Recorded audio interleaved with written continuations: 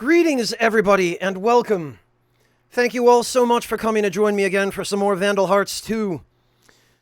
How is everybody doing this evening? I hope all of you are well and not too hot. J-Art, sure, if you want to tell me a cool story about Vandal Hearts, go for it. I do have my eye constantly on chat, to the extent that I tend to forget to play the game. Yeah, no, go ahead, tell me, J-Art. I am somewhat curious. Amateur, I think this is where we left. Yeah, definitely, 80 hours, okay. Amateur, I was gonna say, I did actually think about doing just a T-cam, but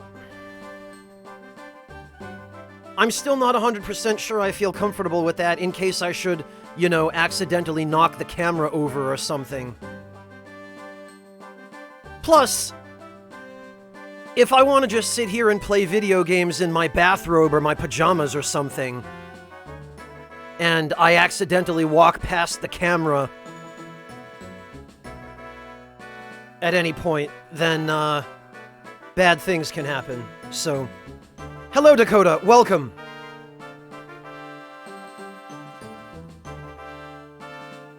I know it was, Amateur. I know it was. I'm just saying. Alright, let's see, JR. In the 90s, you only had pirates... Oh, yeah, because Russia. Yeah. Yeah, it was pretty much that way in East Germany, all the way up until reunification. Pretty much everything that any of the media that we got there was pirated. Many of them were translated to Russian very poorly, and Vandal Hearts 2 with translation was... it was crashing in the middle of the game? Yeah. That probably wasn't just limited to Russia, J-Art. I bet pretty much anyone here who grew up in Eastern Europe probably will tell you the same story. I think we pretty much all had that in common. I mean, my family moved out of East Germany when I was 4, so I wasn't really old enough to be able to appreciate most of the bad translations in the media that was available to us at that time, but yeah, I can relate to that, J-Art. I can definitely understand where you're coming from there.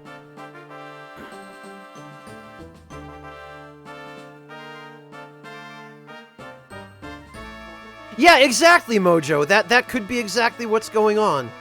I'm not.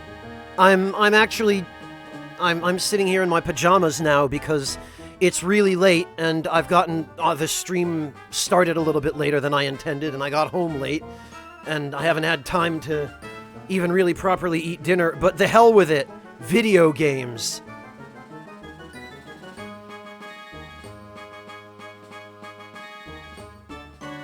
Yeah, Amateur, we did what we had to do back in the day. I tell you what, I'm glad we've been reunified now. Brown the Destroyer, I'll eat later. I did have lunch today. That'll hold me over till probably the end of the stream.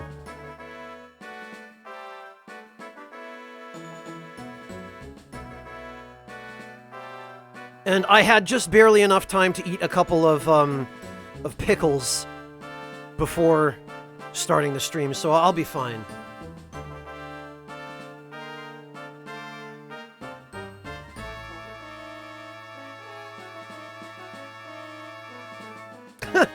Yeah, Sugar Crow, but it's usually me who starts that, isn't it?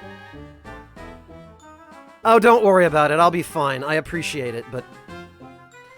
Alright, now let me see. We did pick up a couple of hidden maps last time. Now I just need to figure out... Oh, okay. We got Gemini. We finished Fortissa. Oh, and we got King Grand. Okay. And I think, actually, the only other 2 maps we're missing, we're going to get both from the Battles at Slate Convent. Hey, Crown! There you are! Hello and welcome!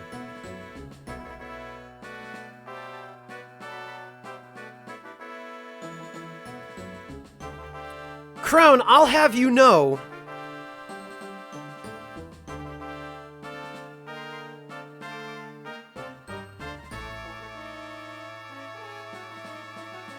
Sorry, I'm running on two completely different trains of thought here. I'm trying to figure out which maps. I think we just have to do Gemini and Kingrand now, and then we finish the Slate Convent stuff, and then we'll get Cyclops.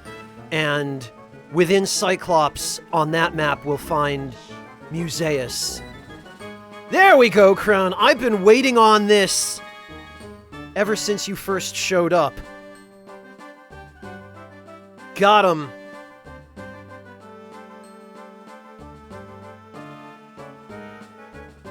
Oh, Serotoniner, do you live in Frankfurt, or are you, well, if you live there, actually, you wouldn't be asking me for suggestions, it occurs to me, so you're planning on visiting Frankfurt. Welcome to the Ragtime Lounge, Crown. I don't know, Sugar Crow, those pictures that you showed of the Capriza and whatnot, or was that not today?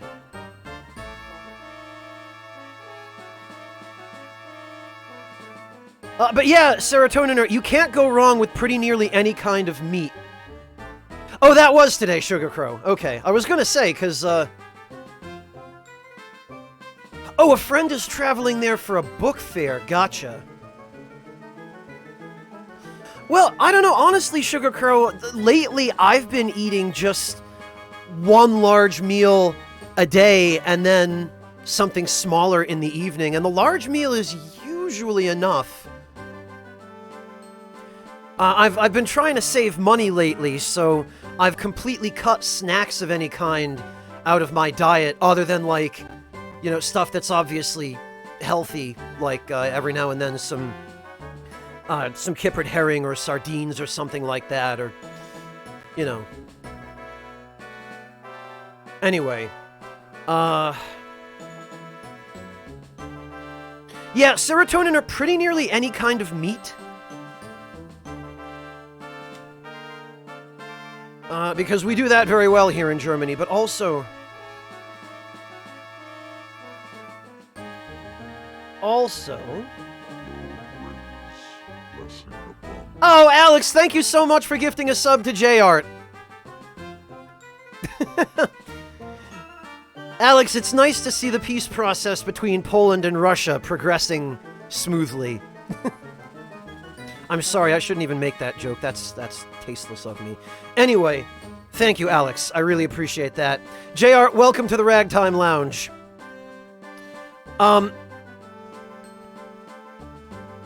Keto, Magister, I think is what you're talking about.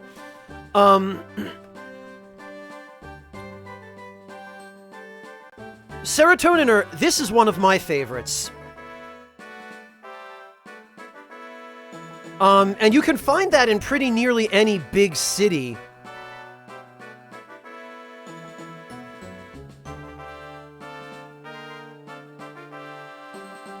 But that's a good one. Magister, I'm not terribly well-versed in all of those fancy diets because I've never really paid much attention to them myself. I just generally try to eat what seems like it makes sense. You know, lots of salad, lots of nice vegetables. I've got some great recipes for really flavorful vegetables that I like to make. And then, of course, plenty of meat.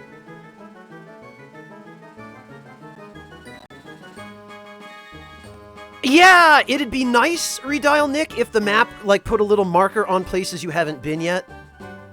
But that'd be more of a convenience than a necessity. Yeah, Nestorados, fruit is a really nice snack as well. I've actually been experimenting, Nestorados, with doing some desserts on the grill. And lately I've been practicing the traditional Brazilian recipe for a grilled pineapple.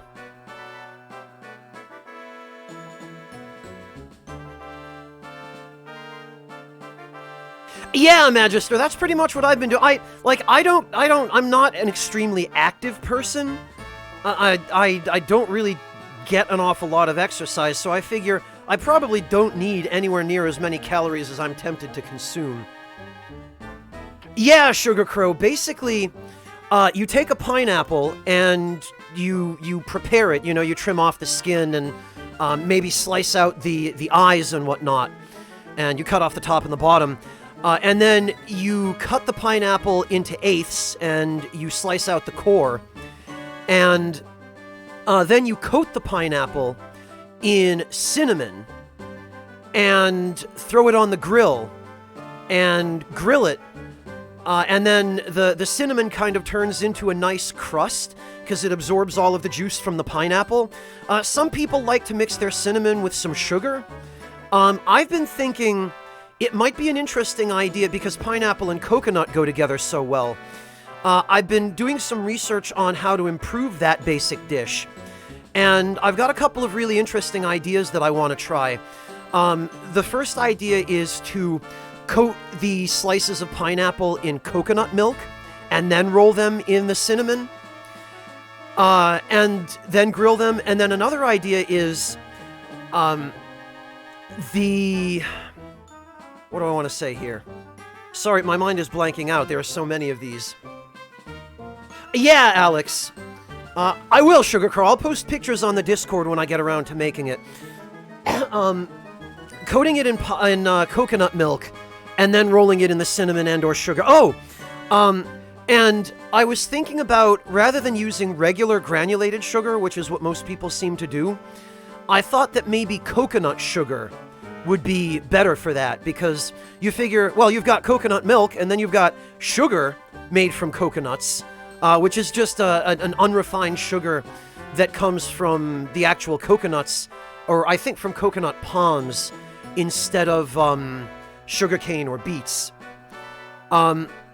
So I want to try rolling the eighths of pineapple in coconut milk, and then coconut sugar and cinnamon. And then I got an idea from Gordon Ramsay, actually, from his recipe for grilled pineapple, which is that he likes to add a little bit of the Chinese 5 spices powder to the rub that he uses for his grilled pineapple.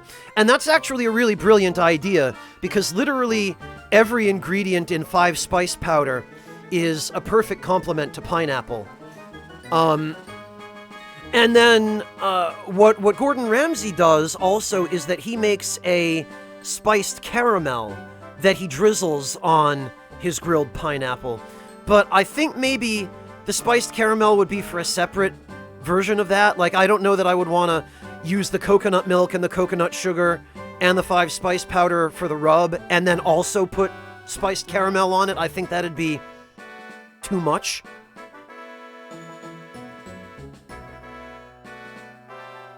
Tried what? Pineapple with melted chocolate topping? I haven't, JR, but I have seen chocolate-covered pineapple in like, chocolate stores. Yeah, Mixie, and maple syrup as well, which is a classic product of where I grew up. But there are a lot of different variations on that I want to try, that I think would be really interesting. Anyway, here we are already getting sidetracked. This is what happens. Okay, that's Gemini.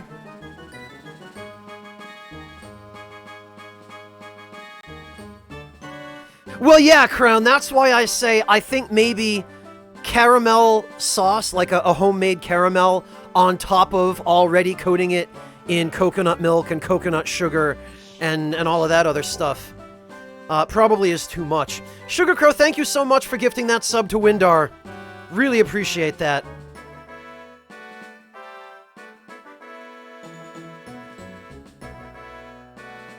Alright,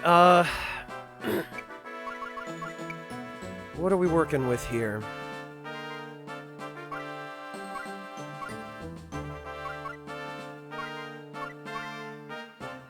Yeah, okay.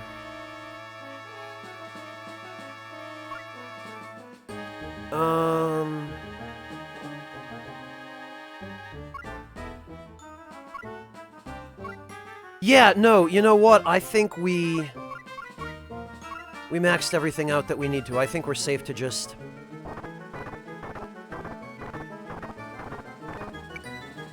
Chibi-Chem, that's what I've been asking myself literally all week. Hello, Chibi-Chem, and welcome.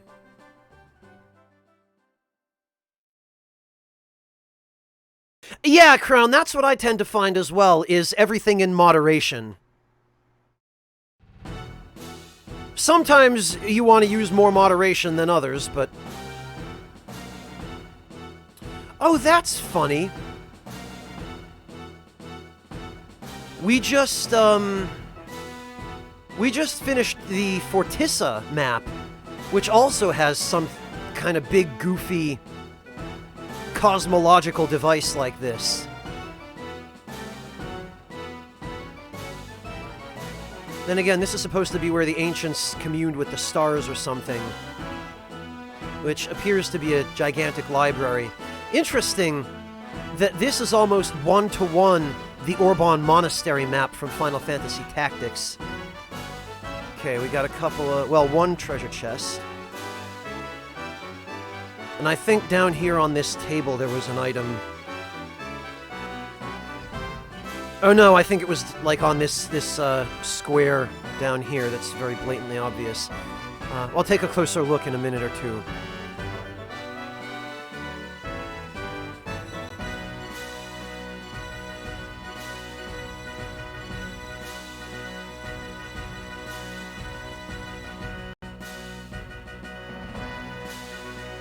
Yeah, JR, I remember the axe, because even when I was a kid, I knew that its name was mistranslated. I think it's supposed to be a Bardiche, but I believe the brilliant localization specialists at Konami translated it as something like Vardish, or some nonsensical name. Oh, there are no hidden items at all, JR? I could have sworn that there were some tiles, but okay, if it's just the two chests, then that makes my job a lot easier.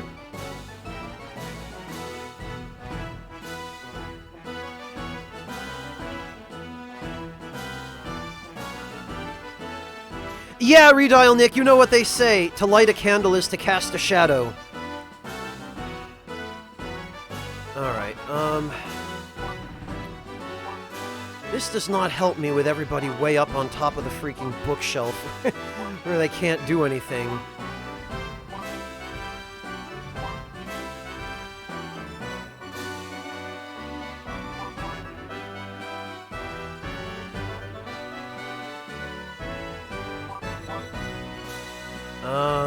Actually...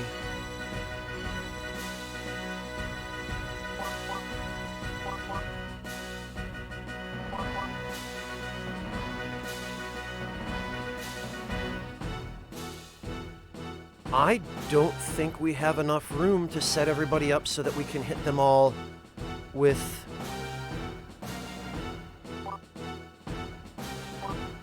Spirit Fruit. I guess we'll just have to do the best we can here.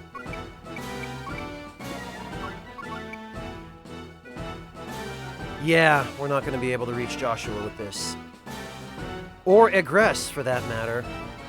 Oh, crap. Oh, Chibi-Chem, if I had to do math for 5 minutes, I would be tired. Math just wears me the hell out.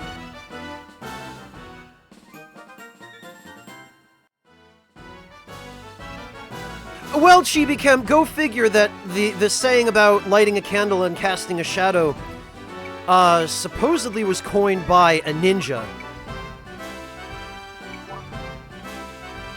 So go figure it comes from Asia, right?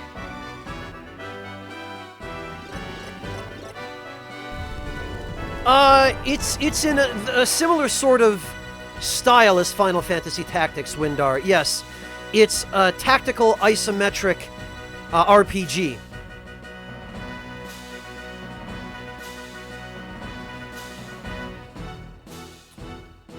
Alright,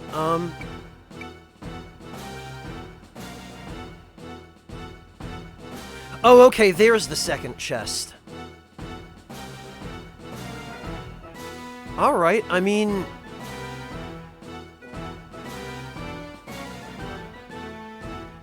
that's fairly simple. God, look at this Grand Archives library over here.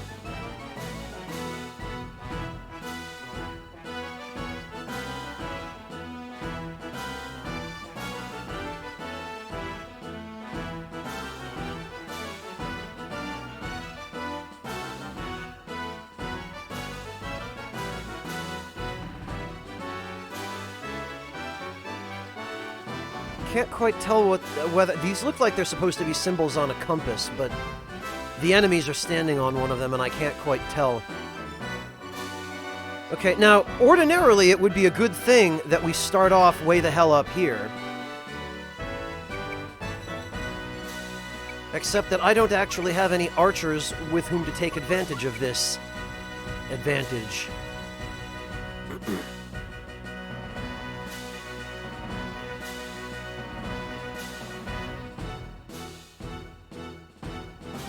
And I definitely can't reach...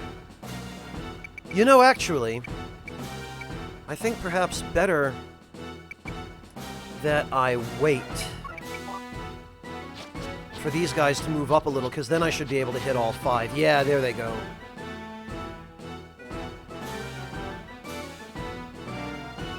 Yeah, it is, Alex. I was just looking more at what appeared to be the cardinal directions of a compass. The astrolabe design is clear.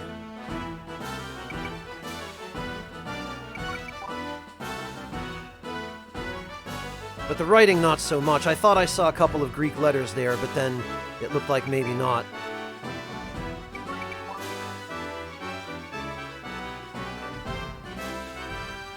Oh, and I'm going to want to get rid of that mage.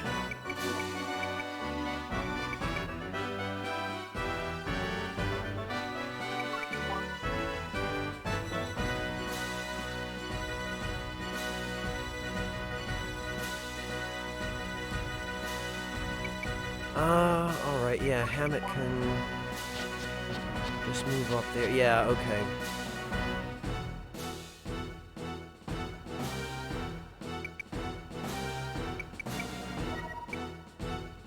Alright, now... one of them decided to take the other route. So we can hit 4 of them.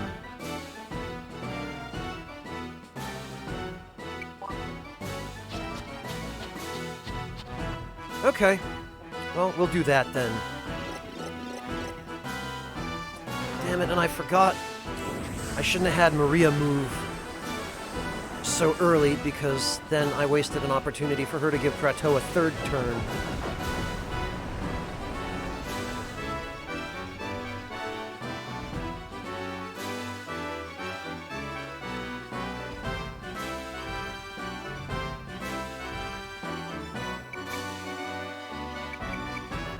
At the very least, we can hit old Prato with an Entruster.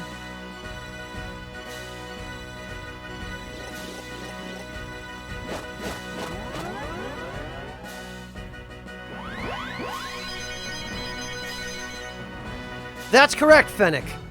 Fennec, you've been here when I've explained this. I know you have.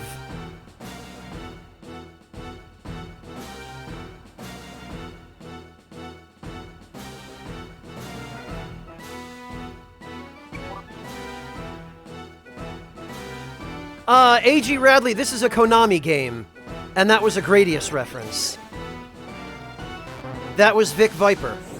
Hello, Denim, welcome.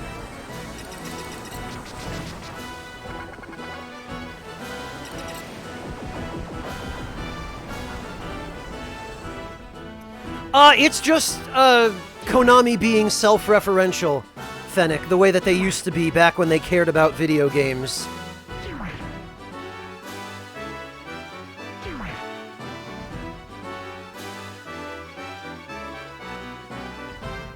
Yeah, the old, side-scrolling space shooter, Gradius, Windar.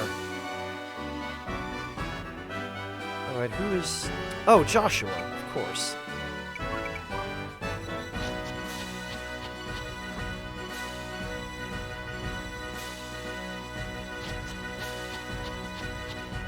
Thank you, Denim. There you go.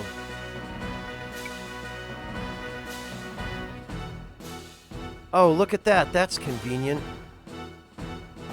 Oh, I see. Yep, that mage is going to go for Pike. So the first thing we want to do is move old Pike out of the way.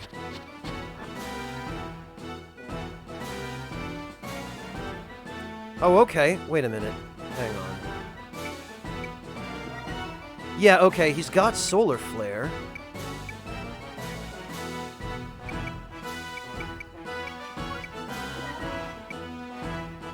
I can reach him. There we go. Oh, again, Denim? Okay, no problem.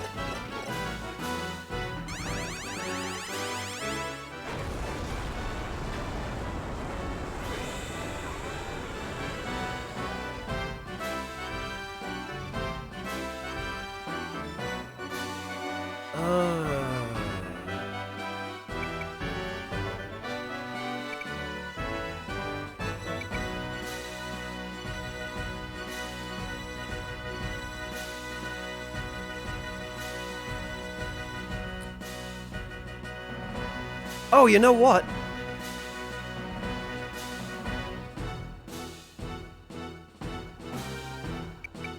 Actually, what we could do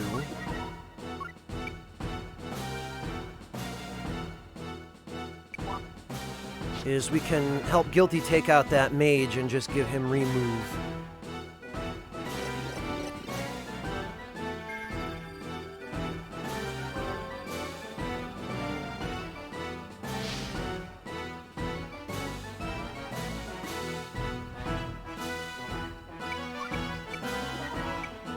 And kaboom.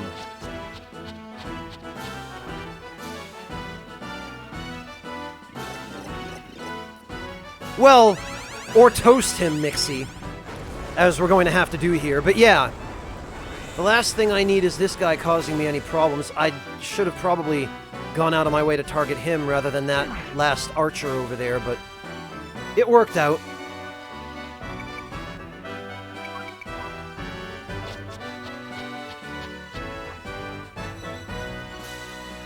Now I'm just going to have to make sure that I leave a melee unit alive that I can trap on top of a block.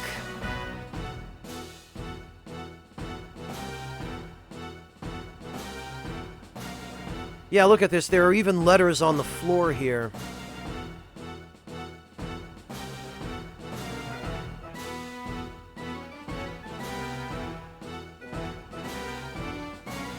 Alright. Since almost everything here is a flying enemy, that means I'm going to have to steal MP from a mage. Black Hole and Paralyzer. Him I'm probably going to want to kill. He just has Black Hole. Yeah, I could leave him alive, I guess.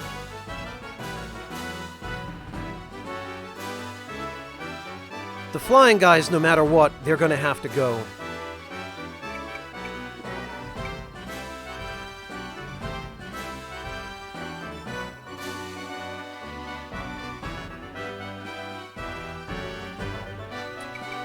The thing is,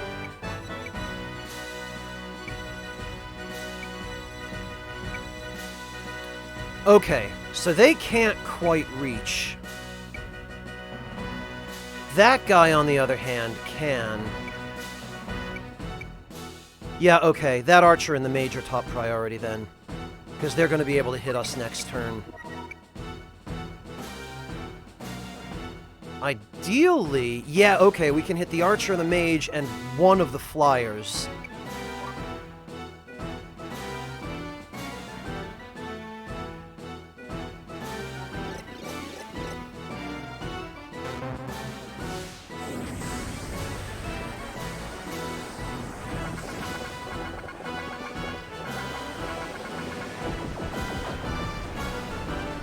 Alright, and then we'll have Egress just use Entruster. We'll finish these guys off.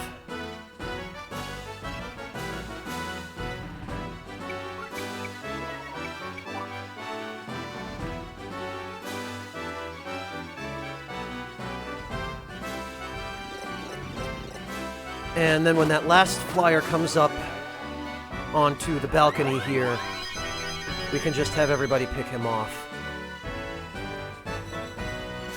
If he does, the enemy AI in advanced mode is a fair bit more aggressive, so he may just move to just within reach of somebody and then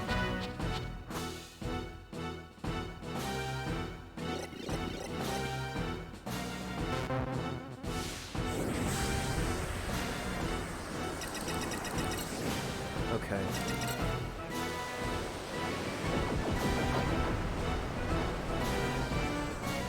So there go these guys.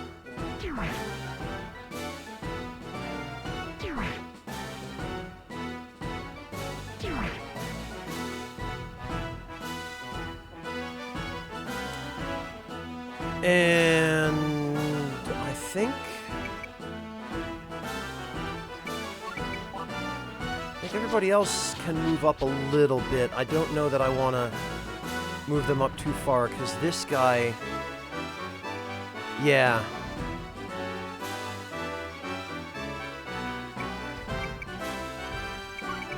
Nicola can hang out here.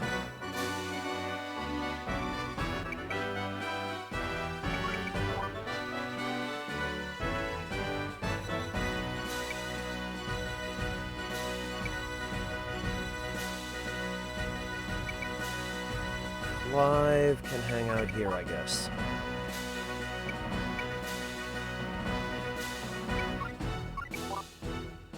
All right.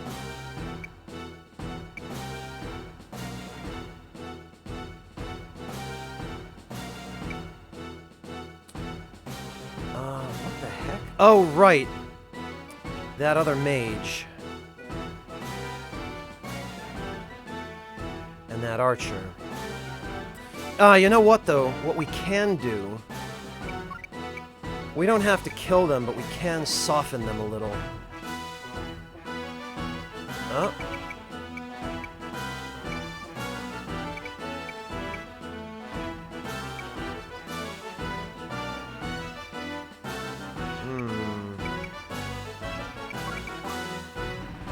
There we go. Yeah, we want to bait this guy into moving. Okay. Yep.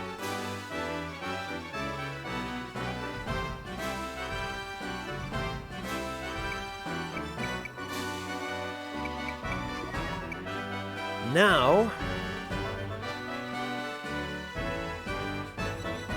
Oh good, we can reach literally all of them. Oh, come on, but then the blasted mage just walks out of it. I bet they can, Cybertron. How are you enjoying Iceborne so far? If I weren't totally burned out on Monster Hunter World, I'd probably be playing it myself right now. Gradius reference, Mixie, because they're both Konami games, this and Gradius.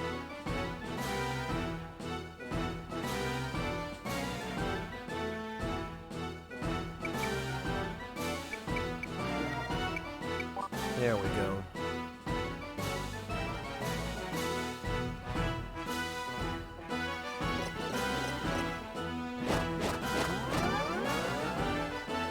Oh good, I'm glad to hear it, Cybertron. I had no doubt that it was going to be a good expansion, but it's reassuring to hear that all the same. Alright, did I actually hit the mage? I didn't. Okay.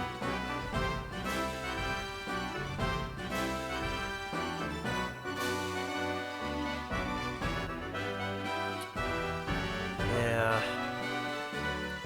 Well, at this rate...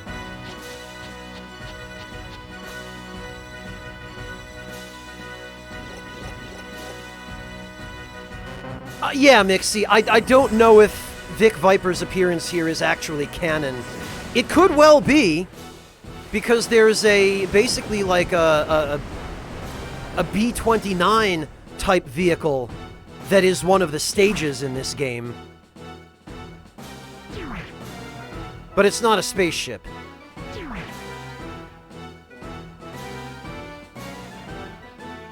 Okay, so now it's just the mage and this flying dude.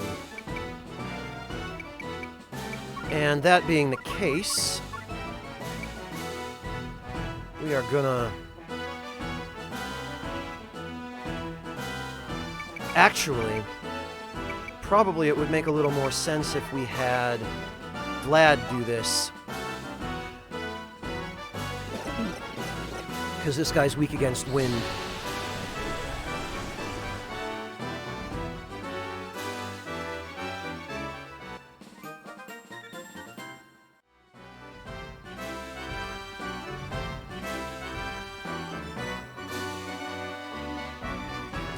And now we can have Lyra. There we are.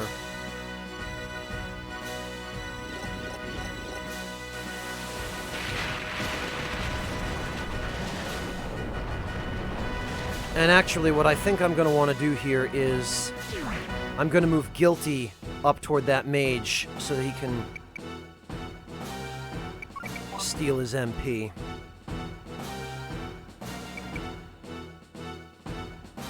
Or actually, maybe we don't even need to. Maybe we can just move Maria down here and have her cause the mage to waste all his MP. Since he's the only unit left.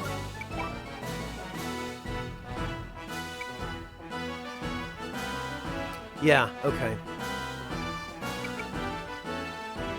So that's what we're gonna do. And while we're at it, we can just yoink the contents of that chest.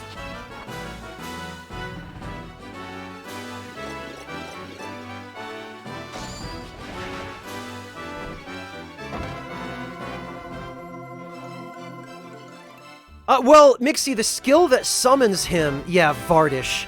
What a nonsensical translation. The skill that summons Vic Viper comes from a sword that is shaped like Vic Viper. Mixie, I'll show it to you. I don't have anyone equipped with it at the moment because it just looks goofy and it breaks my immersion, but...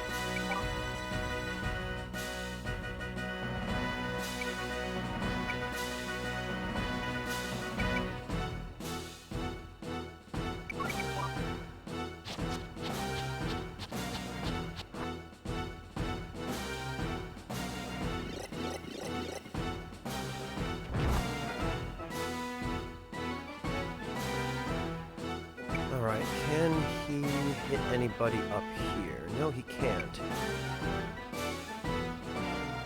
But I have a feeling I maybe ought to start moving people back.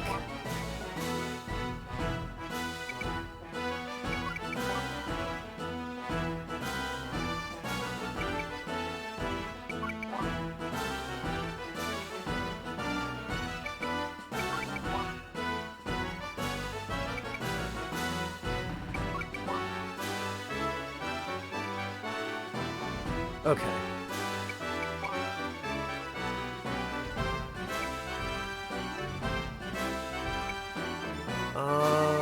He can cast it twice more. So what we're gonna do is just move out of the way.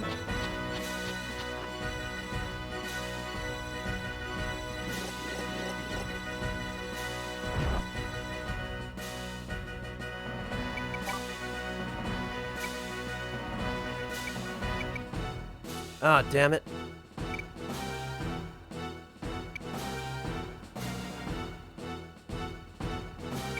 Yeah, yeah, he's probably gonna move up here, of course he is. So actually, that just means...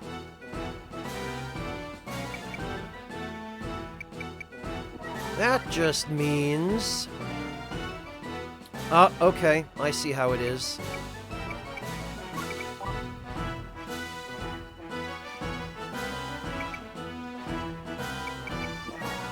That just means we gotta use our heads and think a little.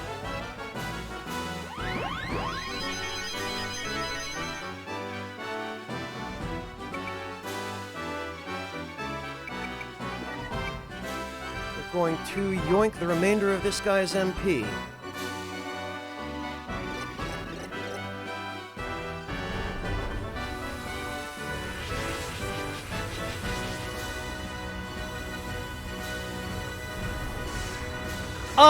Hello, Silently Chaotic. Welcome. Yeah, no, this is a fantastic game, Vandal Hearts 2. Really, really great game. They carry over some of the music from Vandal Hearts 1, because there are some not quite direct references to Vandal Hearts 1. Basically, I'm doing a secret map right now, and in all of the secret maps, they use music from Vandal Hearts 1. Whereas in all of the normal maps, they use new music that was composed for Vandal Hearts 2. And even the Vandal Hearts 1 music in this game, these are, like, the tracks were basically remixed from scratch. They're very faithful to the originals, but they're not the same arrangements from Vandal Hearts 1. Hey, Brewvice, welcome! Good to see you! Thank you so much for stopping in. Mixie, I'm stealing this guy's MP so that he then cannot cast his attack magic on me. Which you see now he has 0 out of 4 casts. So I've basically turned what would have been a fairly dangerous mage into now a big dumb chump with a staff that all he can do is smack me with a staff. Well, like a callback, Redial Nick, but also to tie this game to the first one, because there is a connection. I can Mixie, but he's the last enemy on the map, and if I kill him, the battle will end. And I don't want the battle to end yet, because I still have to get Maria way the hell over here to open this treasure chest. And I don't want the battle to end before that happens, because if it does, I'll have to redo the map.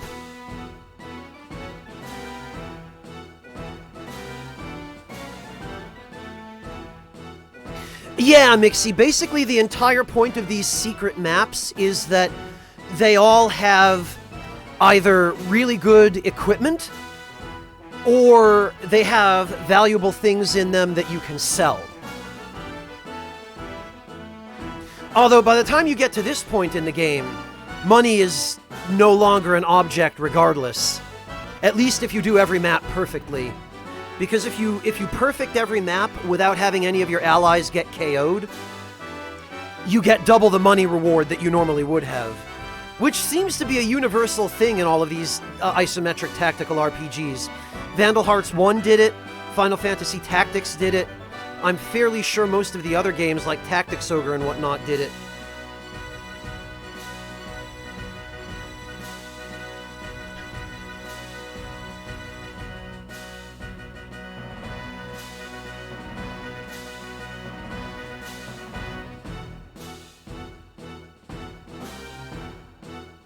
Most of them are, Windar, yeah. Like, the thing is, the secret maps contain unique stuff that you can't buy anywhere.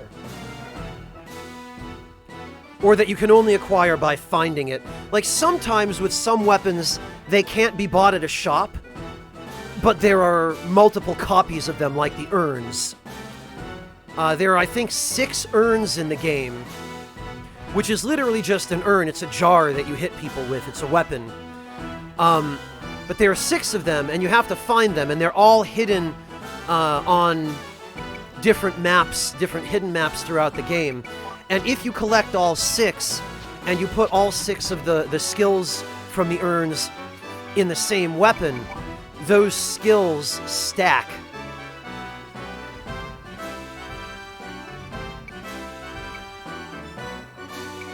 Which I will show you momentarily, as soon as I've gotten this chest.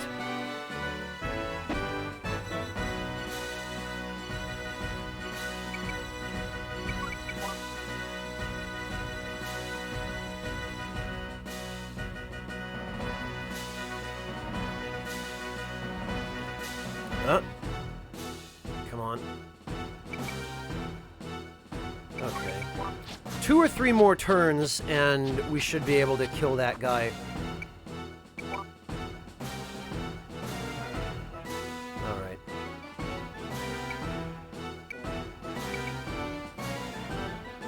Actually, Guilty weighs 118. This mage weighs 43, okay. Well, that's perfect. Check this out. This is what happens when 2 units try to move onto the same space. The heavier unit pushes the lighter unit aside and cancels the lighter unit's turn. For whomever it was that was asking the other day. Yeah, Brew, unfortunately you cannot come back into an empty map and collect stuff. You have to get it during the battle.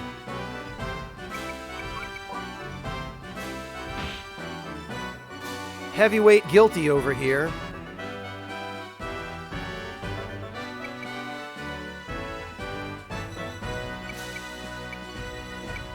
Alright. Now this, I don't even remember what's in this. I hope it's something good.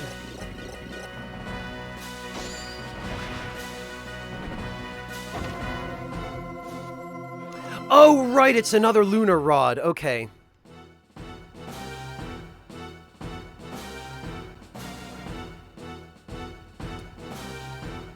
JR, there's no info in the manual. Basically, I guess the assumption is you have to make the right choices throughout the game. The right choices are basically both Yuri and Clive need to live. You have to get all 7 prisms and obtain the Vandalheart sword before the Nigran Cathedral battle in order to save Yuri. And in order to save Clive, you have to tell him to protect Rosalie himself so that he doesn't go and get himself killed trying to bum rush Goddard. You have to, when Nicola asks you the question at the beginning of the game, where he says, what do you want to do, what's your ambition? And you have the option to tell him, you don't know, you want to become king, or you want to make a certain girl happy. You have to tell him you want to make a certain girl happy. Oh, okay, yeah, I guess there was nothing on this really conspicuous-looking space. Alright.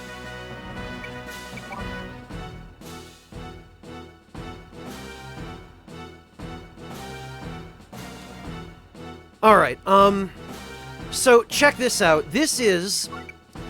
what I've done here is, see, the textbook is the only special weapon that I remember anyway, that has 6 slots, which is enough for all of the brawler skills from the urns. So you put all 6 brawler skills in the textbook, and basically every brawler skill that is in the same weapon, it does additive damage. So I think 1 brawler skill will do like 48 damage, 2 will do, I don't know, like 72 or 96 or something like that, and then it goes up and up and up the more brawler skills you have. And it also increases the length of the animation, so if we now use a brawler skill with all 6 of them in the same weapon, we basically just become Kenshiro.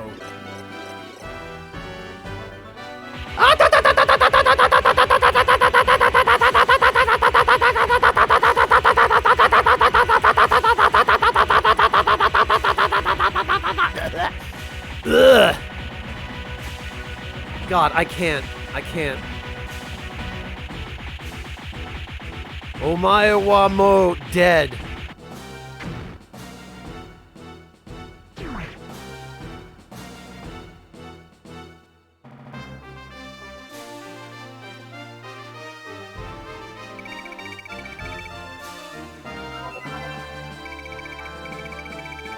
And there's our perfect bonus.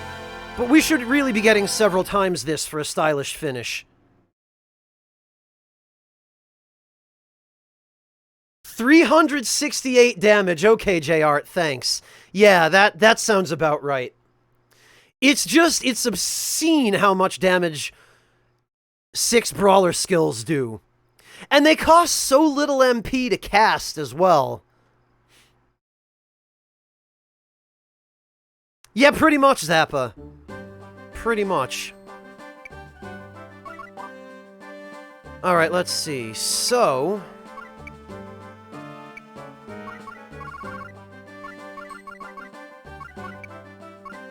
we got a...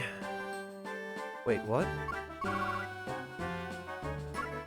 Oh, that's the other dumb thing about the, what do you call it? The Vardish is that for some dumb reason it's considered an axe and not a polearm. Only used by the most muscular of warriors. Oh, and it has paralyzed mark. Okay. Yeah, you know...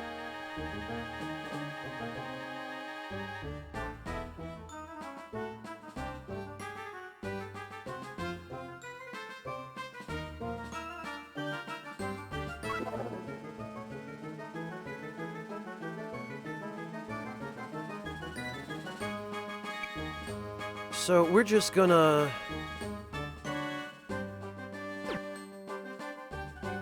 We're just gonna transfer some stuff over.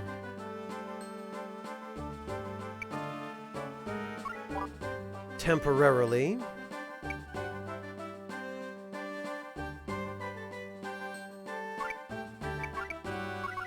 Just so that she actually gets a little bit of use out of this while she's learning Paralyzed Mark.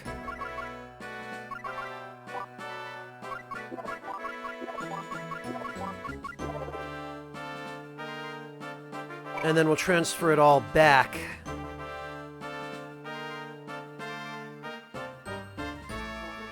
Yeah, J-Art, for whatever reason, it seems like Poison Mark will work a good 30 or 40% of the time. But then Paralyzed Mark almost never does a damn thing.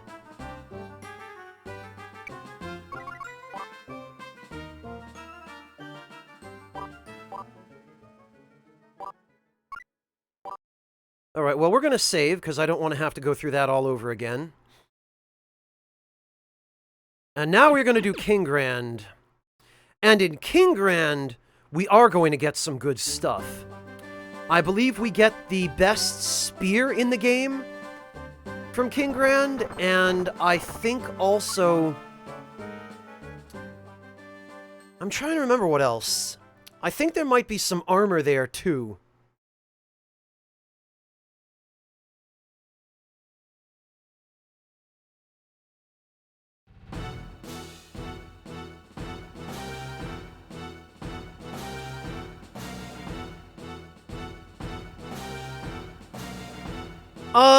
J-Art, I think the Mage Robe comes from the map that you get in Gardeau.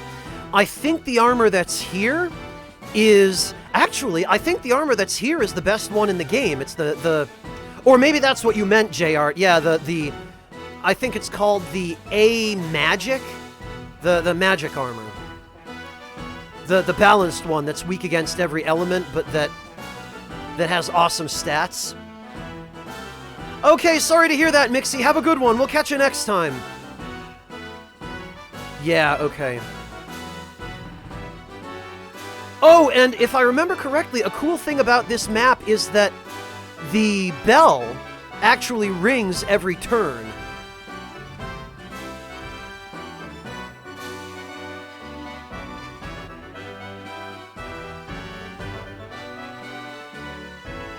Look at this cool bell tower. This enormous cathedral just up on the hill.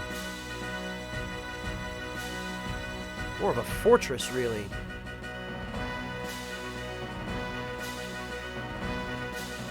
Alright.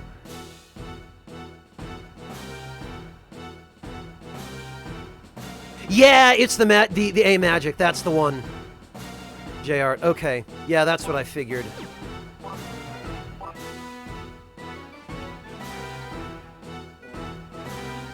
Alright, so...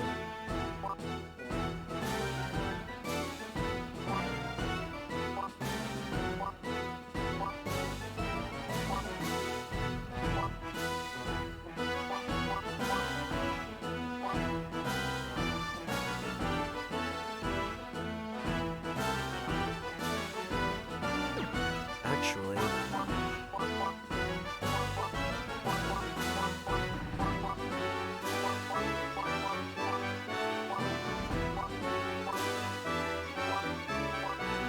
Whoops.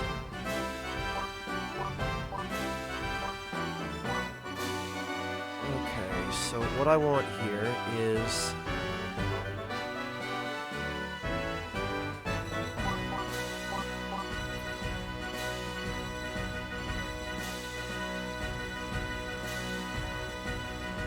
Okay, yeah, this should do. Because this way we can...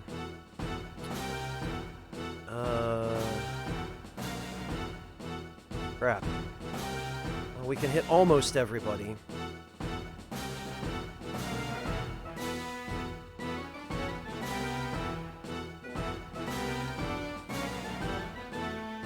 Oh, wait a minute.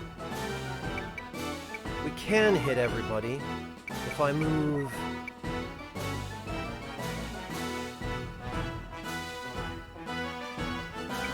Oh, wait, hang on. If I move Vlad... There we go. I did a little oopsie, but we can fix it.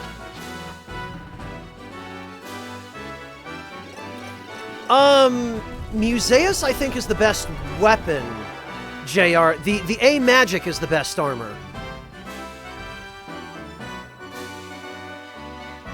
The A magic is the one that has, like, a really excellent mix of high HP and high MP, as well as good EP.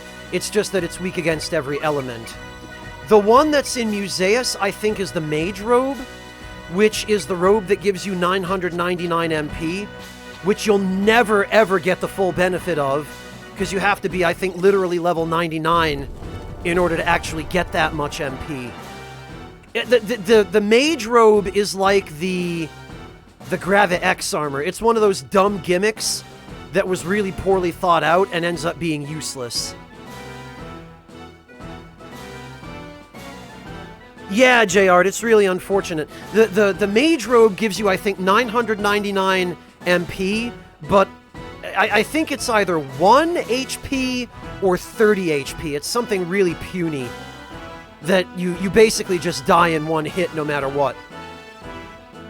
Hey, Vassar, how you doing? Good to see you.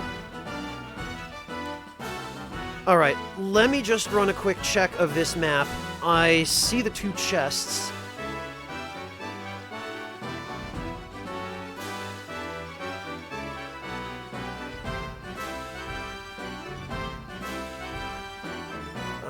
If I remember correctly, there was one of the, I think one of the letters points to, I believe up here is the R metal, which is just a valuable item that you can sell. I remember this because it's one of the ones that's not marked in a visible way. You have to actually find letters that point to it, and then you have to figure out which map it's on. But I remember it because I remember it being really annoying to find, and I ended up actually having to look it up the first time I played this game. And then up here, this hole in the roof, I think is where the magic armor is. But I believe we're going to need double block. Oh no, actually, maybe we won't. Because Maria can just fly up this. Okay, yeah, that should be fine. And then the chests. There's one way the hell over here.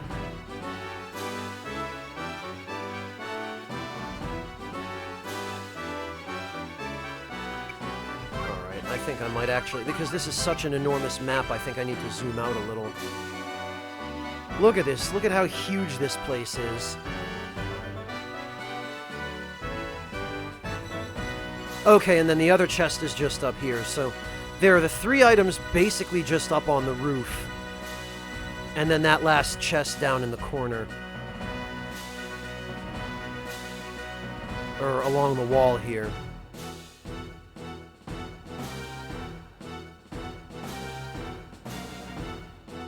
Okay.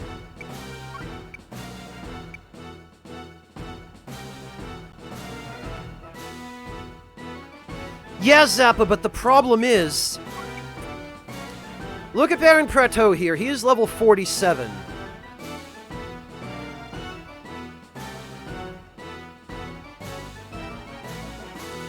His max stats at level 47 are nowhere near enough to take full advantage of the Mage Robe. I'm not even sure at level 99 the maximum stats will allow for 999 MP. Because let's say you add 3 more levels to this, put him at level 50, he'll have what, 180, 185 max MP? Double that for level 100, And he'll have a max MP of like 360, which will still be nowhere near enough. Unless when you get to level 99, your maximums just jump to 999. But I don't think they do. I don't think that's how that works. You better believe I'll be using the coffin, J-Art. We just haven't gotten it yet. The coffin I think you find during the battle with Goddard. Because of course you would, because it figures he would have something like that lying around, right? Oh, you know, I think the El Mach armor comes from Musaeus, J-Art. So we're going to definitely need that before we can use the coffin.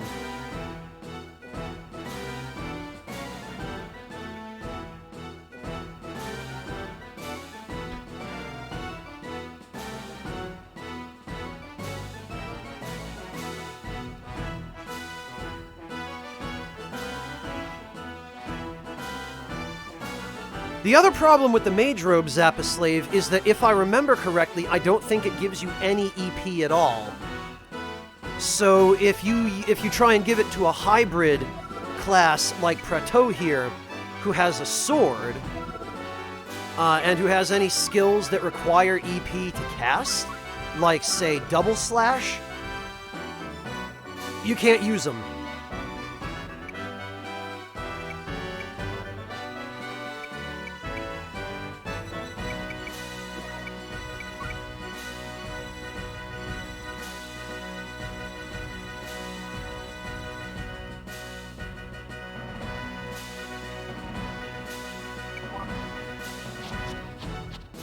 Alright, well...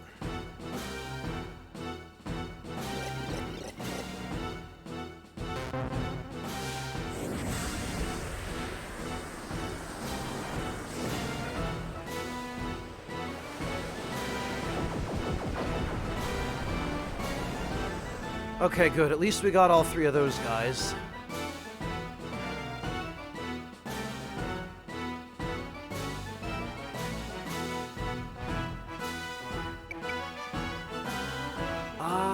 Yeah, you know, we might as well start moving Maria up. Because I'm pretty sure none of the rest of those idiots will be able to reach her. And we can just hit Prateau with the old remove.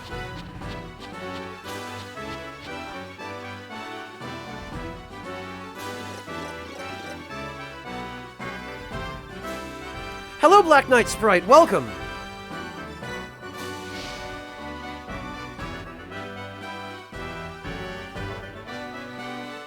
And now Prateau should be able to...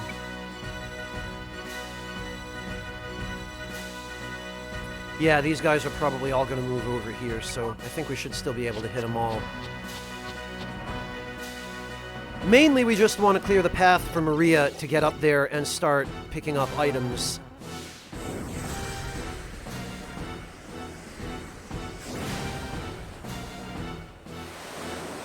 Welcome back, Denim.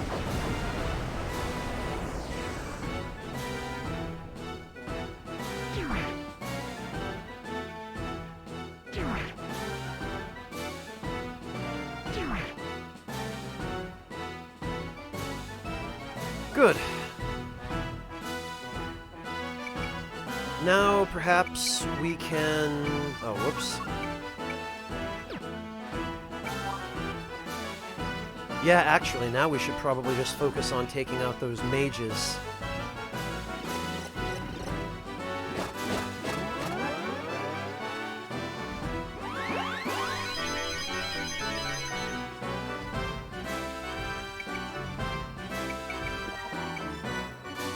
Question is, can we reach them? We can! Well, we can reach that mage. And he's probably going to be the first one to act on the next... Well, I'll have to check. Because if he has a healing spell, he's definitely going to try to heal himself and those golems. But if he has an attack spell instead, then there won't be really anything he can do.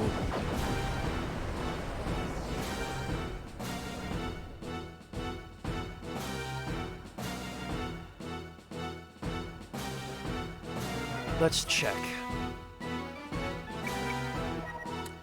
Ah, he has Elehound. In that case, there is nothing he can do.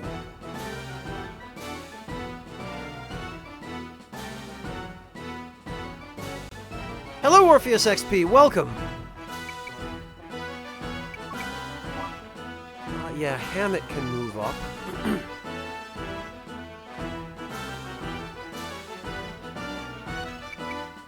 Joshua can move up. Because they won't need any healing, since they've got the recover marks. And Guilty can move up as a bit of a backup.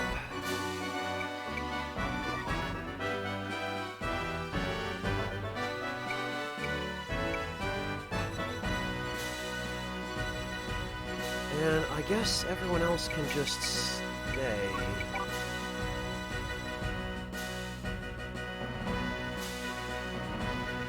Orpheus, it's a Gradius reference. Because this is a Konami game. Oh. Wow, okay, Oh, I see what's going on. This guy has a... There's a flying unit that has a ranged weapon.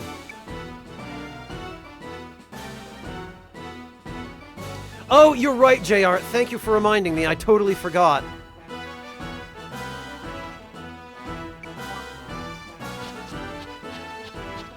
Yeah, I need to have Lyra attack. Thank you, JR. I don't know what I would do if you weren't here. Yeah, Orpheus, it's not...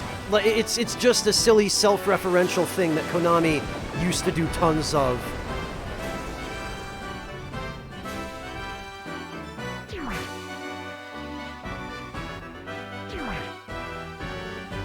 Yeah, I really do need to make a command for it, Denim, because enough people have asked about it now that at this point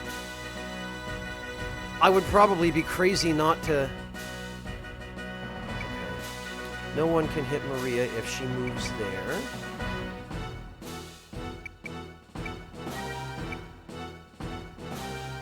But she can't reach Prateau with remove if she moves there, so... There we go. Well, no, Windar, this game was made in 1999. Konami doesn't make games anymore.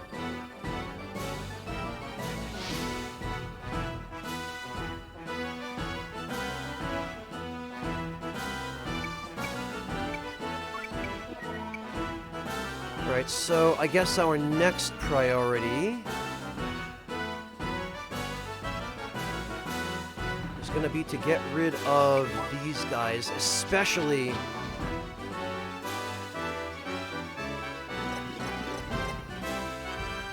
Especially that flying guy with the quad claw. Because he's going to cause a huge problem if we don't deal with him right away.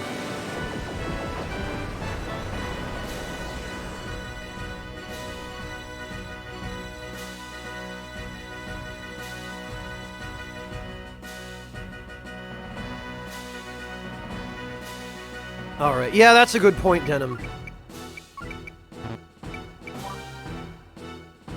Hey, Abawera, how you doing, man? Good to see you. It goes. Oh, Mojo, don't do that. No. Oh, that's not what we need.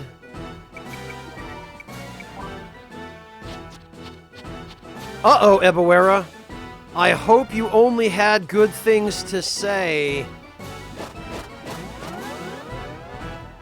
Really, Windar? Because of Yu-Gi-Oh?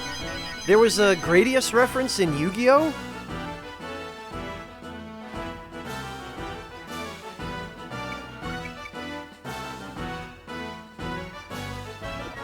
Oh, you were talking about souls, okay. Yeah, that's generally the only context in which anybody knows me, so I guess it's fine. Really, Zappa? I had no idea. I've never followed Yu-Gi-Oh at all, so...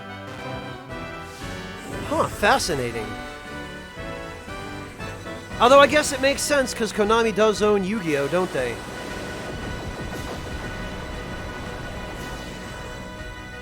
Yeah, but video games, Denim.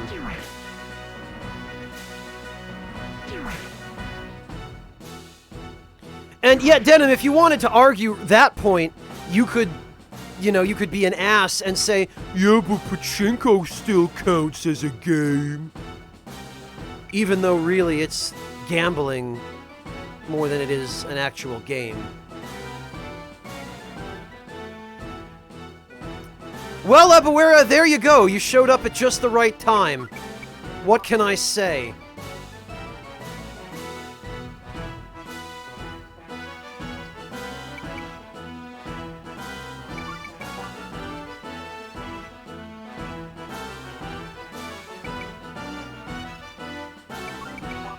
What, you mean a new one, Denim? Oh, actually, I need to... Oh, I already moved me.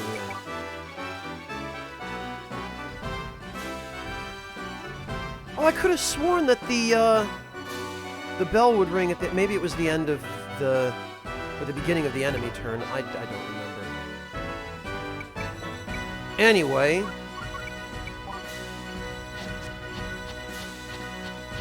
Oh! Oh, okay.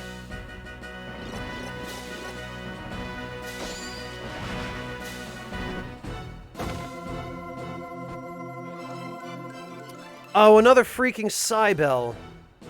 Well, that I don't need. Ah! I see what your little game is.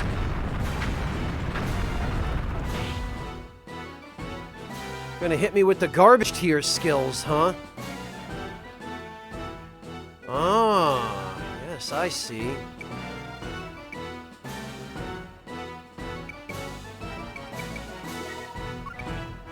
Very well, then.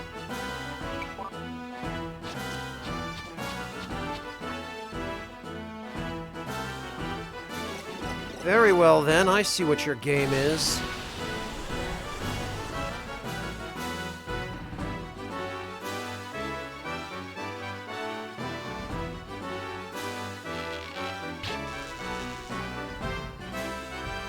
Oh, okay, Ebawera. You were, what, you were watching somebody else's stream? A friend of yours, or someone you just, discovered and decided to check out for the first time? Ah, we can't reach them both with Thunder Rage, but... Hey, Shersha! Good to see you, man. How you doing?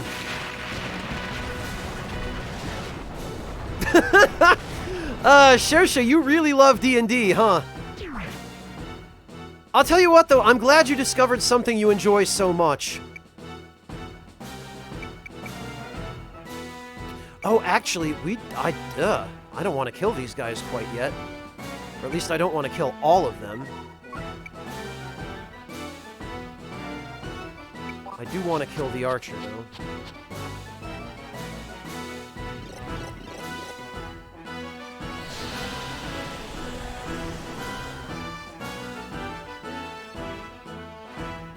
Okay, Ebawera, gotcha. I was just curious as to the context. Actually, I think...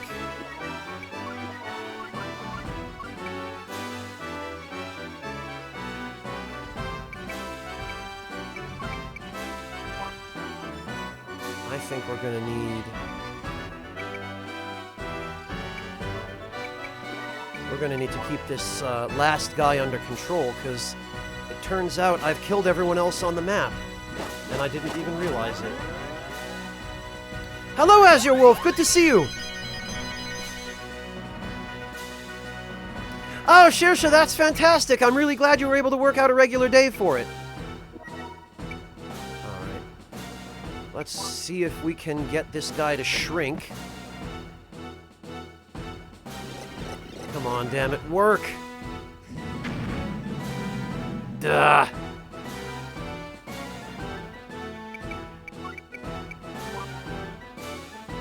Well, in this case, we'd probably better move everyone to protect Guilty, because I'm sure Guilty is the first person that guy is going to go for.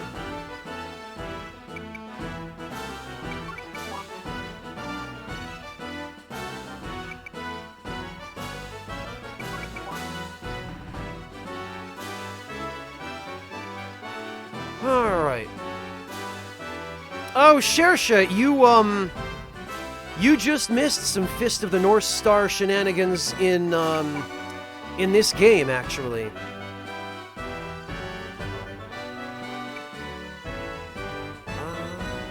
Oh, this guy can't actually even reach guilty. Alright, then. In that case, he's probably going to go for Clive. Or Pike. 131. 171. Okay. Oh, alright. Yeah, I figured. Oh, no, he's going for Nicola. Okay.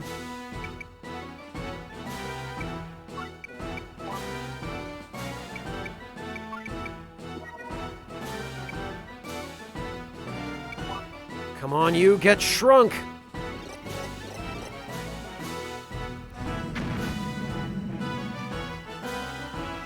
Damn it all.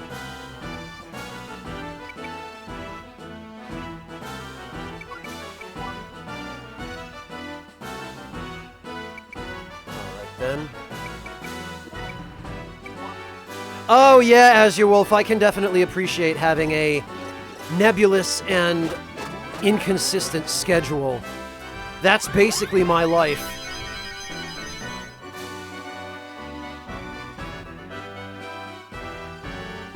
Oh, nice, Shersha. So you get a long weekend then, yeah? Do you guys get weekends off in Pakistan, Shersha, or does it work differently there? Like, do you get Saturday, Sunday, and then the extra Monday and Tuesday for Muharram? I hope I'm pronouncing that correctly. Alright, one more try to shrink this guy. Workers get Sundays, students get the weekends. Gotcha. Yeah, man, the freaking status magic in this game is just such crap.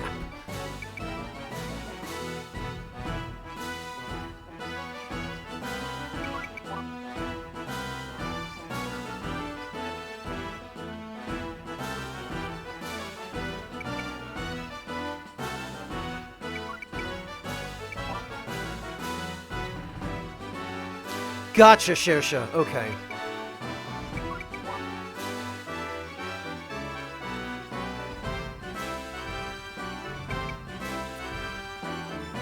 Alright, if I remember correctly, it was this space.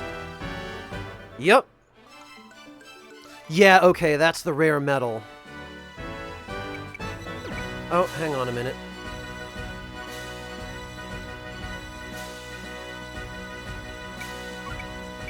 I believe, actually, we can have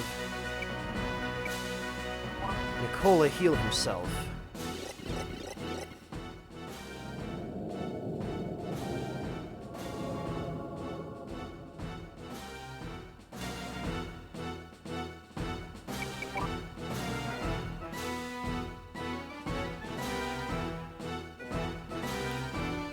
And actually...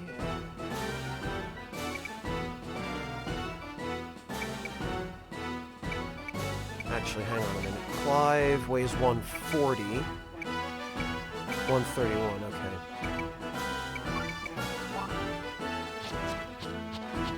Oh, okay. Alright, I see how it is.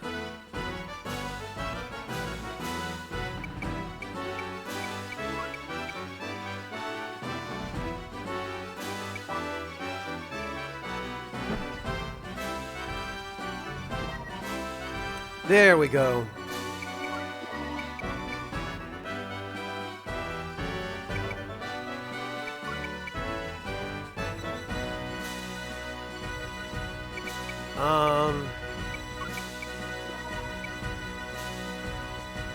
Yeah, okay.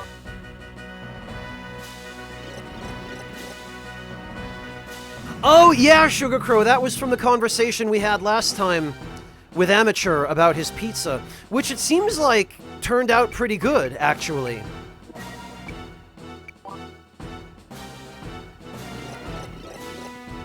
Yeah, Sugar Crow, believe me, the first time I tried real full moisture buffalo mozzarella, like the traditional fresh stuff, I couldn't go back to the shredded low moisture kind. It's just, it's different worlds. Yeah, amateur. Oh, good. Finally, it freaking works.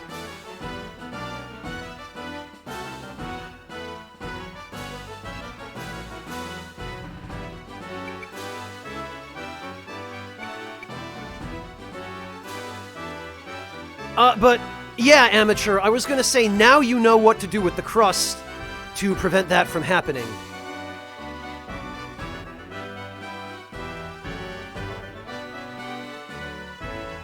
Well, amateur, what probably happened was the directions you found were for a quick rise dough, where you're making your dough and then baking it basically in the same afternoon. And unfortunately, no matter how you go about that, you're not going to get an ideal result because dough just needs more time than that to rise properly and to be good. Ordinarily, you would want to put your dough in the refrigerator at least overnight to rise. But... Oh, okay. Gotcha, amateur. So yeah, then you know now. But at least you only had to make one attempt before you learned. JR, the Map A, Map B, and Map C are for items that you can sell. They're not important storyline items. They just give you the coordinates of stuff like the R metal that I just felt. Like, I think the Map C is for the R metal.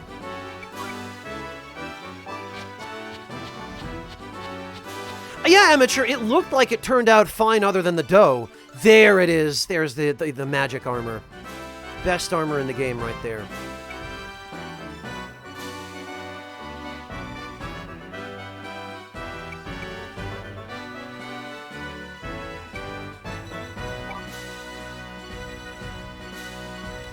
Yeah, amateur, and now, with your newfound knowledge,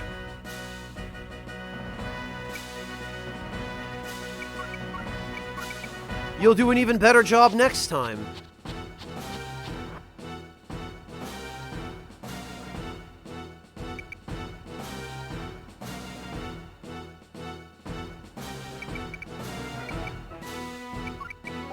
Alright, we're gonna have Vlad move over here. Guilty is gonna yoink some MP. Yeah, Shersha, actually, I don't know if you saw it, but he posted a picture of it in the dining room on our Discord. And honestly, for a first attempt, it looks like it turned out really as well as could be expected. You know, doing something for the first time, having never attempted it before.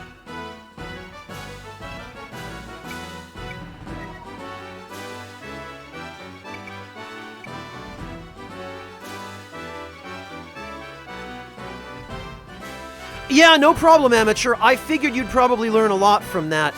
The cool thing about that particular video, and Epicurious runs an entire series like that, where they show the level 1, 2, and 3 chefs making different stuff. They've got one for hamburgers, they've got one for spaghetti with meatballs, they've got it for all different kinds of recipes. And it shows you not only different methods, but also it gives you an idea of what and what not to do.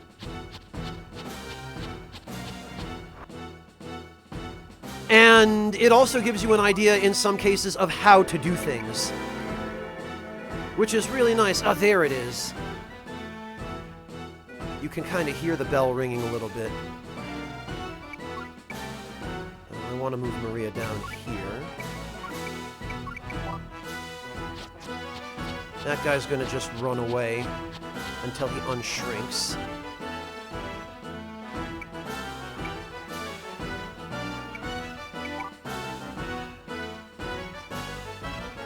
There we go. And now actually we can kill him because this is the last chest. Yeah, that's correct, Shersha. The series on YouTube. Or the channel on YouTube, rather.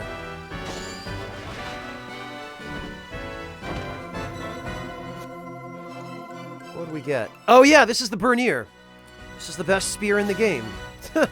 How could I forget this?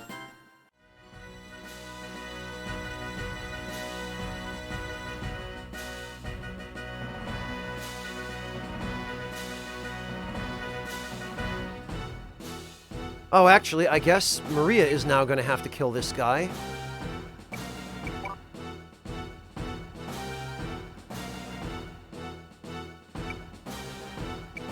Alright, he's going to go for an attack from the side.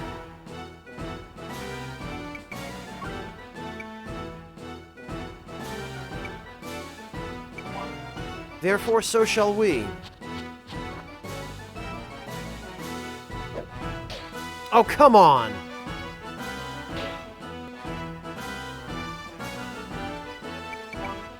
Yeah, Shersha, the context here is that I had linked their pizza video to Amateur to give him some ideas. There we go.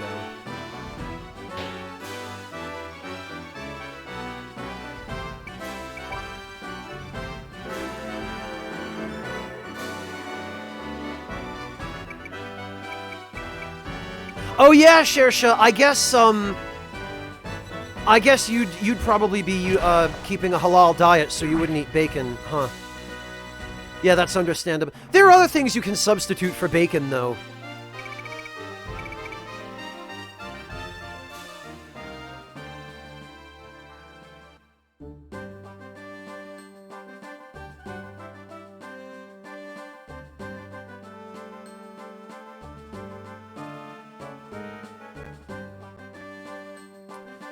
You know though, Sugar Crow... Well, yeah, Shersha, there you go. Yeah, I have seen some really very decent-looking turkey bacon. It's not the same, Denim, but when you can't eat bacon, like when you're under a hard restriction, you do the best you can with what's available. Okay, so Lyra will have back the slightly better axe. Vlad... I think for Vlad, we can give him the...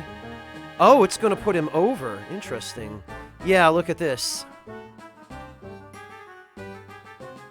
Excellent stats on this.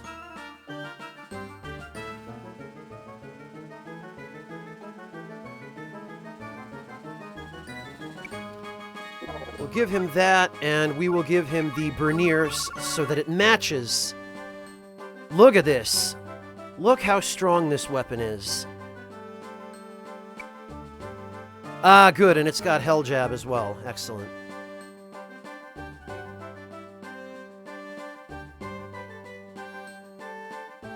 You should serotonin her. If places are still open, go do it.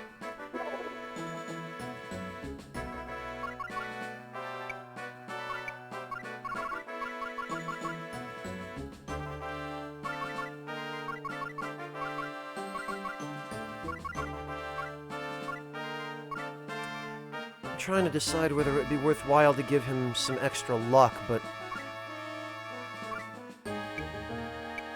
Yeah.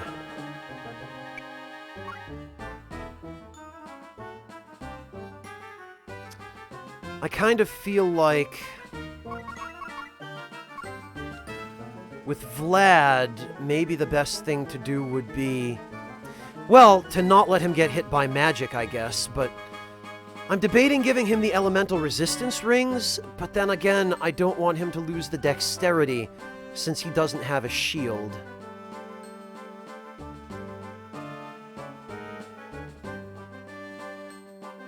Yeah, Shersha, it's really kind of fascinating for me to hear you say that, because while your mother was making those for you, halfway around the world, my mother, when I was very young, was doing almost exactly the same thing. She used to make what she called cheese toast pizza, where she would get just a loaf of cheap bread from the grocery store, and she would put, she used to use ketchup because she didn't know any better, and because back then it was hard to find really good jarred marinara sauce, at a grocery store. And even when you could, my parents were too cheap to buy it. They would always say, no, we don't have enough money. But then she would put cheese and some kind of tomato product on toast.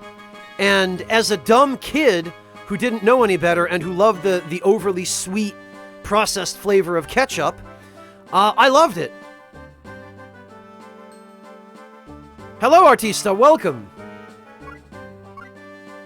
Yeah, I think I'm going to leave Vlad with the 2 capes.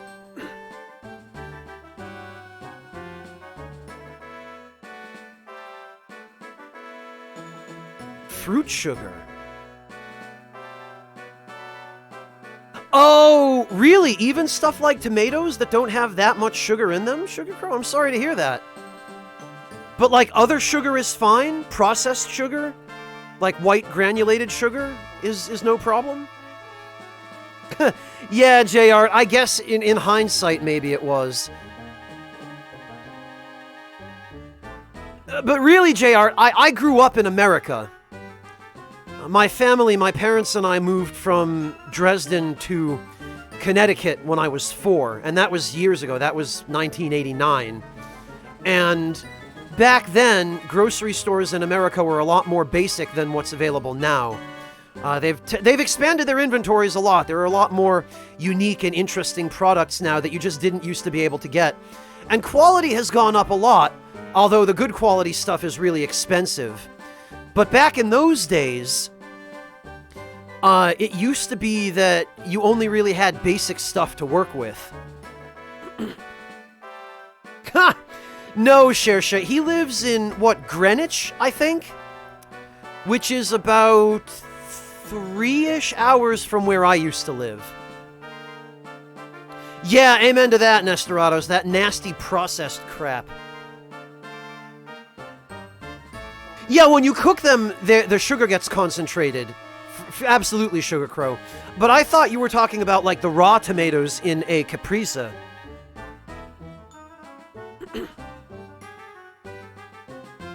Yeah, Shersha, that I didn't live anywhere near him.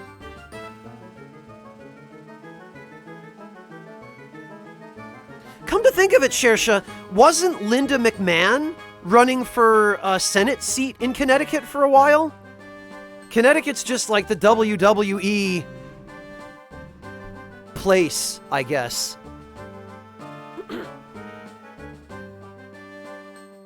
Yeah, Shersha, just a lot of weird coincidences going on there. Yeah, small wonder she failed both times, but, you know, I just found it hilarious that she tried.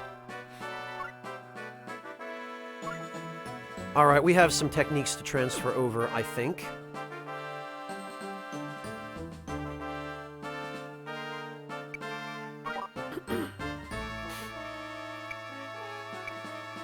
Alright, Vlad...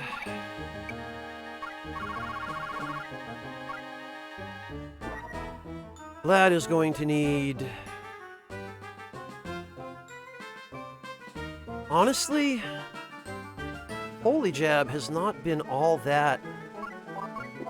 Windstorm, Spirit Fruit, Stun Mark, and Toxic Mark. We'll just go all the way with it.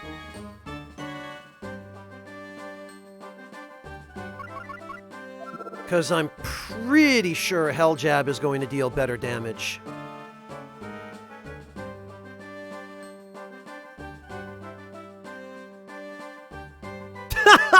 Yeah, Shersha. Maybe if Vince did a better job arranging the match.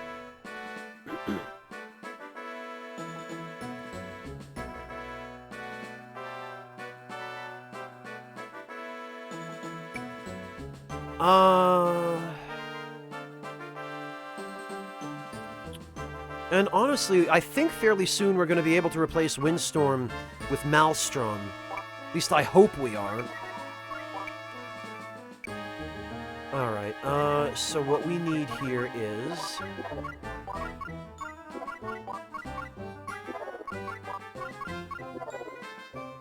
Oh, actually...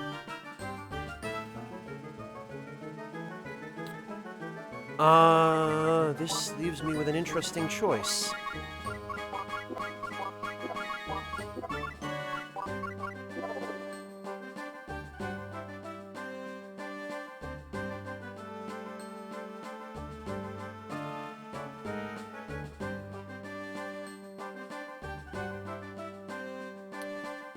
He is Shersha? I had no idea. But I mean, Shersha, I mean, look at Jesse Ventura. He was, I think, a mayor for a while, wasn't he? And now he's a nutjob conspiracy theorist who goes to Area 51 and yells at the guards.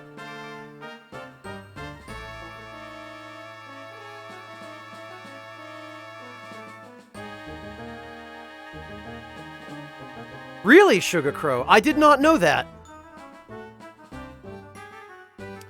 I think we have to, JR. I think we've got everything that we can reach at this point in the game. There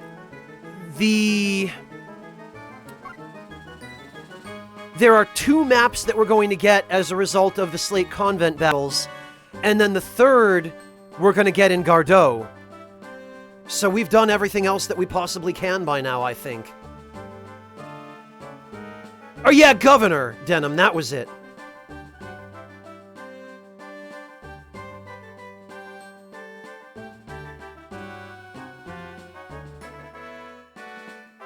Okay, yeah, I think...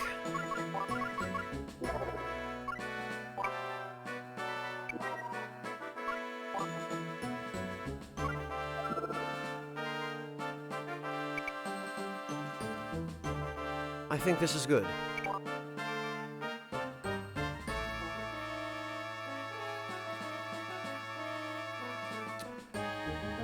Now, just one more quick check to make sure that nothing new has appeared at the shop. I doubt it has, because I don't think anyone has leveled up yet, but...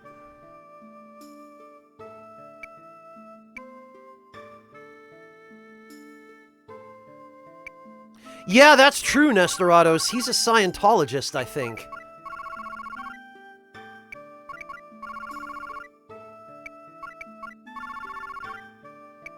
Although, Nestorados, I used to think Scientology was the height of ignorance and gullibility, but look at us now. We've got flat earthers, we've got anti-vaxxers, we've got people who think climate change is a government hoax or a conspiracy. Like, what a world we live in. Alright, do we have any new armor? Because clearly there are no new weapons yet. No? And no. Damn it. Okay, well...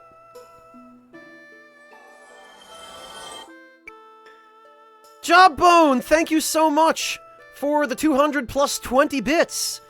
Really appreciate that. Thank you for taking advantage of this month's September promotions.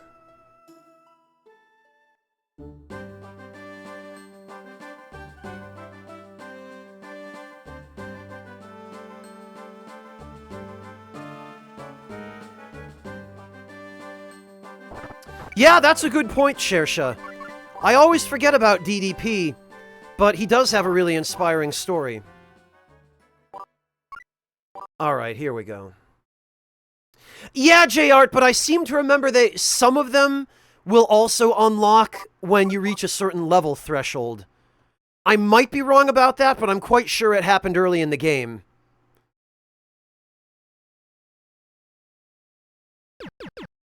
Alright, well, we've saved the game, we're good to go.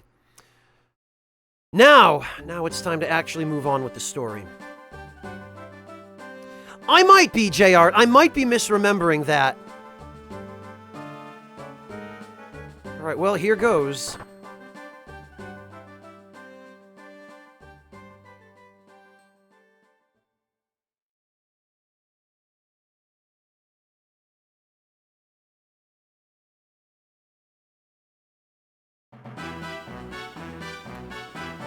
Here we are. So, this is Cooter's headquarters. By destroying this base, we can free the country from Cooter's infectious grip. Let's go! Yeah, let's go be huge heroes and totally save the world.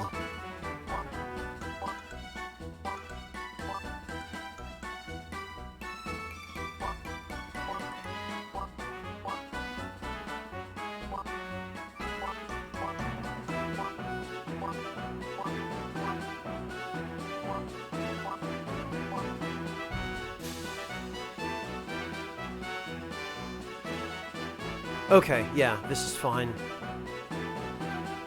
Actually, that's better. Because we want everybody who's actually going to be active. We want them up front. There we are.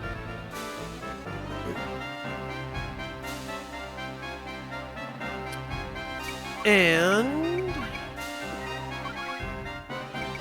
actually, we should probably have Vlad. Yeah, because Vlad can cast it 10 times, thanks to the magic armor.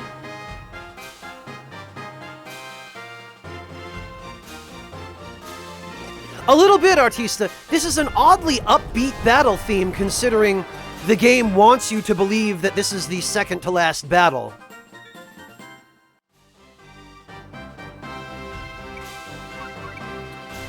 But, like, look at this armor here.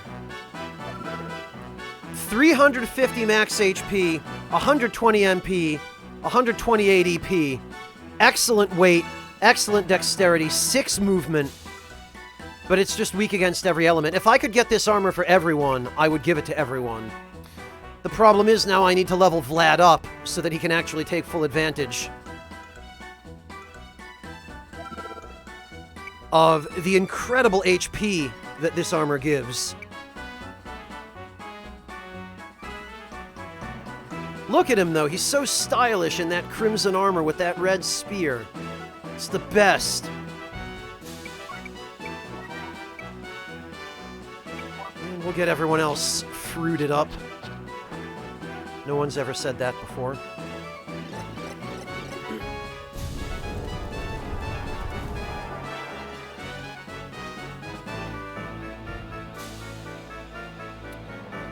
And now let's run a check for the items. Treasure chests first. Okay, there's one there. And one there.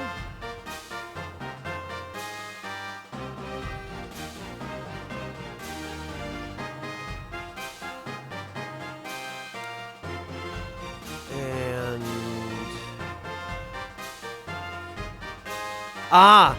Okay, there's something here.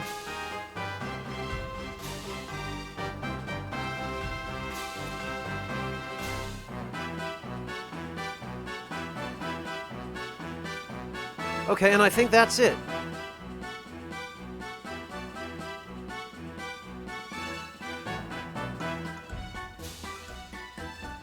Well, I mean, it is a lance, Alex, yeah. Matter of fact, I think I forgot to read its description, didn't I? A scarlet spear tipped with a fiery blade that scorches on contact. They call it a spear, but we know the truth.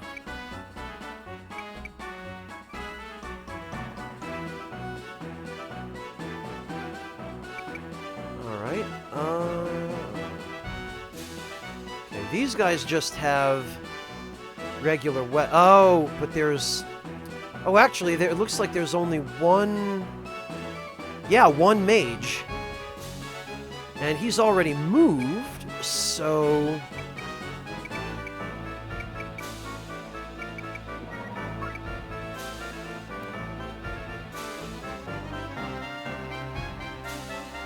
yeah, hey guys, what if we just, what if we just nuked all of you? What about that, huh?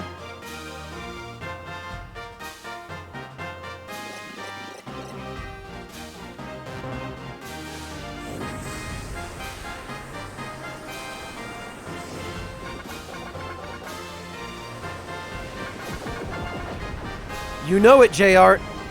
I told you, it's the best polearm in the game. It's just a shame you don't get some of this stuff a little bit earlier, because you only end up actually being able to use it for, what, the final chapter.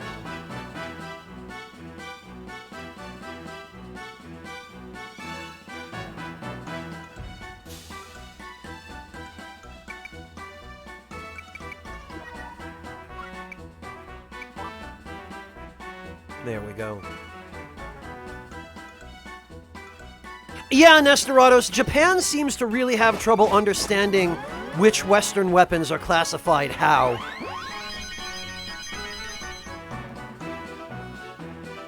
I mean, it's understandable that they would, but that doesn't make it any less jarring when you see those weird mistranslations in Japanese games.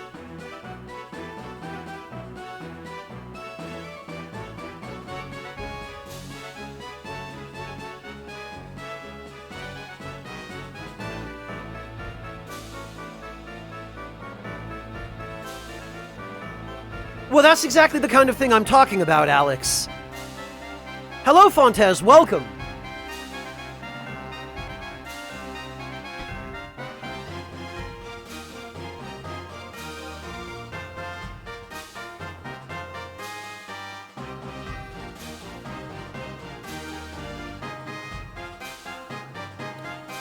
Alright. Well, let's give him the old encore. Actually, which one did we hit? Okay, so ideally I would like to hit one of the others, if possible.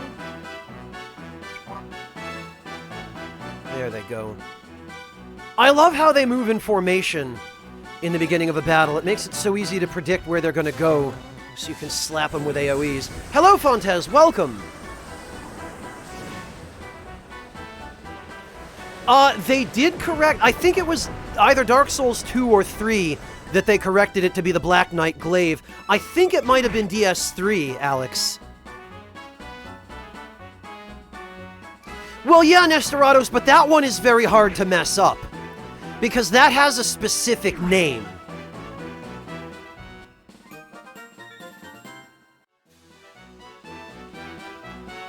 Which is not a subject of any debate.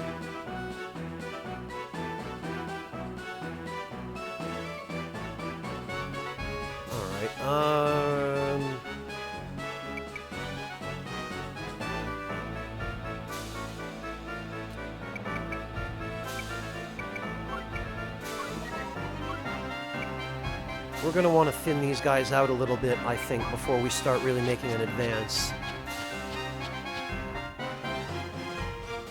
Okay, Denim, have a good dinner. We'll catch you later.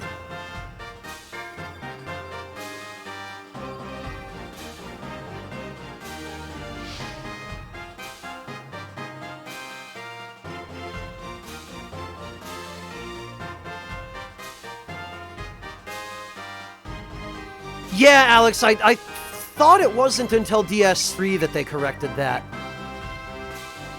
I mean, it took them long enough, didn't it?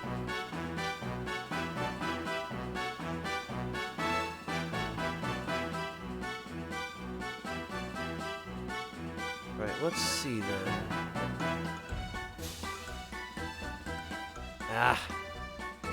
It's either I hit these guys or I hit the ones up top.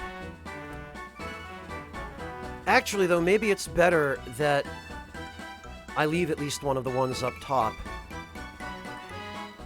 Okay, or maybe this one just walked into it, which would be even better.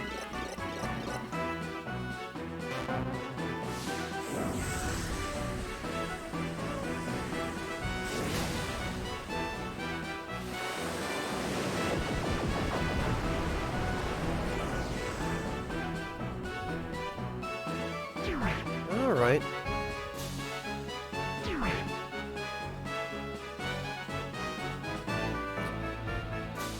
Then again, there are another 3 guys a little further back, so maybe I shouldn't leave them.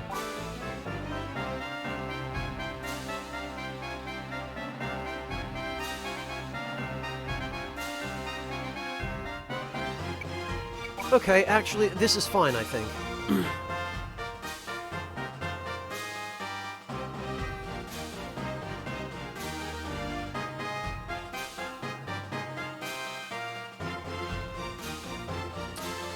Now...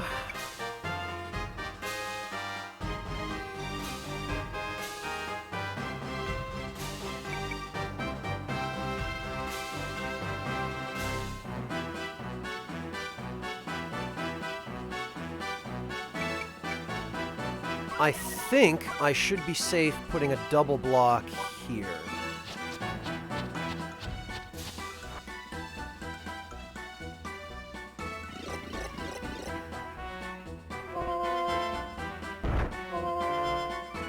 And that way she'll be able to take a little bit of a shortcut.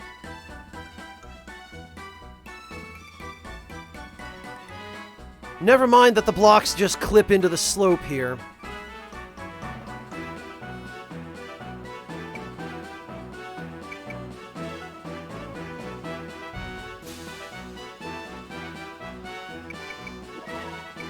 Alright, let's see.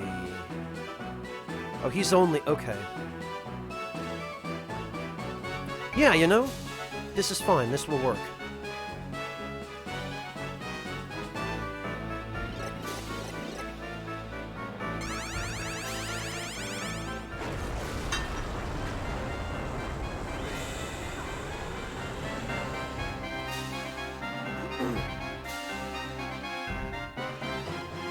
It didn't kill him, of course, but...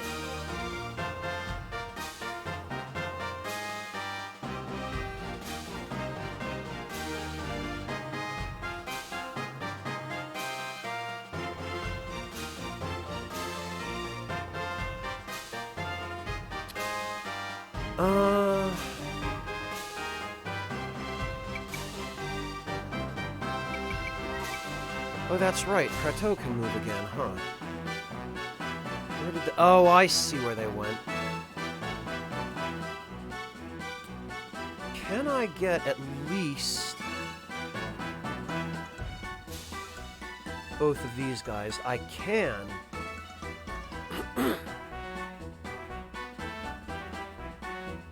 Wait a minute, though. Is that... okay, no. I thought I saw an archer up there, but that's just a bunch of guys with axes.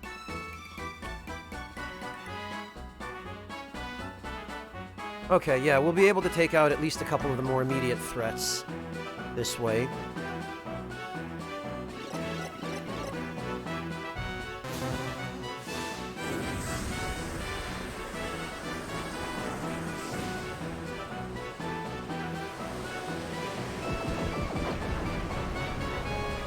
Hello, Basil! Welcome! Oh, it's always good. It's pretty much the best spell from start to finish. If you have access to it, you will be using it all the time, and it will become a crutch. Because shut up and cast it, though.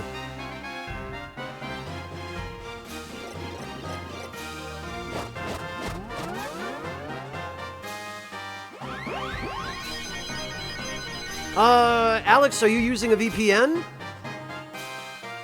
You're going to want to make sure you're not using a web browser that has that stupid RTC leak.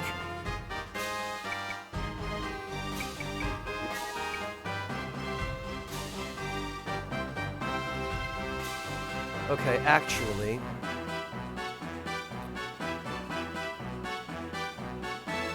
we can reach 4 of the guys up here, and then we'll leave the...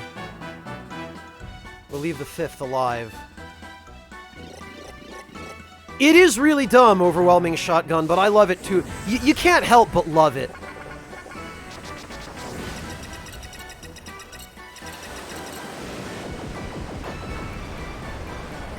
Because it's just so stupid.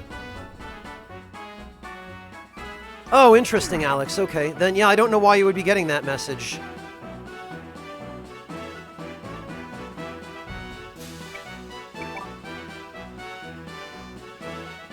Alright.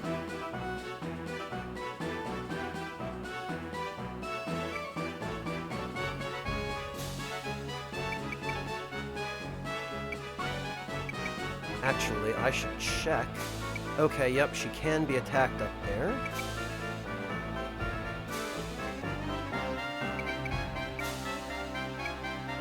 Okay, I predict he's going to move here.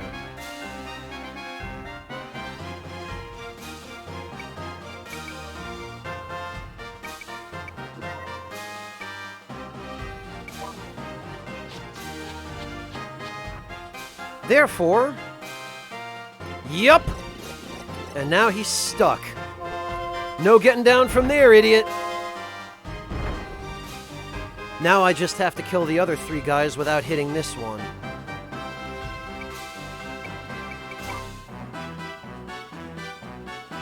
And that will give me complete impunity to clear the entire rest of this map.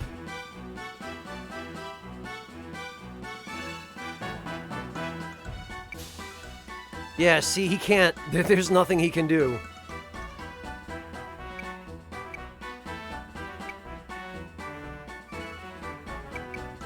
And Prateau should now be able to... not quite. Actually, if we let them all move first...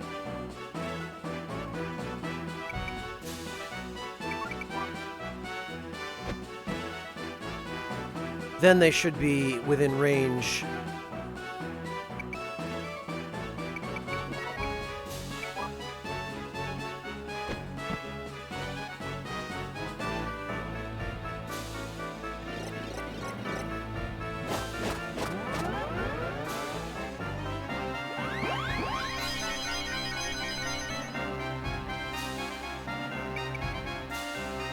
And can we... We can! Excellent.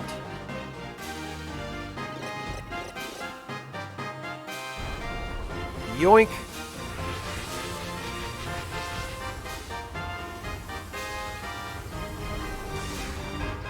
God, this spell is so silly. I love it.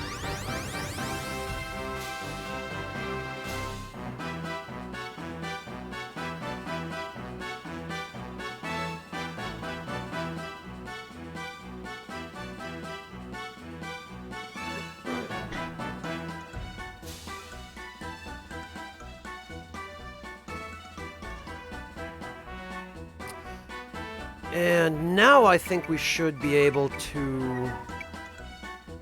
Yeah, okay, because these guys have now all moved. Now I don't hit anybody that I don't want to hit when I cast this.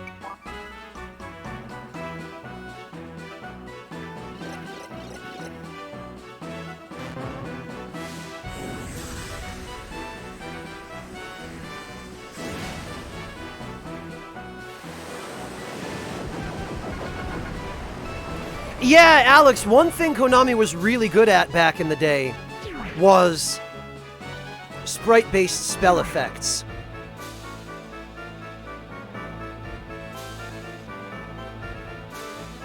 I don't know if you remember the LP that I did of As Your Dreams on YouTube, Alex, but that was another Konami game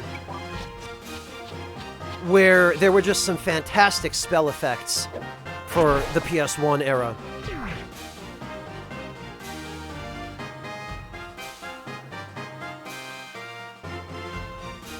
Yeah, I've been using those, JR. It's just... sometimes you also need to visually check so that you can see how many more spaces you need to move the target area in order for it not to hit one of your allies. AKPC, thank you so much for the resub. Welcome back. Really appreciate that. All right, what do we got? Oh, map C, which is for a treasure I already found.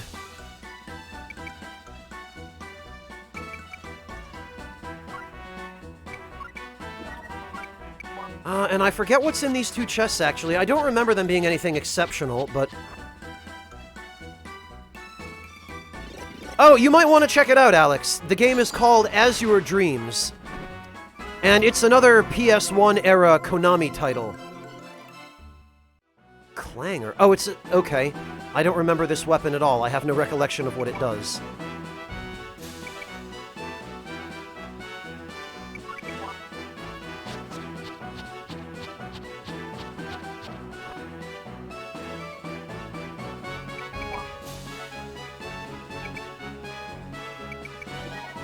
And what do we got for the last one? Look at that poor minion. He's just trapped up there. Nothing he can do.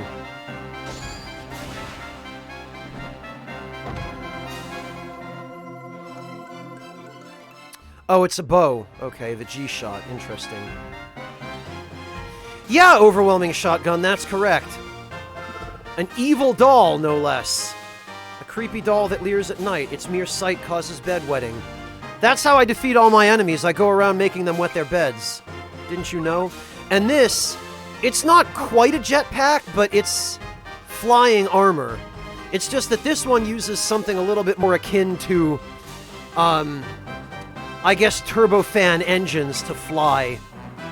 You can see the little, the propellers in the engines there. Whereas most of the other flying armor in this game looks like this,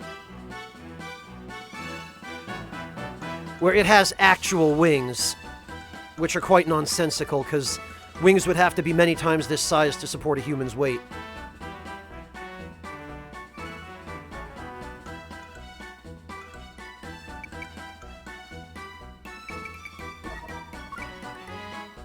Alright, now it's time.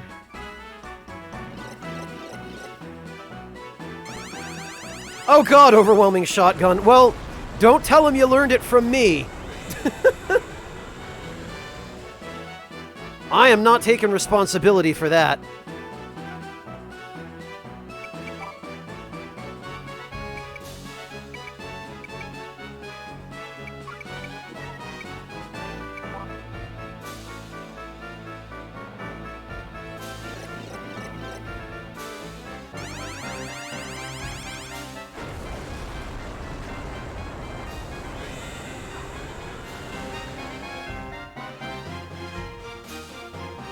One more of those will do it.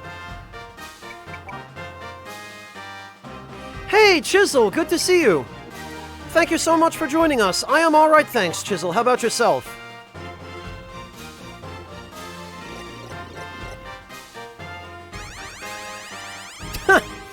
Well, there you go, overwhelming shotgun.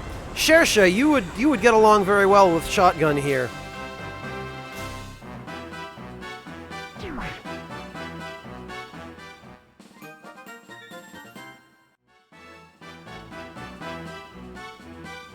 Their boss is up ahead? I think so. We should advance cautiously. Oh yeah, Hammett looking for his chance at revenge. The big revenge. All of it. I think actually we don't get to rest in between battles here. There he is.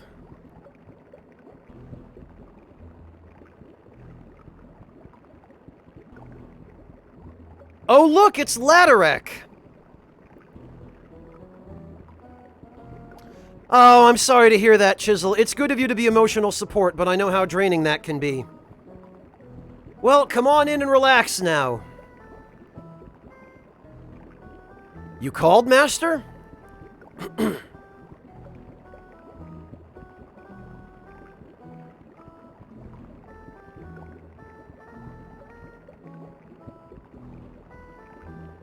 Are you aware we have an interesting guest? Huh? The supposedly dead King Nicola has come from my head here to Slate Convent, which is known only to a handful of followers. Master, what are you suggesting? Oh, please, spare us your act. Huh? Who are you? Oh, look, it's Yuri! Everybody being manipulated by Goddard. I took the opportunity to investigate you. I discovered you disobeyed Master and saved Nicola from the brink of death.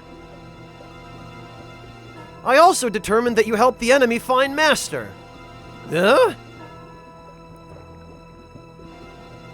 So, Laderick, what have you to say in your defense?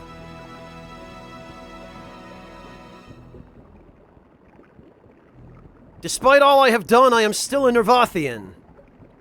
Your plan is the work of the devil. What you intend is sacrilege.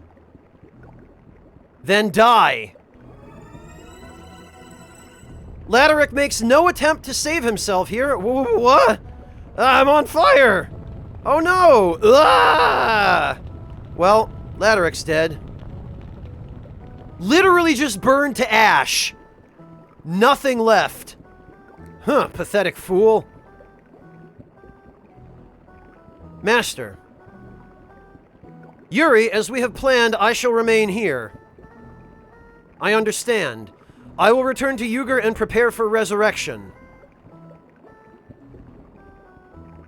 Resurrection, what's he talking about? Oh, well, just bamfs out. Freaking villains and their stupid villain magic. Pwa ha ha ha ha ha ha.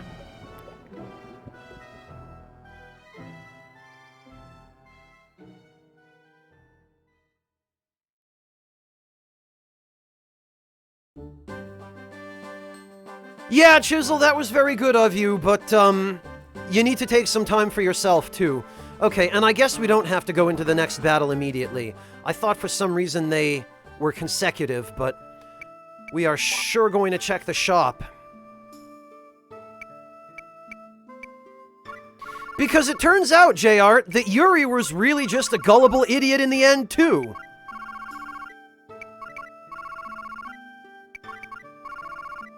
Oh, but it doesn't look like... no, we get the Ape Staff, which has Kill Filament. A staff used by a mythical oriental monkey, effective as a weapon. Yeah, gee, I wonder what that could be a reference to.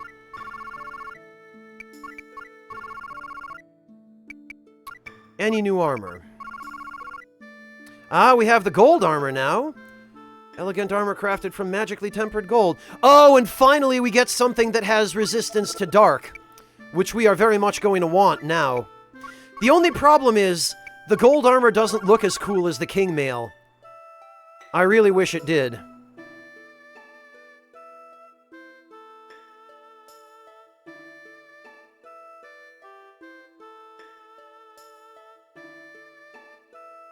We've got the Flame Vest now, which is a very good armor, and hopefully we have a new robe. We do! We've got the Odin robe! A robe protected by the god Odin with a contract in the lining. Why would you put your contract in the lining?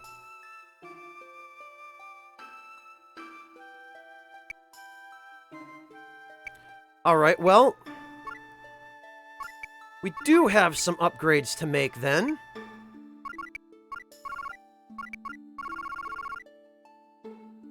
Yeah, now this is going to put everybody over. But that's fine.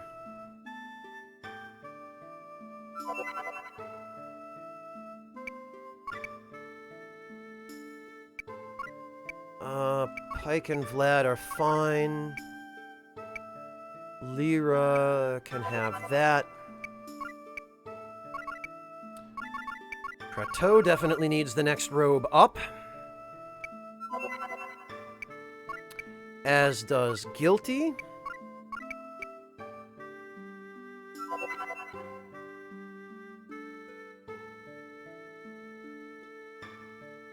Yeah, Chisel, when you start feeling like that, it's time to take a break and put yourself first.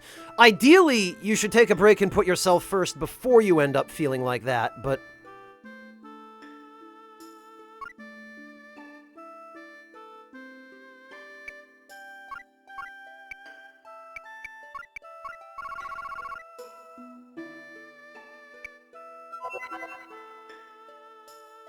there we go.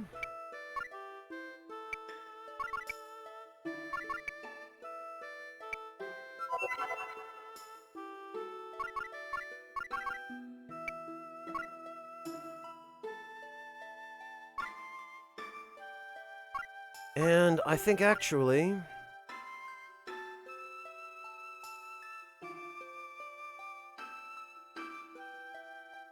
Nice! Congrats, Cybertron!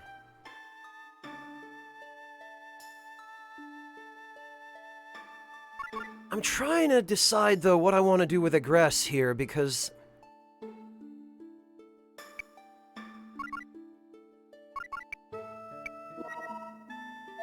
Zero Dash requires 60 EP.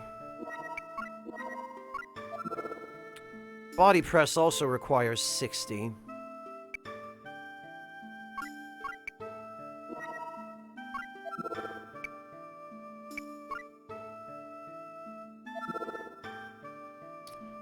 I kinda think she would do better.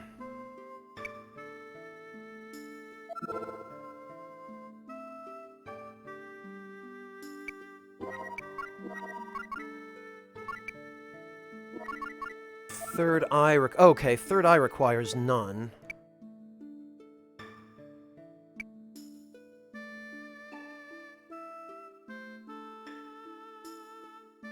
Yeah, JR, it's, if I were to use a special weapon with equip swap on them, I could use it to give them some items, that's true. The only thing is, I just need to... I'm not sure it's even worth it at this point, because they're gonna leave the party after the next battle anyway.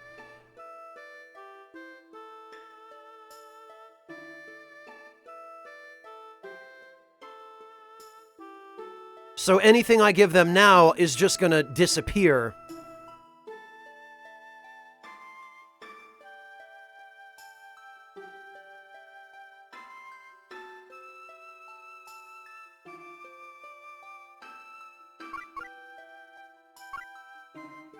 Hello, Amazing Blanket. Welcome. I'm doing all right, thanks. How about you?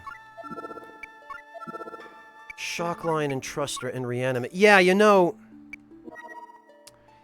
I think maybe we just give Egress a different weapon.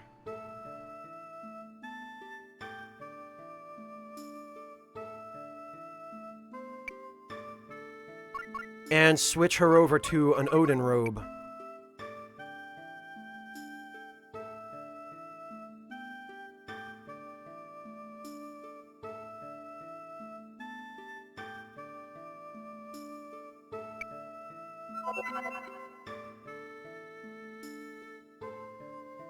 Because this now gives her the ability to cast these spells far more.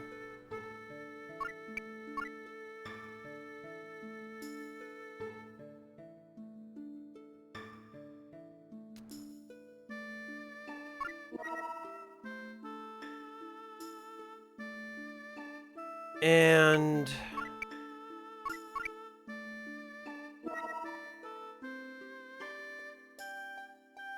yeah, see...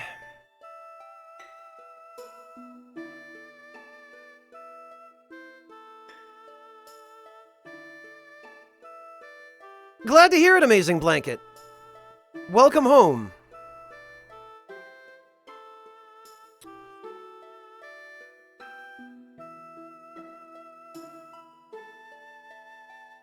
Yeah, see, I'm kinda torn here.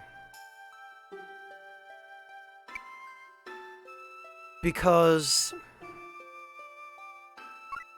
how much EP do you need? 20. Okay, yeah, you know what?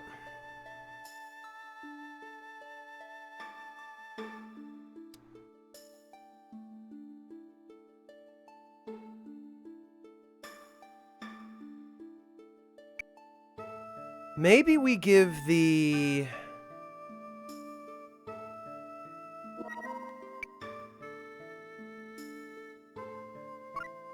maybe we give the Emperor Rod and the textbook to Egress.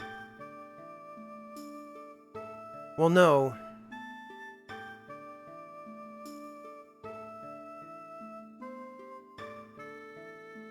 Yeah, JR, the thing is... because whoever has the brawler weapon, I want them to be able to survive a hit or two.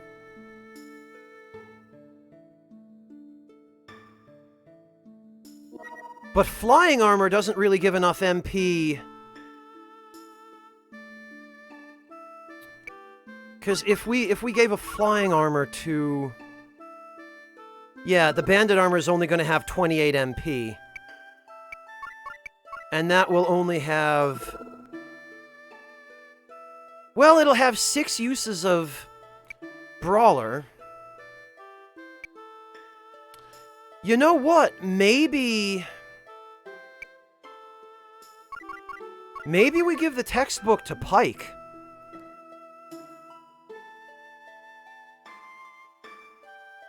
Actually, because...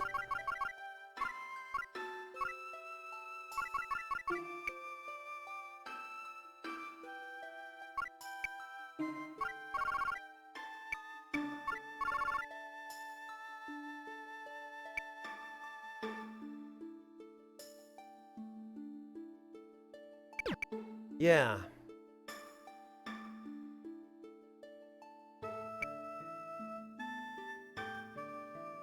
I have the feeling you're on the brink of discovering something, but you can't quite put your finger on it. Yeah, the overwhelming shotgun. Usually it's where I left my keys.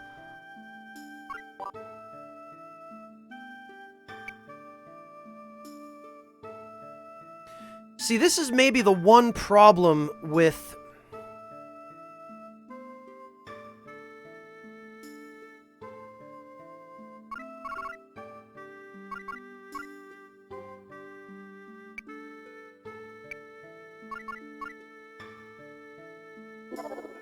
with, how customizable this game is.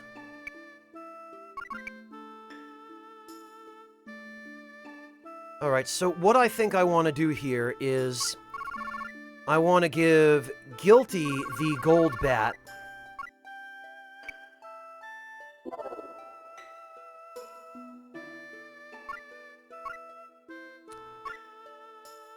And...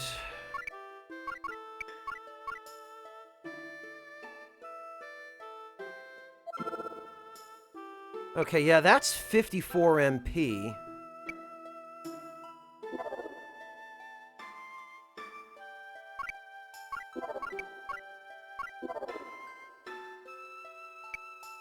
And then we're going to give Egress...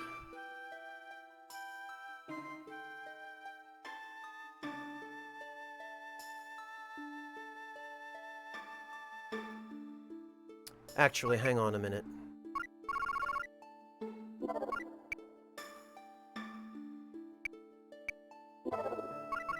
Hang on a minute.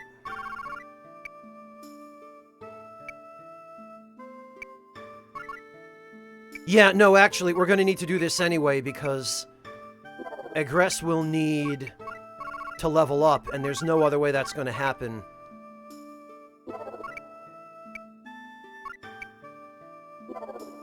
Okay. So, Egress now can have the Emperor Rod. She can also have the shield. Yes, okay.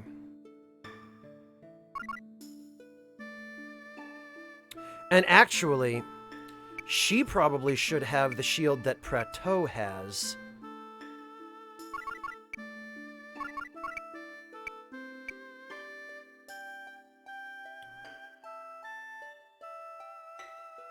Because that one will have Delta Shock.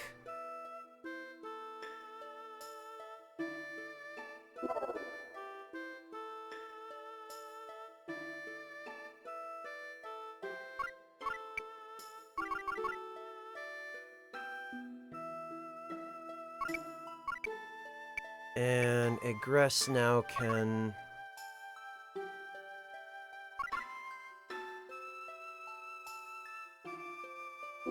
yeah, okay.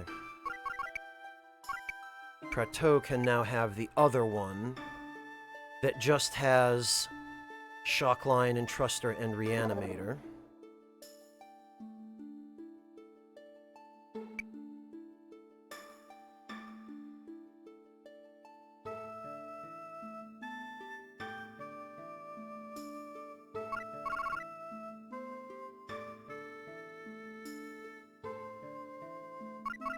And Egress... okay, yeah. Because if we're going to have a mage, we're going to want that mage to be survivable, so the shield will help. And we want Egress to be able to... Yeah, there we go. We want her to be able to not only use Entruster and all the important nukes and Song of Joy and Reanimator,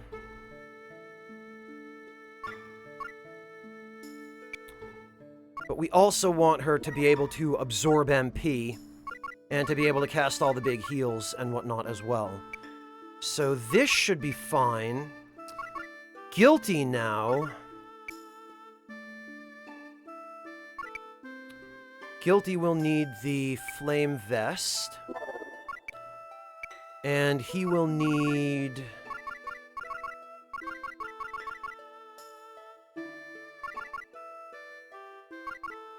Oh, we could give him a couple of prisms for the extra MP.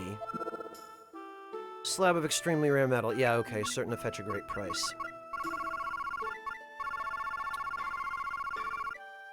I think it'd still be more useful to him to have the capes for the dexterity.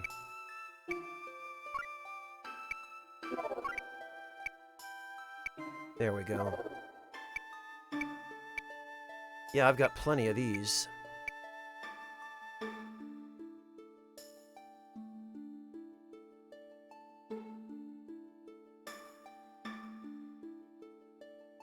Congrats, Raze! Do we zap a slave? Why? What sorts of things do you do? Alright, let me see. We can use Zero Dash twice, Body Press. We probably should swap out Body Press, because it's not doing Guilty any good on a light build like this. 13 uses of Brawler, though. That is good. Lieutenant Wassermalone.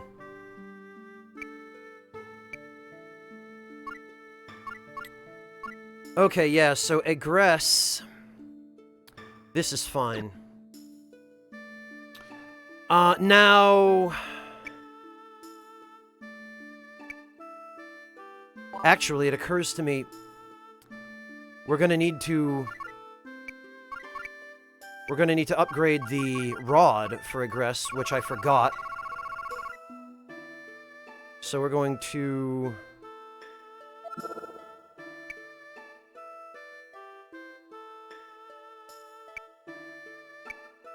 Oh, that's another really interesting thing about the Ape Staff is...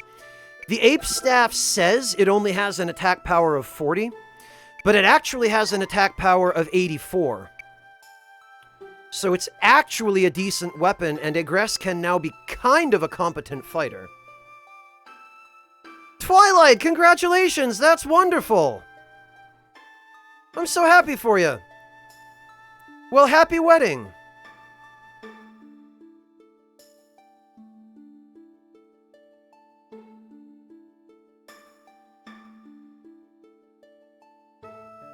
Yeah, Zappa. See, I feel like Ripple Laser is too good not to use. If I weren't using Ripple Laser, I would probably be focusing a little bit more on a ranged character. But when we're done with the next battle, I am going to have a ranged character.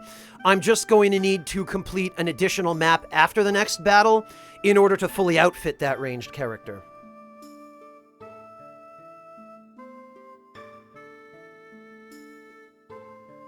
Oh, no kidding, Twilight. Congrats, man.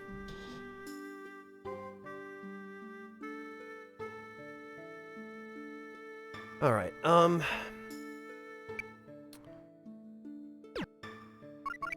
was it only the staff? I think it was. Yeah, 'cause...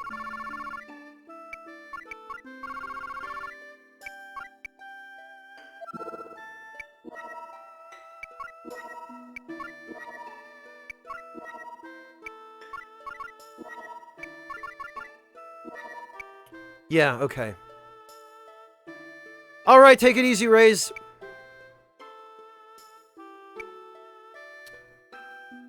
Alright, it was just... Okay, so now we just need to sell the unused armor.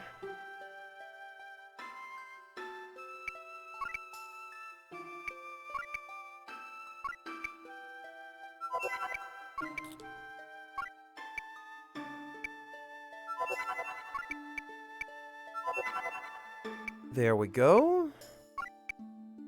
And actually...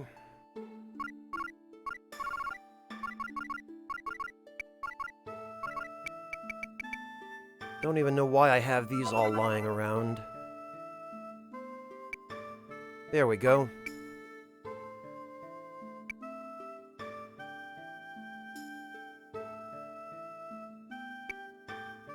Now we just need to transfer the skills over.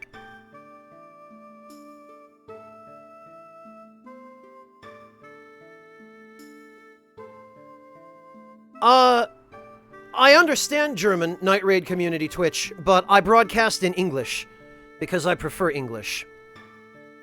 German is effectively a second language for me.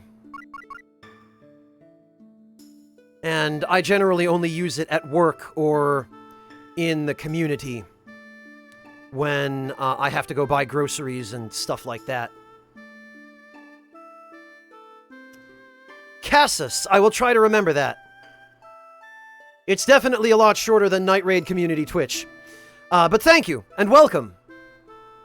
Welcome to the channel. Okay, there we go. So... now I need to transfer over... this, this, and this.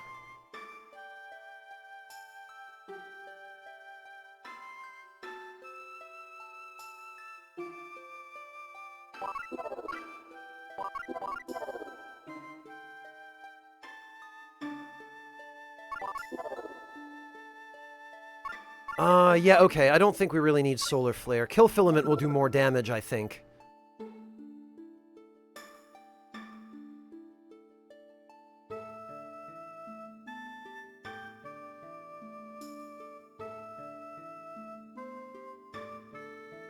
Yes, that's correct, Cassus. I mean, if you say something in German, I will understand it.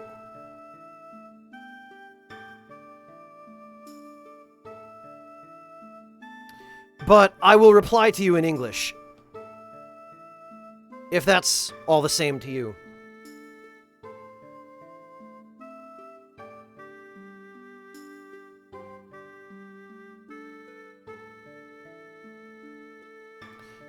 Alright, I think we're all set to go. I think we've got everybody pretty much where I need them.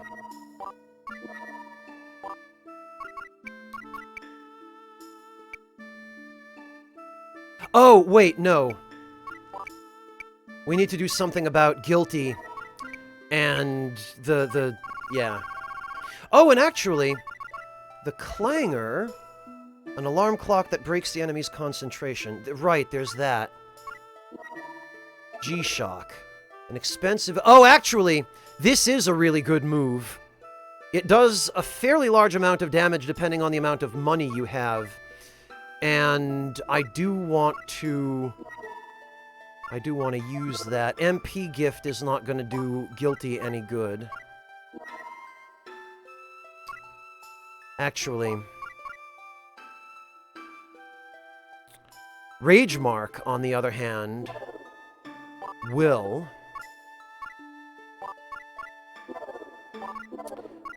and...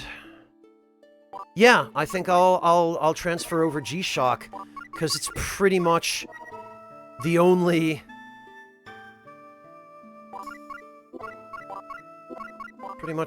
useful skill that we have on the special weapons.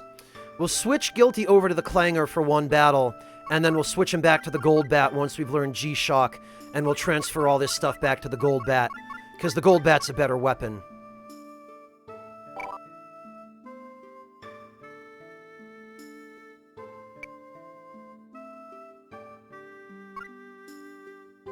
Okay, now I think we're good to go.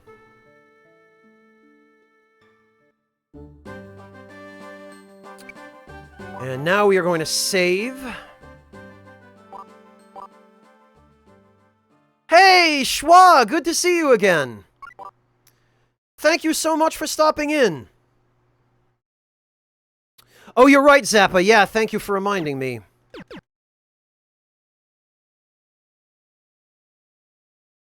You're right, I have to actually equip the clanger on Guilty. Otherwise, it won't do us any good.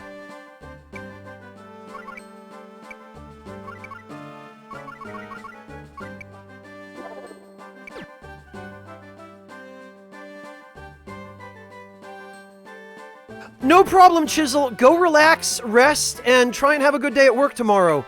And we will catch you next time. Have a good one, man. Hang in there. And take care of yourself. Like, actually, yourself this time.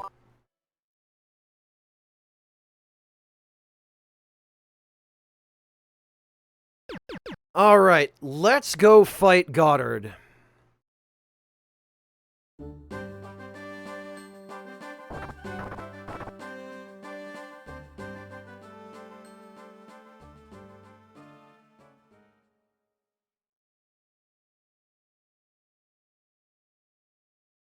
Oh, wow, Schwa.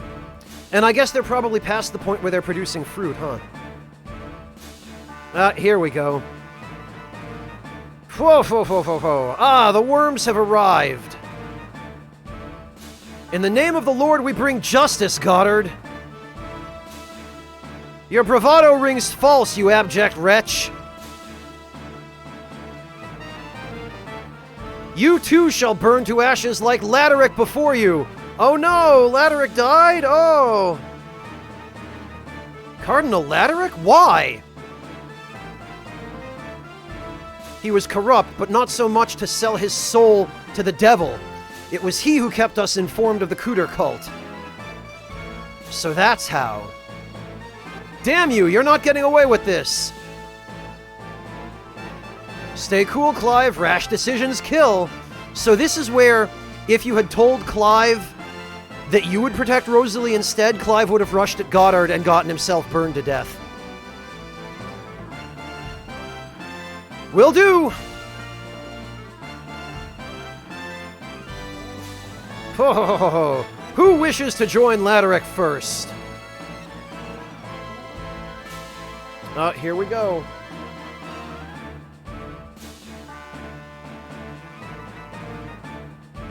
Nice, Vasser. Nice.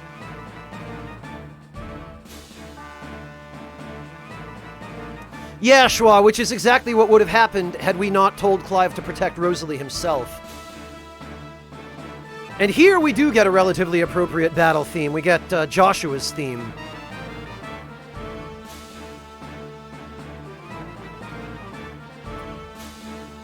Alright.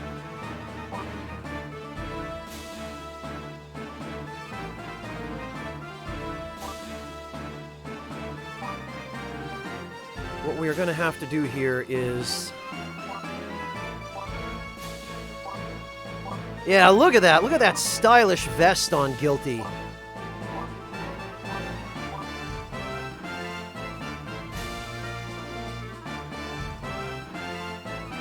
Yeah, we're not going to have enough room to buff everyone here, unfortunately, because of the disadvantageous...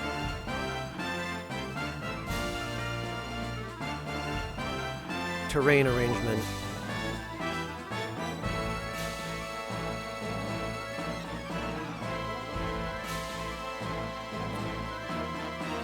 So actually, Egress does not need to be buffed with Spirit Fruit.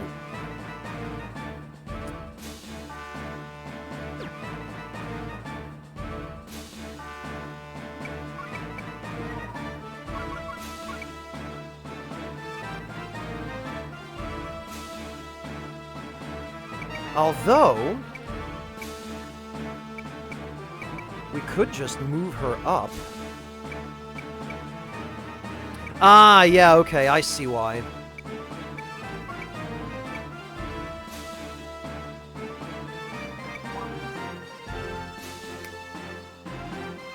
Now, there's Goddard. Goddard is going to be a problem.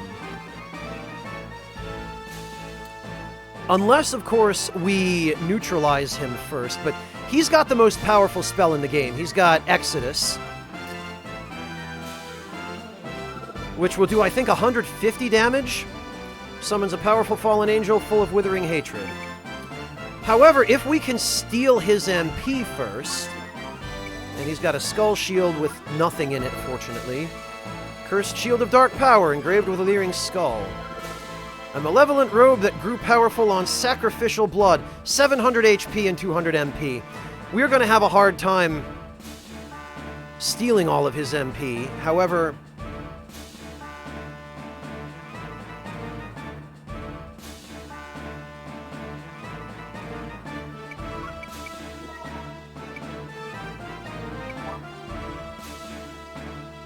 we should at least be able to bait him into wasting it.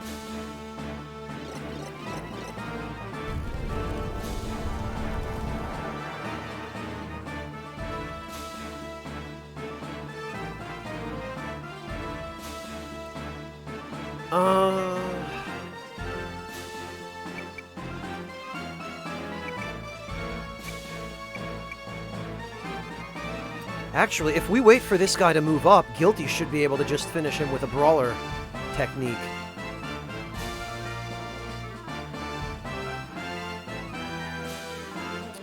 Alright, and Pike.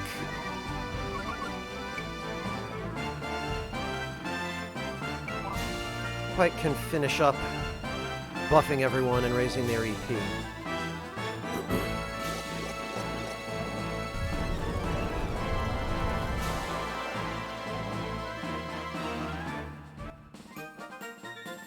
Oh good, he needed that level.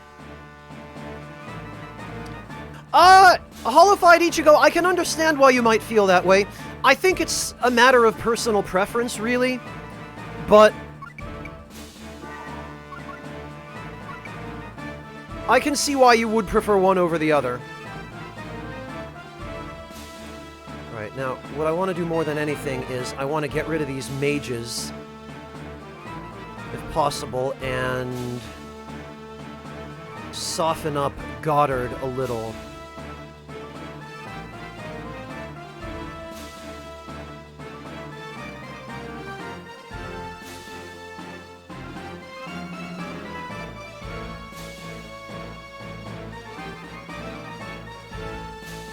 Yeah, this looks like the best option here.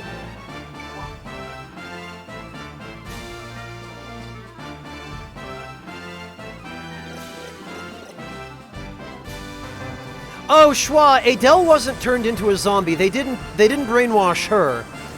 But yeah, she was basically forced to marry the king who had his soul basically taken from him and used as a puppet.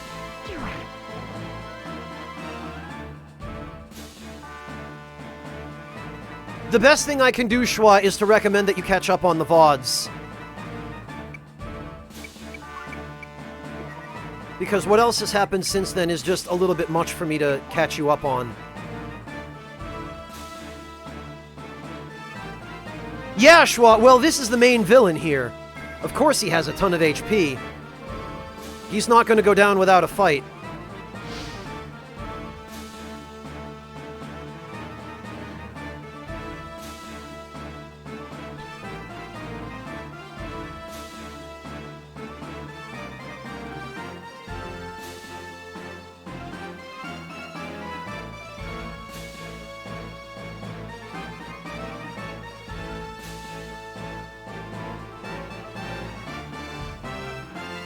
Alright, oh,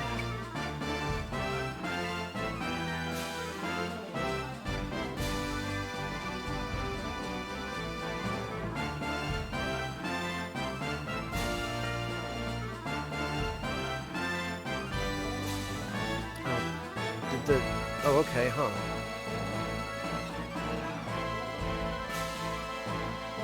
Really? Did we kill the mage?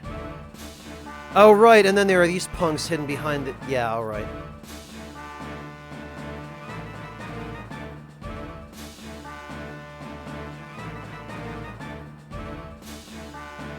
I guess we did kill the mage.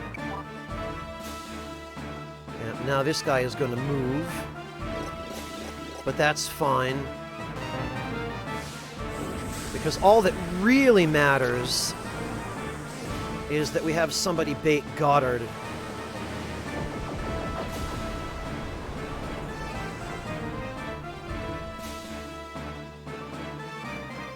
And that we get rid of that archer, and preferably this guy up front, too. Now, the thing is, Goddard will have very, very long range. Oh, actually, he'll only just barely have enough range to hit Egress.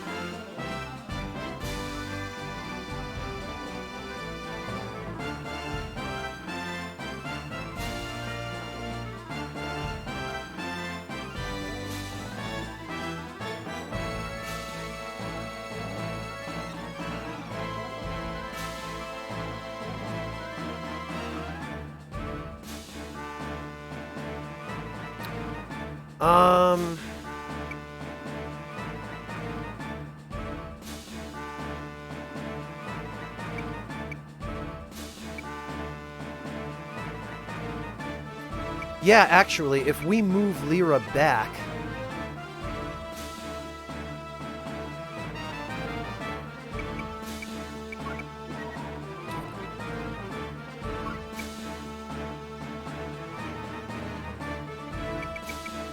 oh, okay, yeah.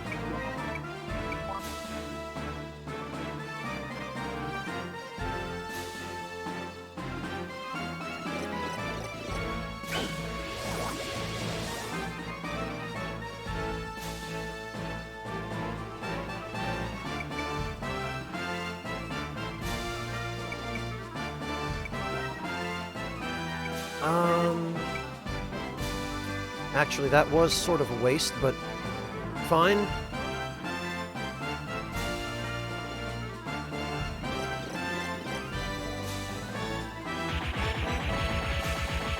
Yep, here we go.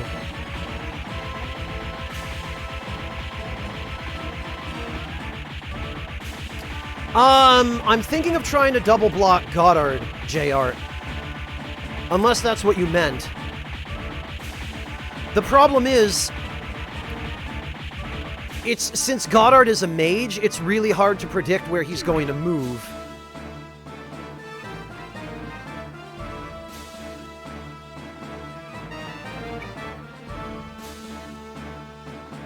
Although, since Egress is at the very limit of his range, we might actually be able to. Exodus has a range of 5 and a field of 3. And Goddard has a movement of 6. So, 1, 2, 3. 1, 2, 3, 4, 5. And then 1, 2, 3, 4, 5, 6. Yeah, so he can reach her from where he is. But I have a feeling he's going to move.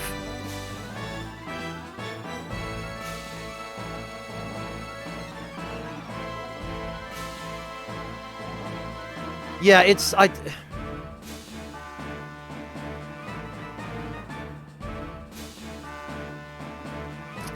The thing is, JR, this is advanced mode. And I'm not sure what you're used to, but... whether you're used to advanced mode or normal mode.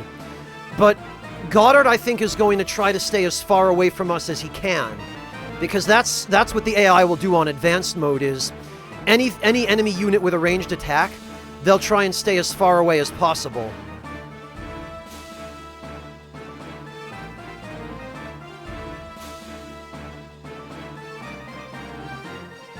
Oh, wait a minute, though. I see what you're saying, JR, because on the next turn... Yeah. I see it. 6, 7, 8, 9, 10, 11, 12, 13... Yeah, okay. Yeah, I see. I see what's going on. I get what you mean, JR.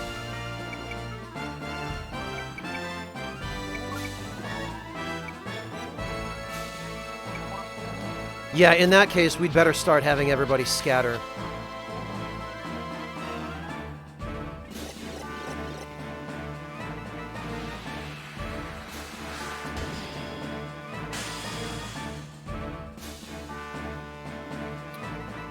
Schwa, it was a fantastic game.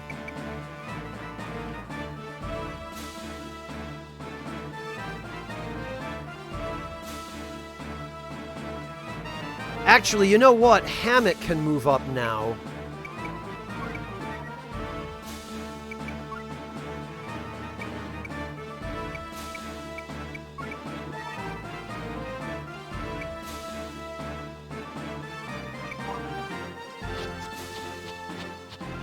Hammett and Joshua, because they'll be able to regenerate the damage from Exodus in a couple of turns. Actually, and hang on a minute, we might be able to cancel Goddard's turn completely if we have somebody heavier than him. Hammett weighs 230. Goddard weighs 222. So if Goddard does actually move here, I could have Hammett move there and bounce him out of the way.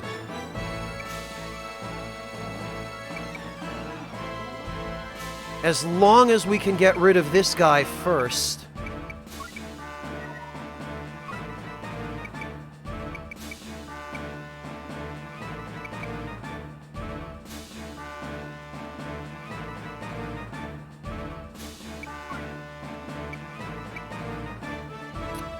It is infuriating to me that I just barely can't reach this guy.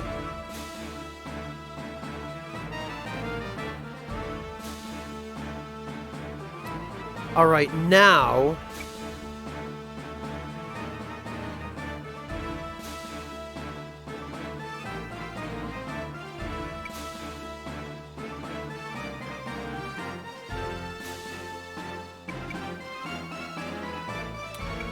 All right. Here goes nothing. I hope you're right about this, JR.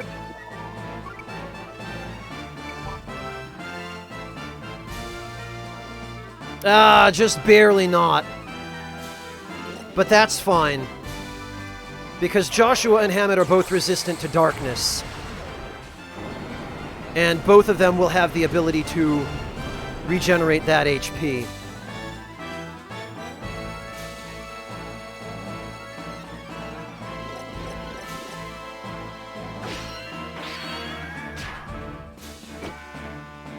Oh, and actually, we might even be able to...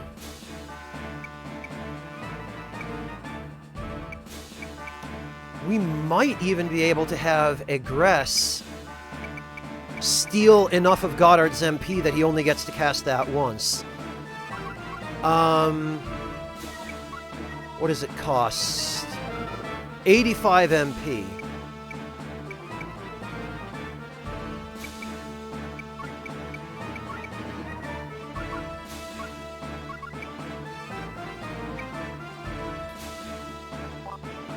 We might be able to steal just enough MP from him that...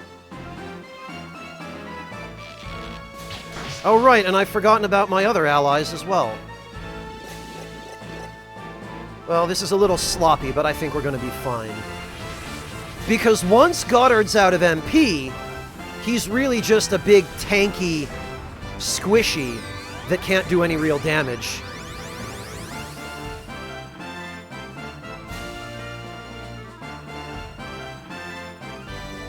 Oh, great. Well, I forgot you have to actually use MP.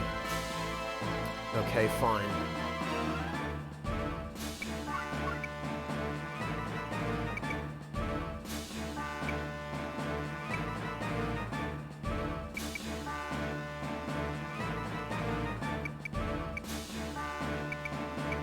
Actually...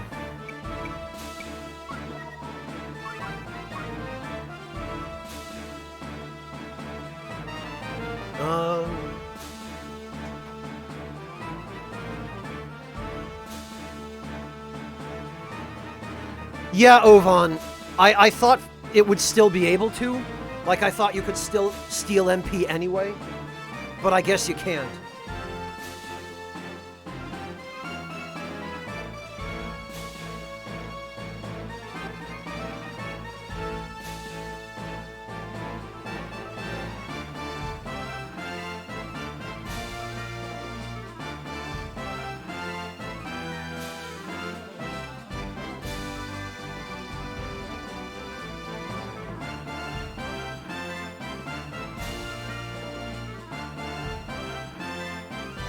Yeah, Schwa, but even modern games do that.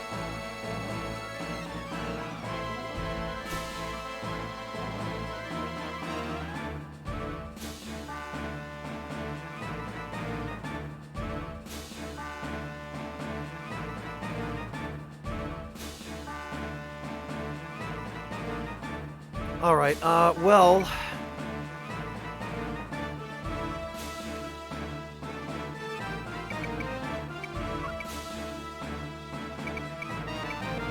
Who can Goddard hit now?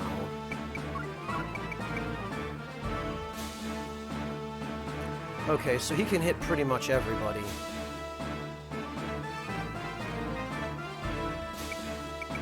Then that means we need to get pretty much everybody out of the way.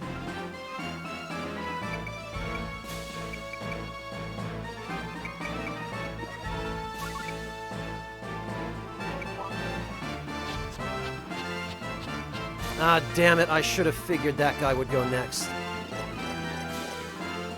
Well, Prato will be able to survive it.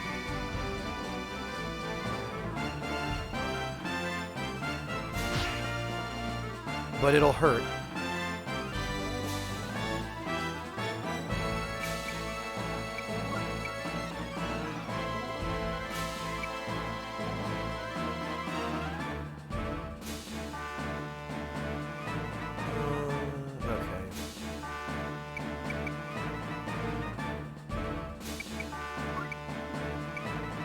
Well, in this case...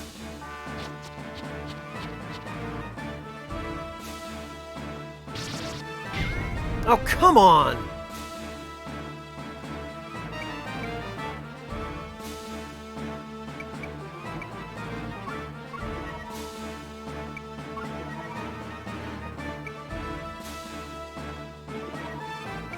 All right then, fine.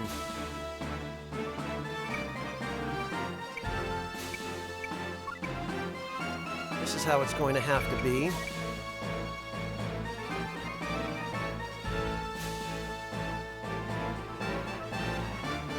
Definitely want to get rid of those flying guys if I can,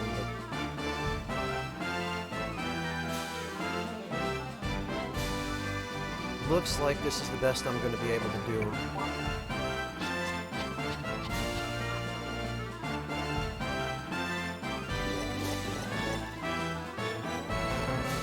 Good night, Pie Master. Have a good one. Thank you for joining us. We'll catch you next time.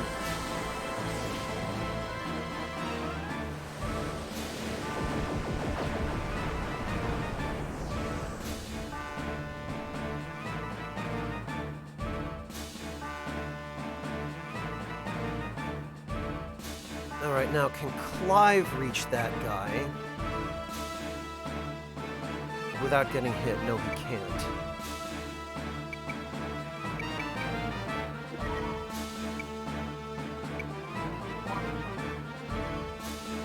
Oh, okay. Hi, Pie Master. I was gonna say, I don't remember you showing up. I thought you were just saying you were leaving. It is, Ovan, but we just happen to have a poor positioning for it here.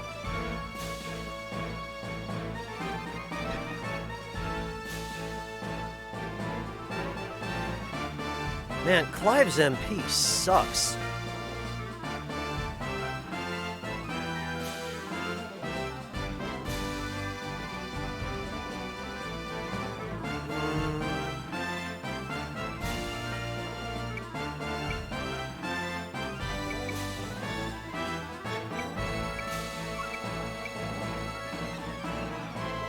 Well, Lyra should still be able to take out this archer.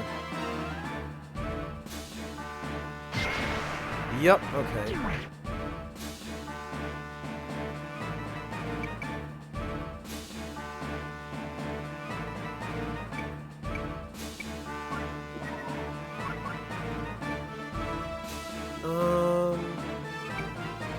Yeah, I guess we'll just go for a double slash.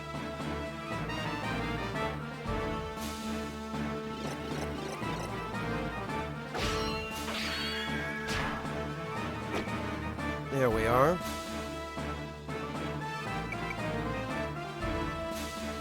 Anybody else coming from this way? No. Although I want to make sure...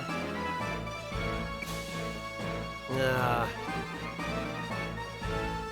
I just moved Nicola into the range of that, but it's fine.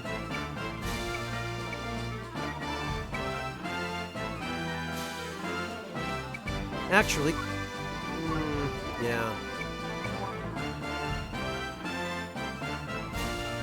As long as he doesn't block this... God damn it. I knew that was going to happen.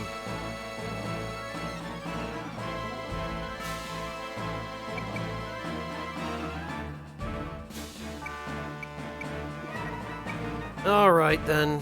Alright.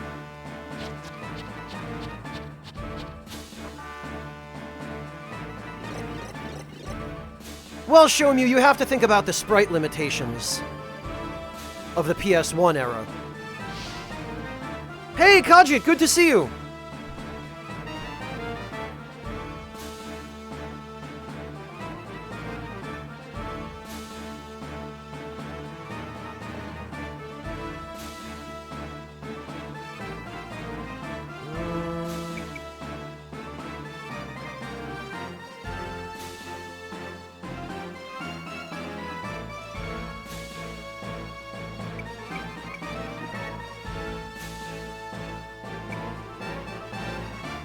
Yeah, I'm thinking it's going to have to be double slash, because we can't exploit any elemental weaknesses here.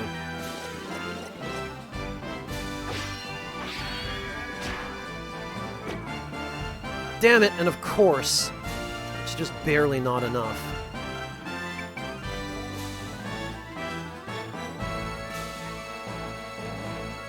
Alright, well, here's what we're going to do.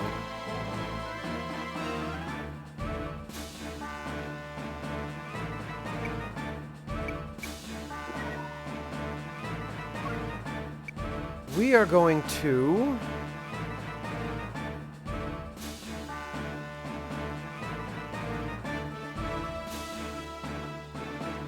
We are going to give Goddard a target he cannot refuse. He's going to go for Joshua and Hammett. We're going to have Egress heal herself and Hammett.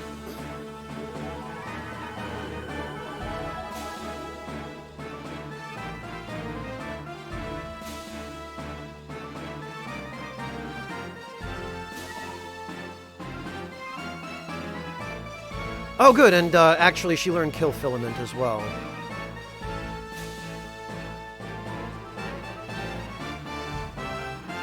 And Preto... See, here's the thing.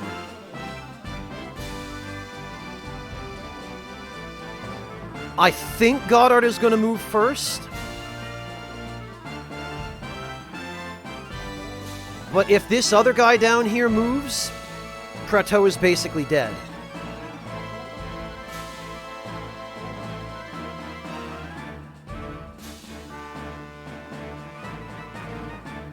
And Joshua and Hammett can survive.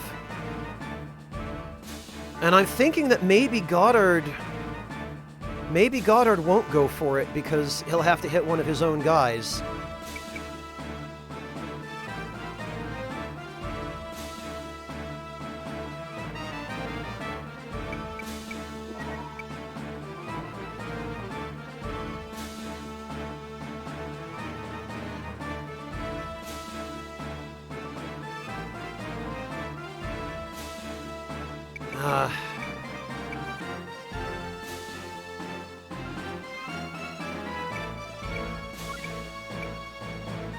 We'd better just finish this guy off.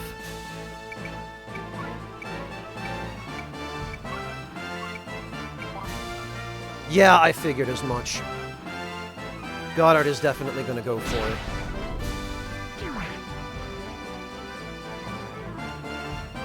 Oh, he's going for Hammett and Egress again. Fascinating.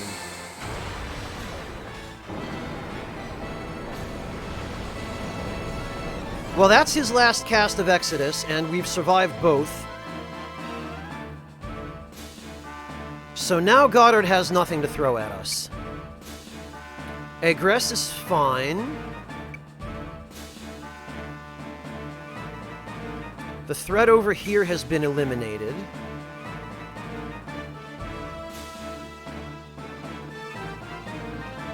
Well, I'm glad you're feeling better, at least, Schwa. I'm sorry to hear that you were ill.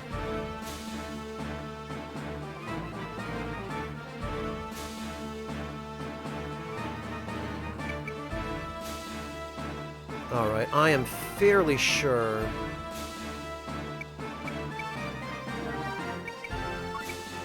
I'm fairly sure this guy is going to move next. No? Okay. Alright then. Ah!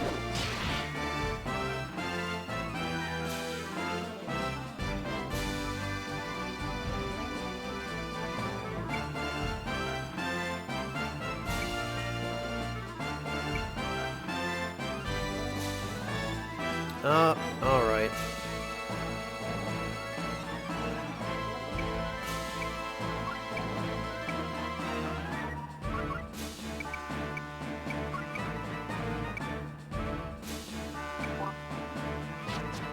I see.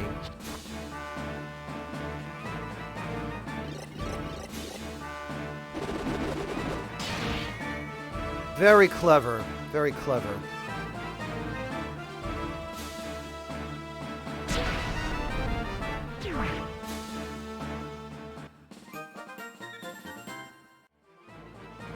Unfortunately, not nearly clever enough. Because now there's no one to follow up.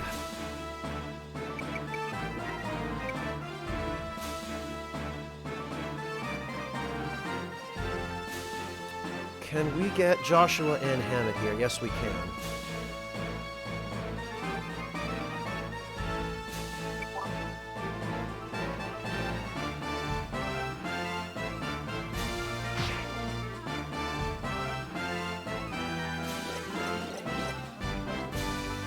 There we go.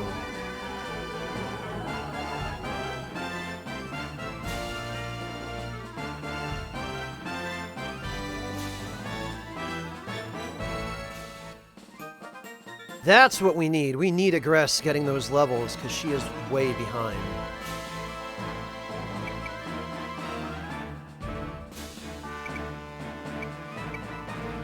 Alright, as for this troublesome bastard over here...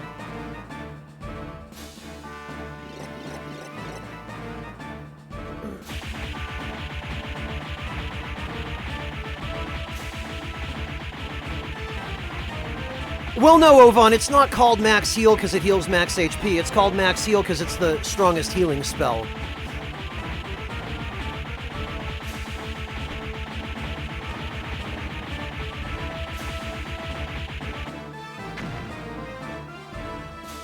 It was an awful lot of punchy for 106 damage, but hey, we learned G-Shock.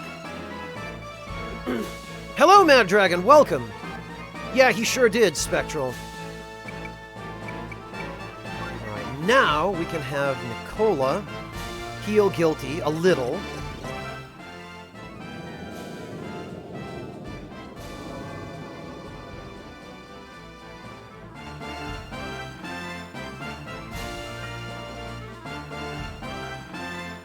Alright, 3 enemies left.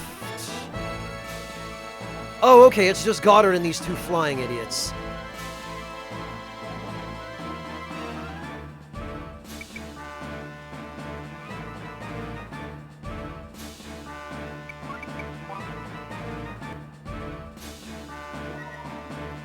Oh, good! Learned Hell Jab. Excellent. Clive can just hang out here then, and...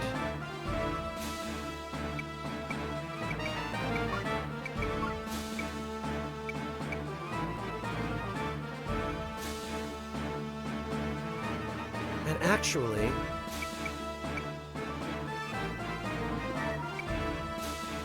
who would be the best candidate for remove?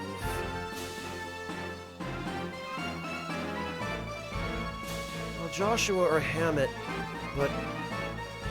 Ah, we can hit Prateau. Aha.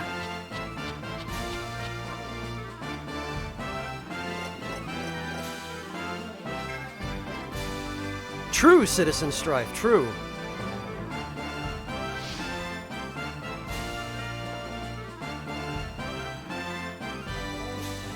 Well, he's useful in the prologue, Dandy Wizard, but apart from that, yeah.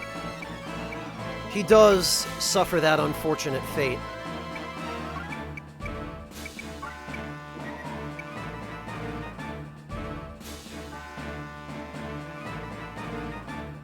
Right, this will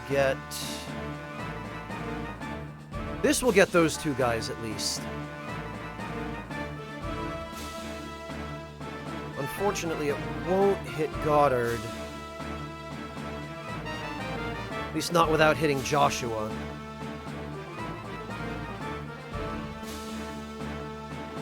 But I don't really need to damage Goddard right now. I just want those flyers out of the way.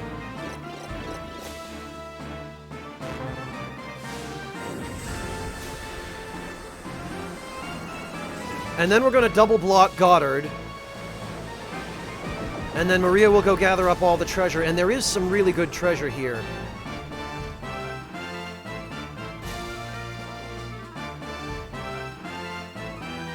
Who else is not... Oh, Pike, of course.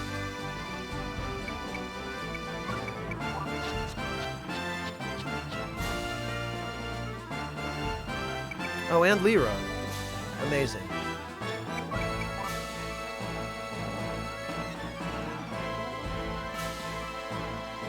There we go. That's sweet HP regen.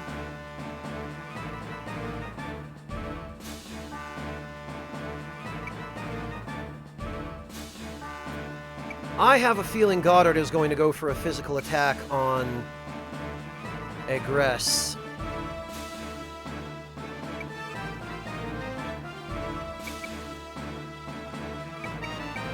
Or one of those guys is.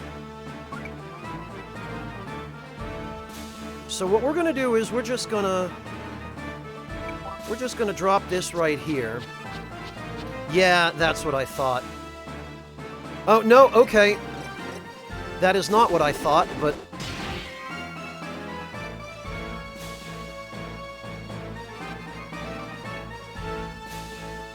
But it will work.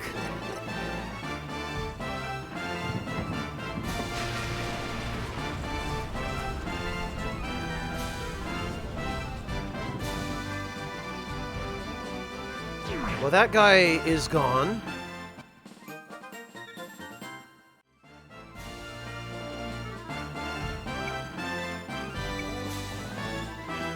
And...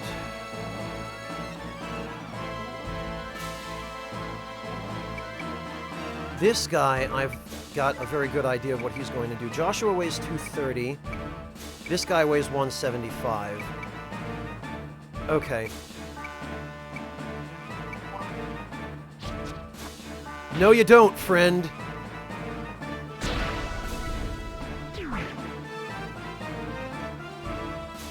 Alright, and now I guess it's Goddard time. So, Goddard... Actually, probably... Goddard is going to go for Hammett. Which means...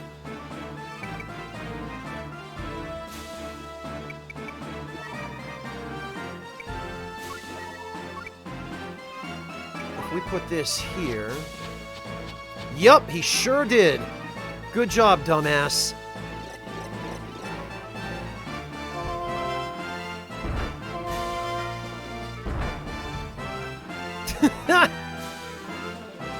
Oh no, what are you gonna do now, idiot? Where's your precious Exodus to save you?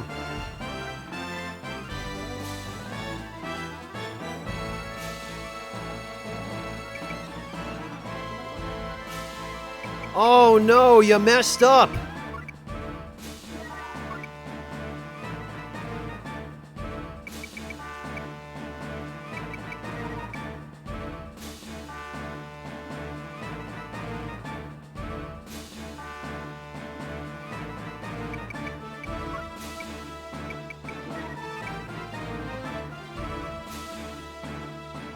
Well, I can't quite reach him there, but that's fine.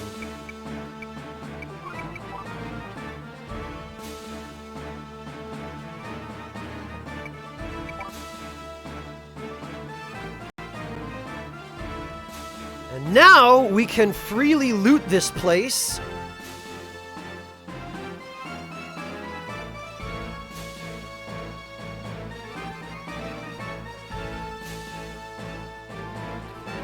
Alright, now if I remember correctly,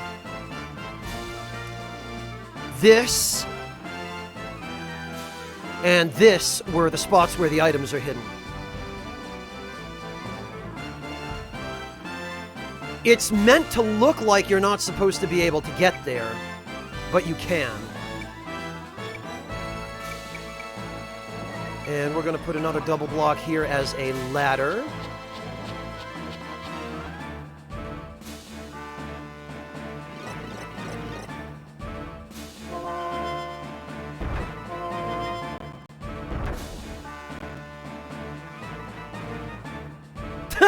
Yeah, pretty much, Dandy Wizard.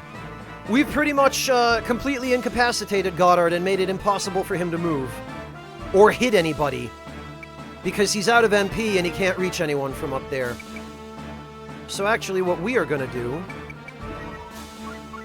we are going to take... what little is left of his MP. Now that we actually can... I do too, Radley. They're really well done for this style of game.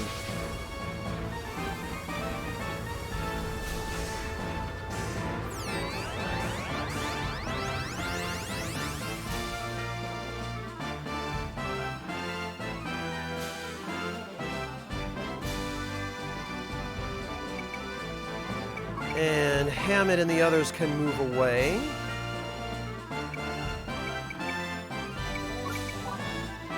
There is some unique dialogue from Joshua when he uses a physical attack on Goddard, so we are going to get that, but only after we've gotten all the items. Alright, Goddard.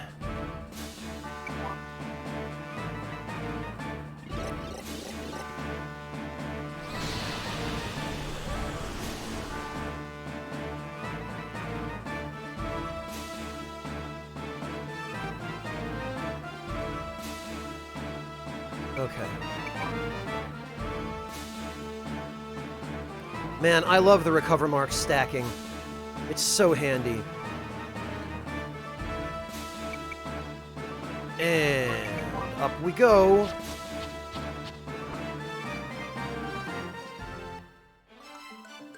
Yep, there it is. There's the coffin. It's a weapon, actually, and it's one of the best weapons in the game. It's incredibly stupid, but...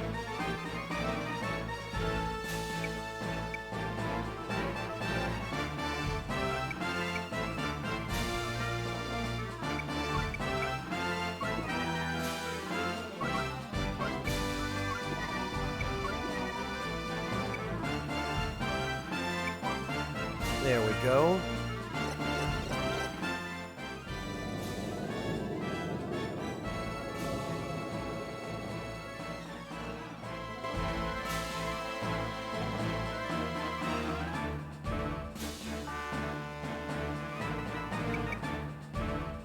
Do they, JR? I only remember Joshua having one. And I think maybe Nicola. Well, I'll tell you what. We'll move Joshua and Nicola up and surround Goddard. And then we'll have Maria, when she's gotten everything, we'll have her come down and use Block Break so that everyone can attack him.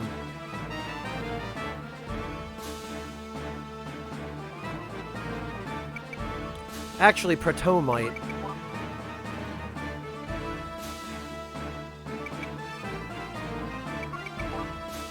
Really, JR? No kidding. Well, I know Agresta, she never has any kind of dialogue. But...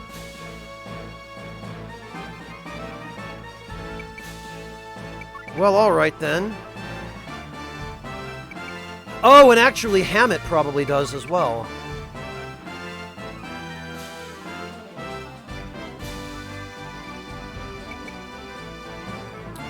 Oh, right, we have to use double block to get this one, I think.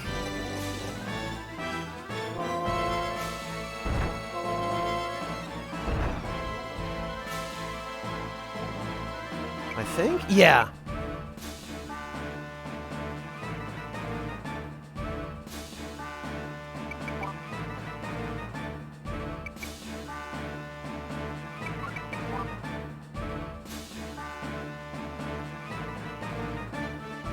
Well, Schwa, she's definitely a pretty aggressive attacker, that's for sure. Hence the name Aggress. Because, you know, Japan just doesn't understand subtlety like that. Or they do, but they're like, no, it has to be on the nose, though. There we go. Okay, yup, and then there's the map for Cyclops. I think that one is Cyclops anyway. Well, I have her set up as a healer now, Schwa, but your party comp is completely customizable. Like, you can set any character up with whatever combination of weapons and equipment you want. And as it happens, Aggress does actually have a staff that gives her very high attack power for a staff. So she is a competent attacker, even set up as a mage.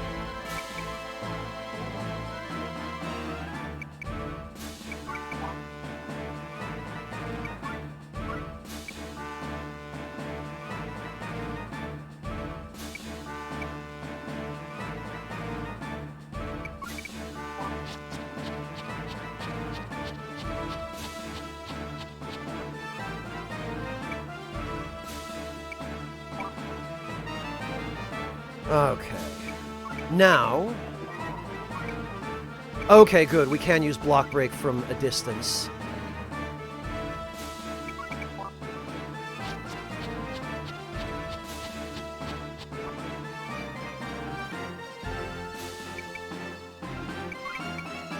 Alright, so we're gonna make sure Goddard is totally surrounded.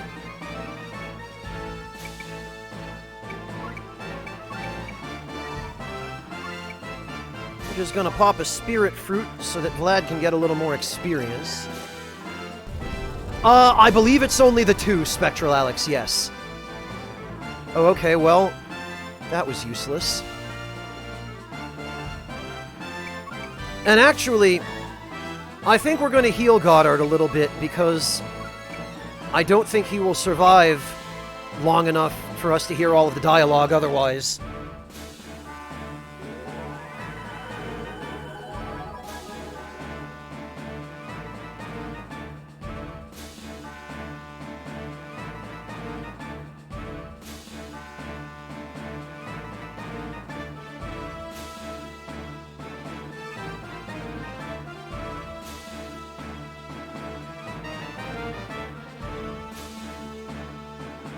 Oh yeah, Schwa, Disgaea, where you can do pretty much anything you want with your units if you're willing to grind enough.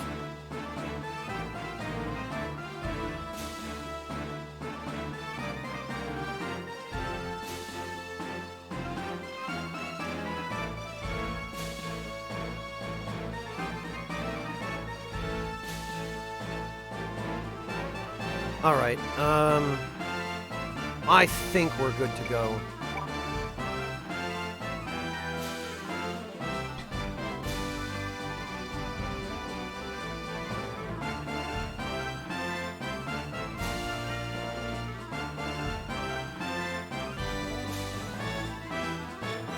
Yeah, Schwa, unfortunately there comes a point where it just goes from being practical to, you know, maybe we shouldn't, maybe, yeah.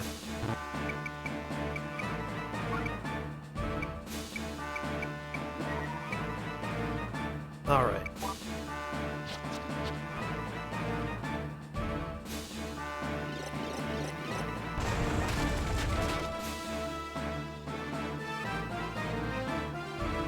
Now...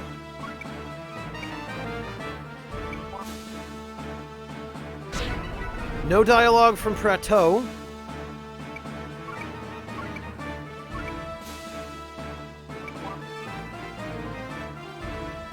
For my sins, I will kill you even if I die trying.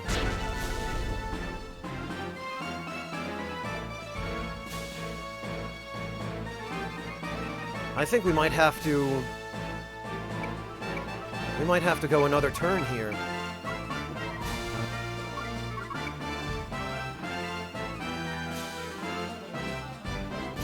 We're gonna need some MP from Prateau.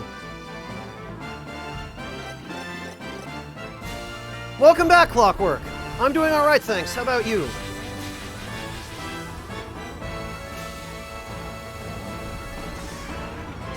Yeah, Schwa, I can understand that. That also explains why you like the Souls games so much, I suppose.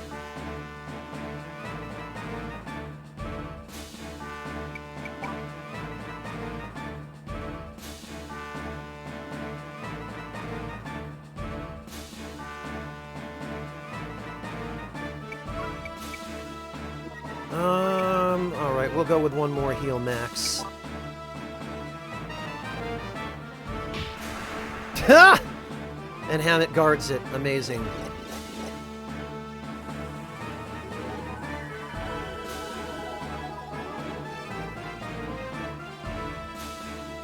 Alright, now Goddard should be able to take at least one more hit. That's all that matters. We can kill him on the second.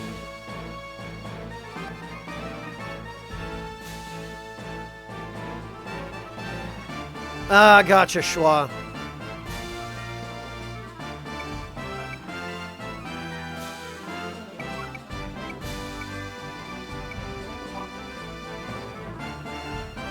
You were at Byron Manor! You changed Lord Cosimo! And finally, it's only fitting that Hammett deal a killing blow. Oh, Hammett had no dialogue. Ugh, this is good. It is all next step. Look at him with that grin, even as he dies. So apparently he thinks it's good that he's dead.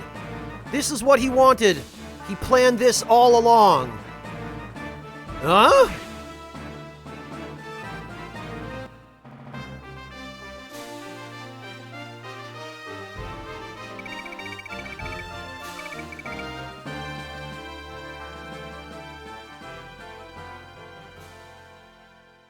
Oh, no problem. Hang in there, Citizen Strife. Have a good one.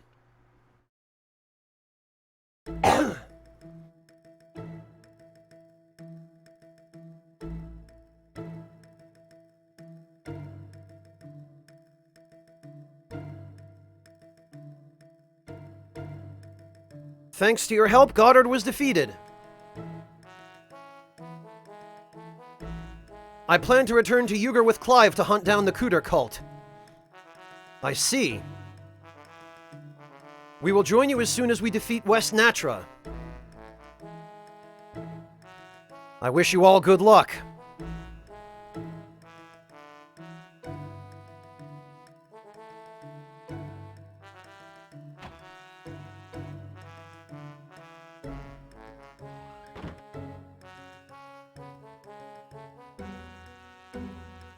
This doesn't feel right. What is matter, Joshua? Was that really the end of the Cooter cult? Yuri is still loose. I've got a bad feeling about this. You do worry a lot, don't you?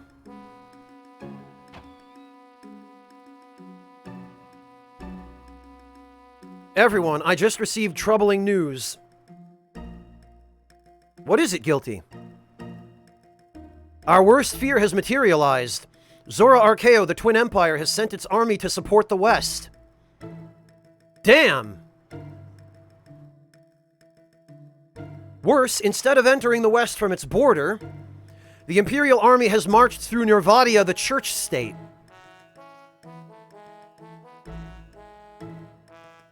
But that would mean our main units would be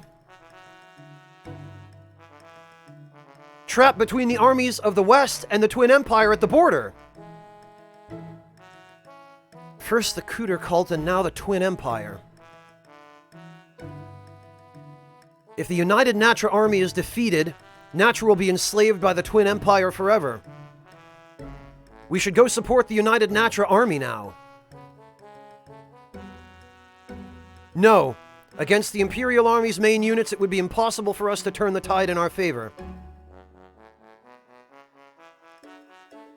Then what should we do?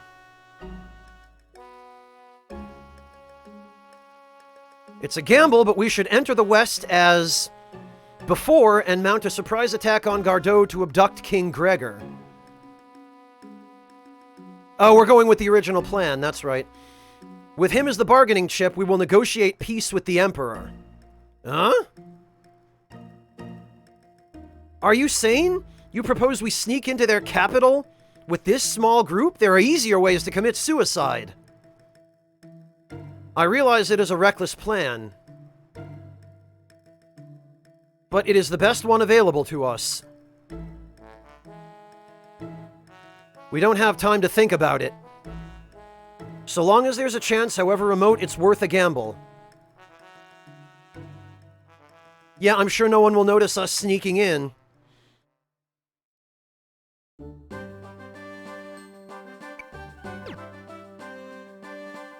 Oh, okay, and we've actually now unlocked Cyclops, but before we go there, first we are going to save the game.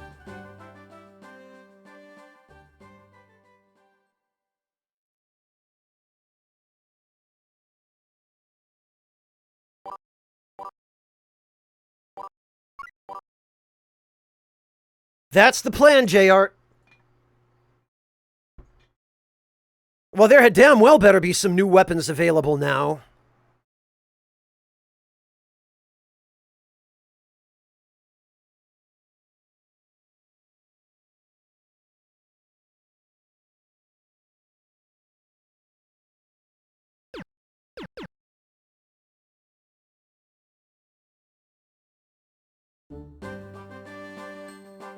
Oh, and actually, even before that...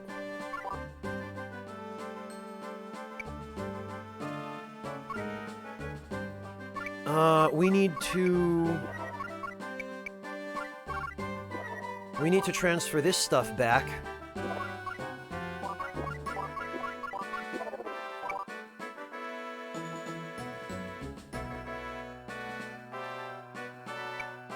And give the gold back to Guilty. JR, G-Shock basically does damage according to the amount of money you have.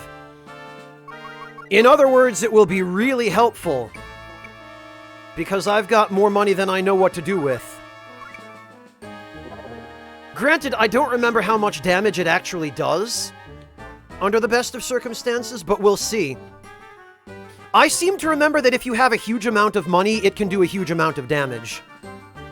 And I mean, we've got 1.5 million Guile at this point, so we are not hurting for money.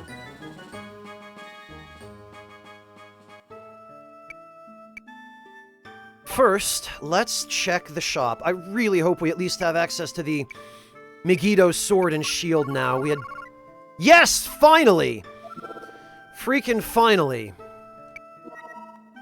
Finally we have access to this and Fire Burst. Okay, good.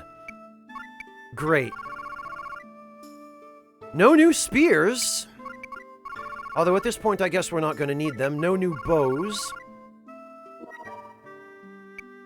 We've got the Wind Dagger.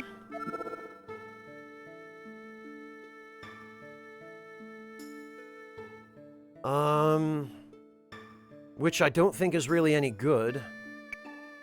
But we have to buy it for the collection. No Megiddo shield yet. Damn it, come on.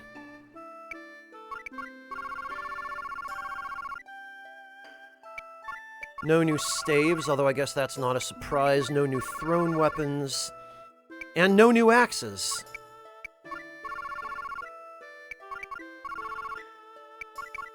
Nor any new flying armor.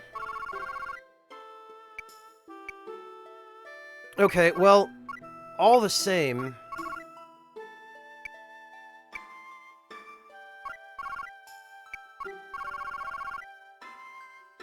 Yeah, we definitely want another one of these.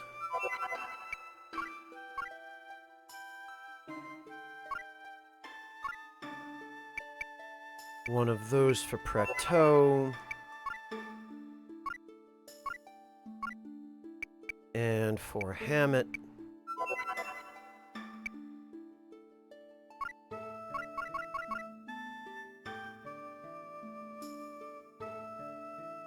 Well, it's understandable. It does kind of look like one, Nick. But it's meant to be a mage staff.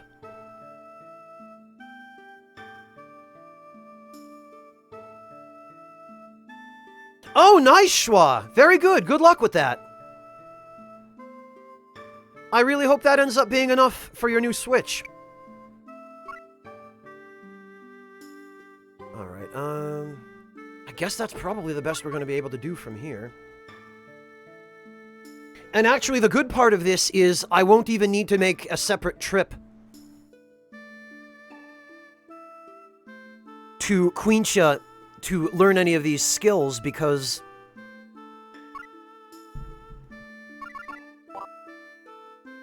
they're just going to replace the old ones.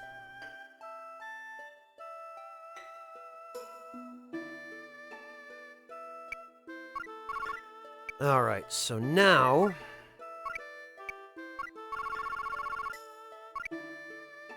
Oh, and the Megiddo Blade actually has... Okay. So, I guess... No, hang on, that was... Yeah, this is the one Joshua had. Blaze Slash, Thunder Slash, Double Slash, and Poison Mark. Yeah, okay. I'll take it.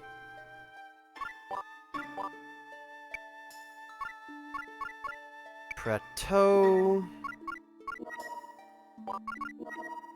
Yeah, this was Prateau's.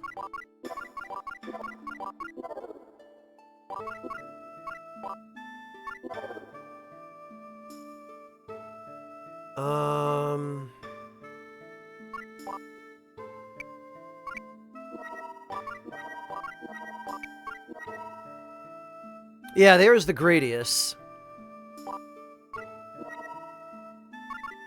You know, it wouldn't hurt for him to have a Thunder ability.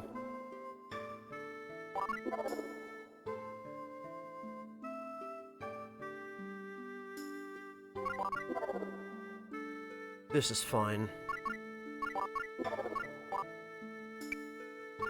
And who else needs one? Hammett.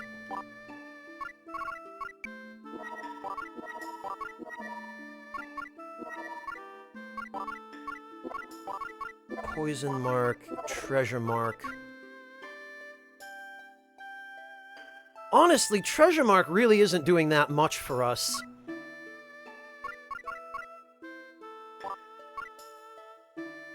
We're probably better off.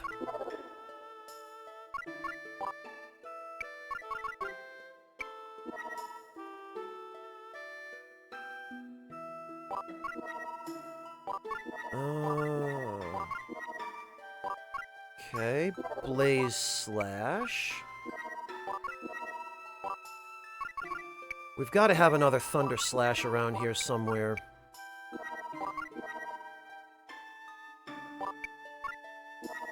There it is.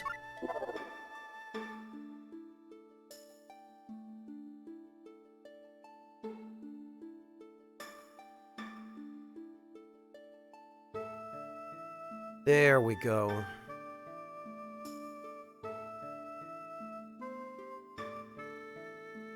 That way, at the very least, we have access to elemental attacks. We've got all kinds of other good stuff.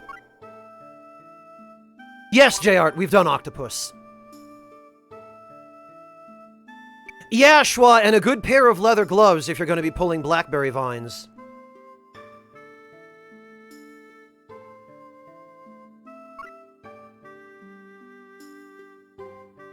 Alright, I think that's everything we need. Now we need to go to...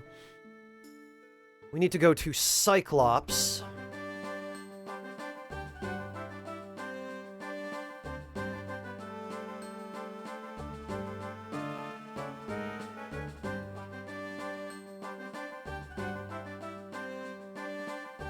I think? Wait a minute, what map did we get?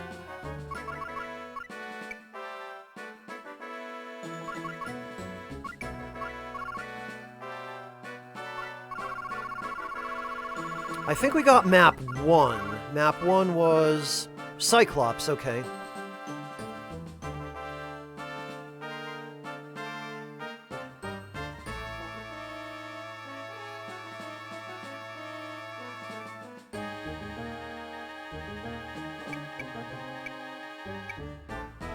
Alright. Then we will save the game one more time.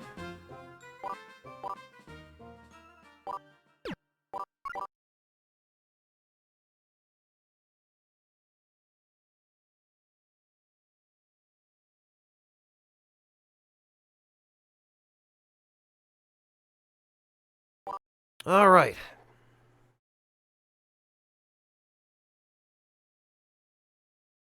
Don't look at me, Schwa. Blame Konami.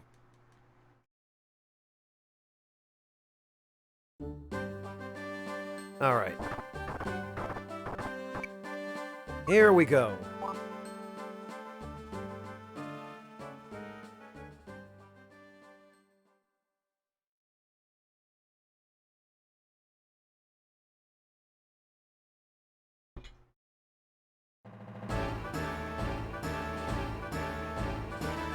Oh, that's right. Cyclops was supposed to be a village or something.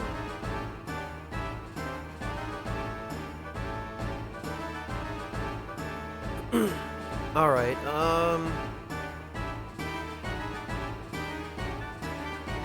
okay. I see how this is gonna have to work.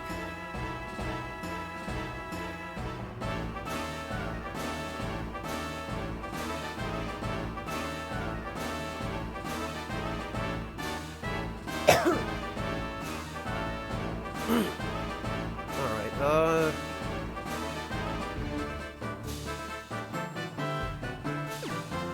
so... where is Joshua?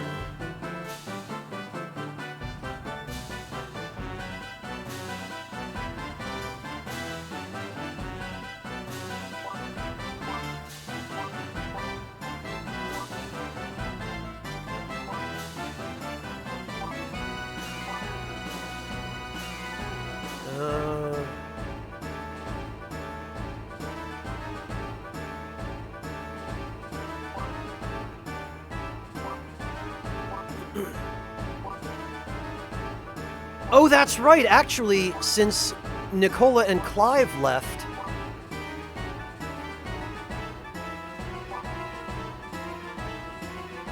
we now no longer have to worry about any of that.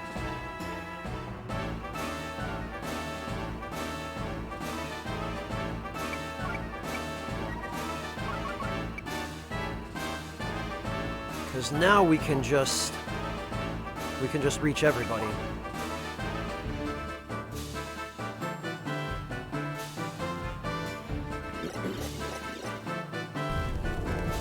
Yeah, that was the main theme of Vandal Hearts 1, Schwa. That was Ash Lambert's theme. And that one does play in this game during some of the hidden battles.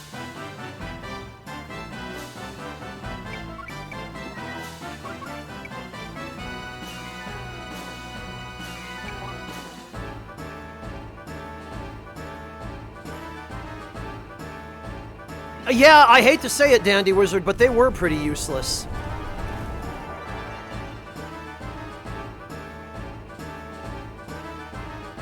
Alright, now let's take a quick look around and locate the treasure.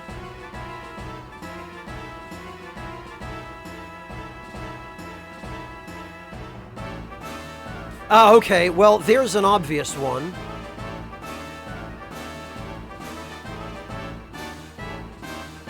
Ah, and there's another obvious one.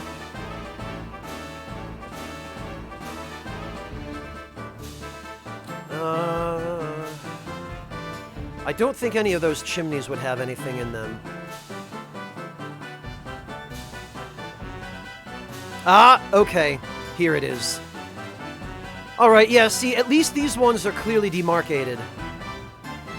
And it'll be a simple enough matter for us to trap one of the... if nothing else, one of the mages, because it looks like almost everyone else here is a flyer. There are no armored units, it's just archers, flyers, and mages. So we'll trap one of the mages on top of some blocks.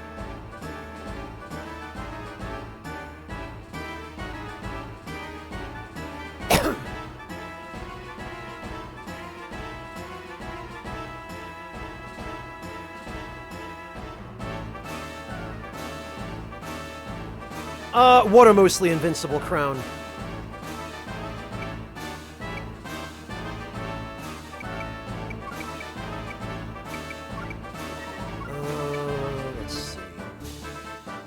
Actually, that mage, probably I should leave him alive.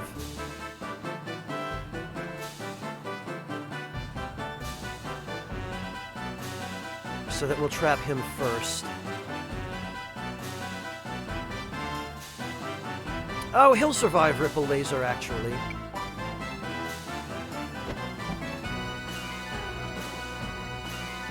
The treasure isn't only in chests, Crown. That's correct. It's not invisible, but you have to pay really close attention to see where it probably is. There are some hints. There are items that you pick up that are just maps that will give you coordinates for treasure. Yeah, go get some rest, Sugar Crow. Thank you so much for joining us, and have a good one. We'll catch you next time.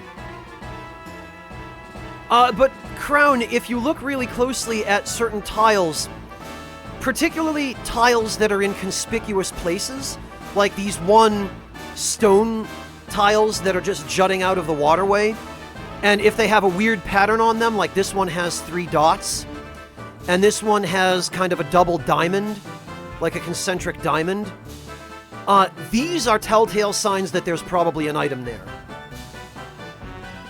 Or like this one over here, there's a big circular mark with 3 dots in it. Stuff like this is meant to tell you, oh, that's a unique tile, you should probably search it for items.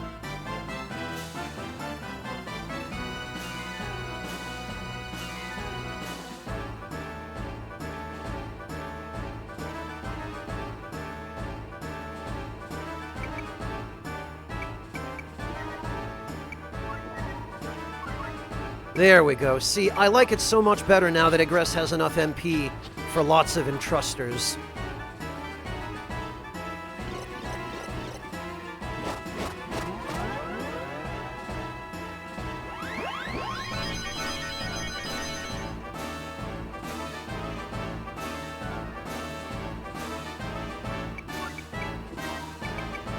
And actually,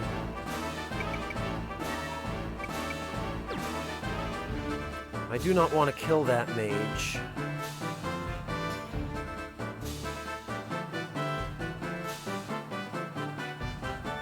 I do, however, want to ensure... Okay, yeah, no, he should be fine. I want to ensure that I hit all 3 of these guys. There we go. And he's going to move up, so hopefully... Ah, damn it. Okay, well... I'll have hit 2.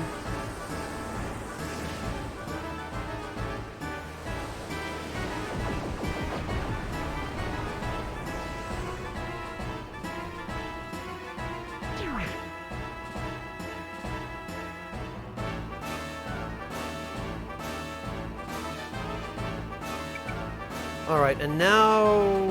Actually, I should check that mage's ability and range. Yeah, okay, black hole. So he can't heal.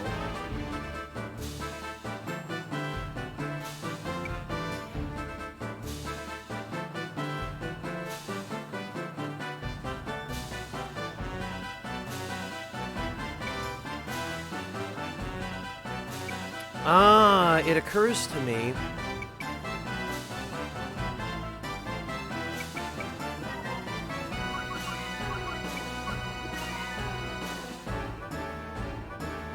Maria just barely can't reach. What she can do, however, I'm trying to figure out whether... Yeah. I think it might actually be better to trap that mage.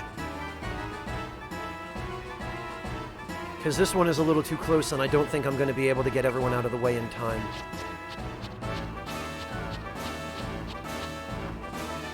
Okay, Amateur Sniper, have a good night. Thank you so much for joining us. We'll catch you next time.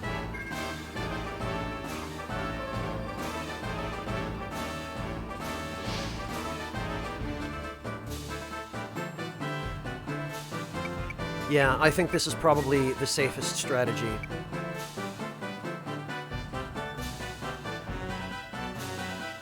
Nobody else is around. But... Actually, what am I even doing? Oh, wait, he can't... I was gonna say, I could just use Fire Burst, but he doesn't have access to it yet.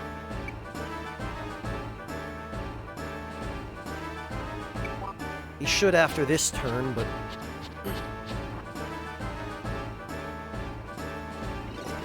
I don't know, Schwa. I don't feel like Gradius is relevant enough to me to be worth an emote slot.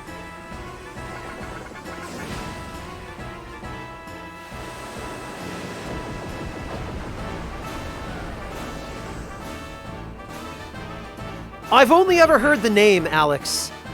I don't actually know anything about Patapon other than what it's called.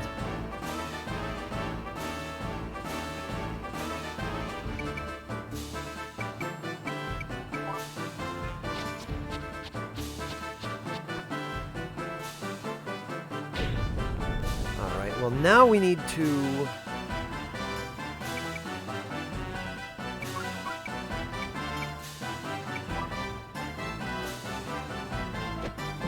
I wonder if that other mage up there has a healing spell or an attacking spell. I should check. I have a feeling he might have max heal. Oh no, he has Kill Filament. Okay. Oh, that's fine then.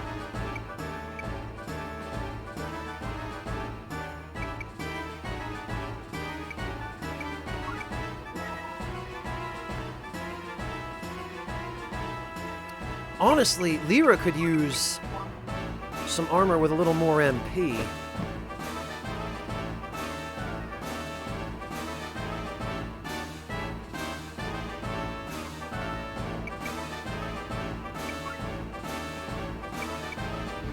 And actually, what's the range on G? Oh, okay, it's... yeah, I figured.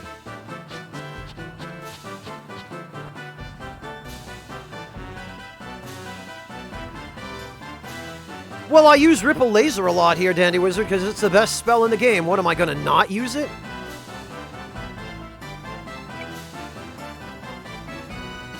Actually, did Prateau... Figures. Alright then.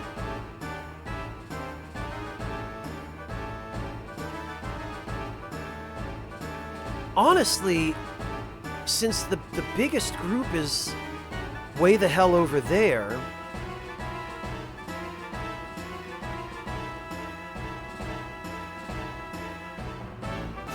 maybe we should take these guys out first.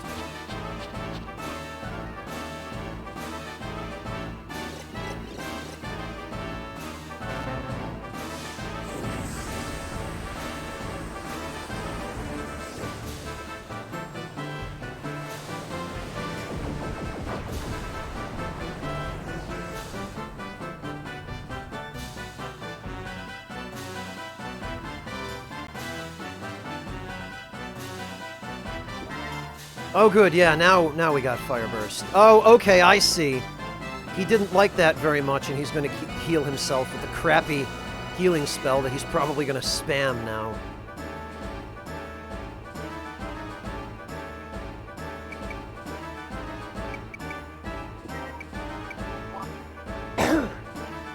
Alright. Oh, okay. Well, that answers the question of what spell that third mage had.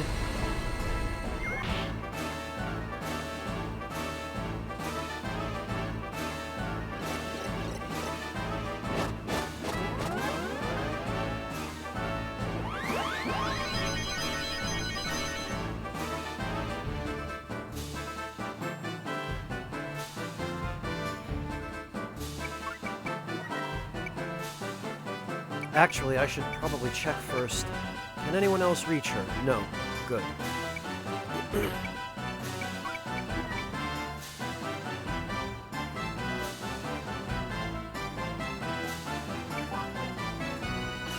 Alright, here we go. Those idiots are dead. Hey, Lavitz! Good to see you!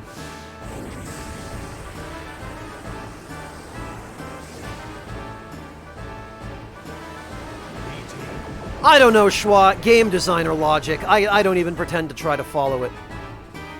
Alex, thank you so much for the resub. Welcome back, and congrats on your anniversary.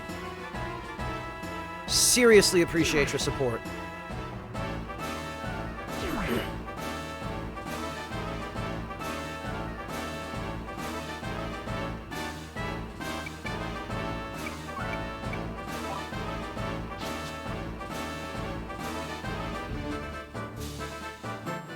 There we go. There's one. Oh, a goblin shield. Nice. That's another recover mark for me.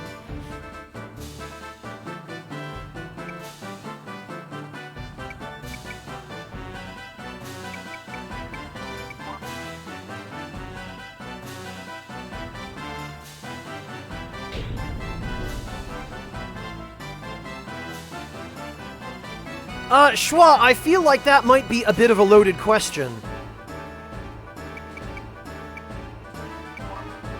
I feel like there's a particular answer you're looking for there. And if we're talking about magic, it could be literally anything.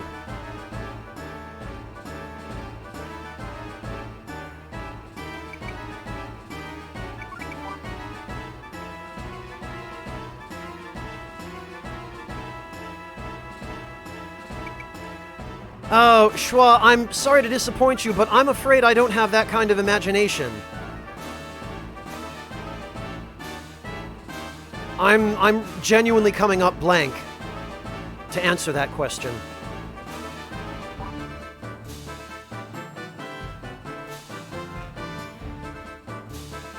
And that, Schwa, is one of the reasons I don't play games like D&D. Because I just don't have the brain for it. I'm a really concrete, literal, direct thinker. Things to me that are abstract, I'm not good with.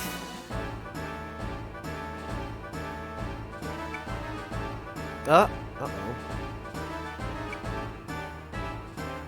Okay, well, I think that mage is probably...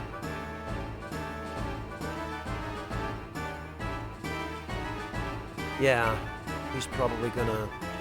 Oh, no? Okay. Oh, it's gonna be the archer, is who it's gonna be.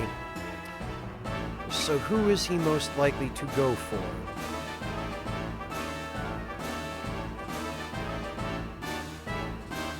Probably guilty.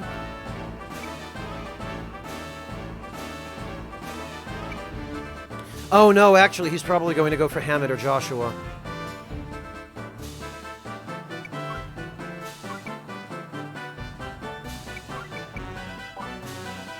I would guess Joshua.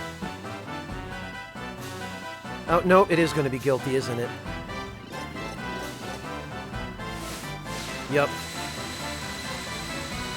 Really? Fascinating.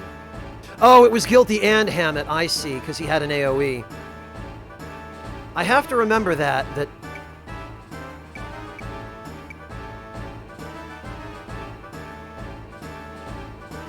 some of these guys have that ability.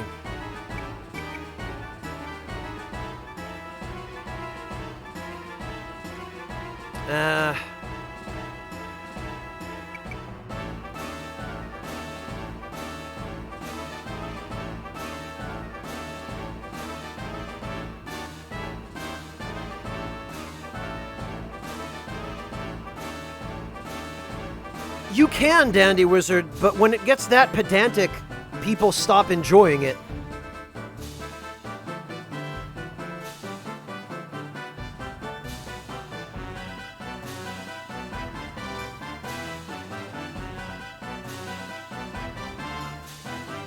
Alright, I'm trying to figure out my best move here.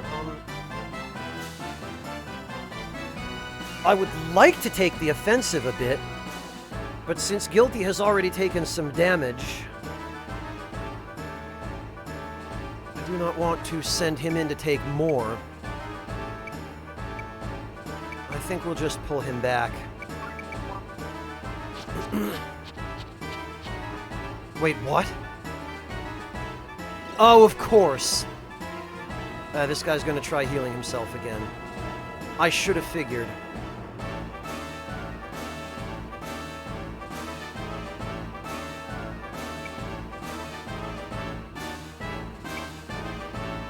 Well, alright. Actually, Maria can reach that second item. And...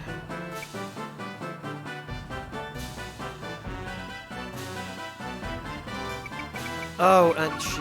yeah, it would be better if we moved Prateau over here.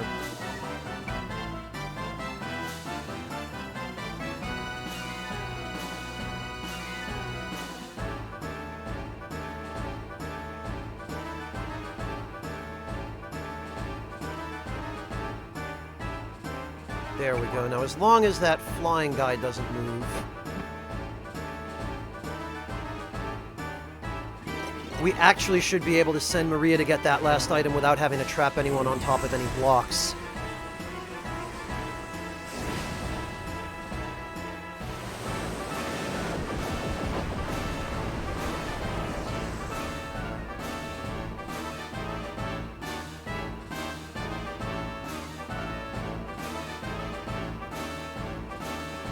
And now that the mage has moved up and wasted his turn, now we can have Maria go get that item and give Prateau another turn in the process. Yeah, I think this was definitely the best idea. Yeah, okay, there's map 9. That, I think, should be Goldfinch? Or maybe Goldfinch is the one we get from Gardeau, but at any rate, we now have only one map left.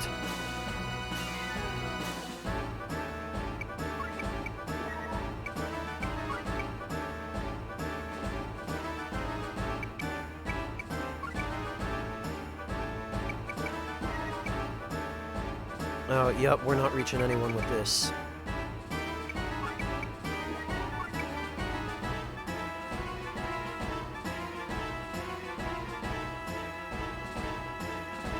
Okay, so if we kill these 4 guys... oh! Perfect, actually. There's a guy with a dagger that we could put up on blocks if need be.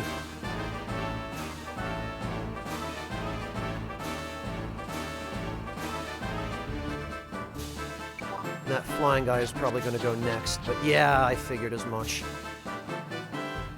We're not... I don't think we're going to hit him with this, but we have other ways we can get him.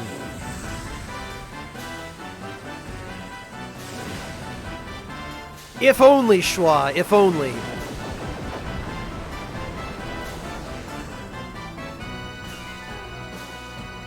Oh no, we did get him! Okay, great.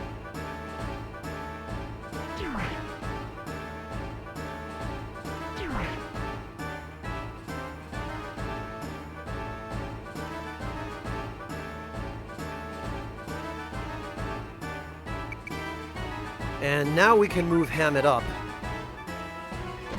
So that way he will be able to tank when this mage attempts to cast.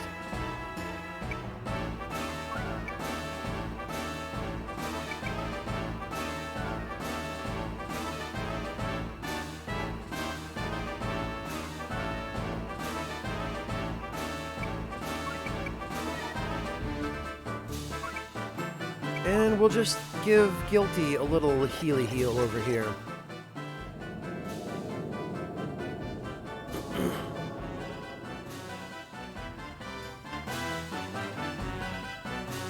Actually, Song of Joy costs 24 MP. Heal Max costs 35. Okay, so Song of Joy is better for healing an individual. Just checking.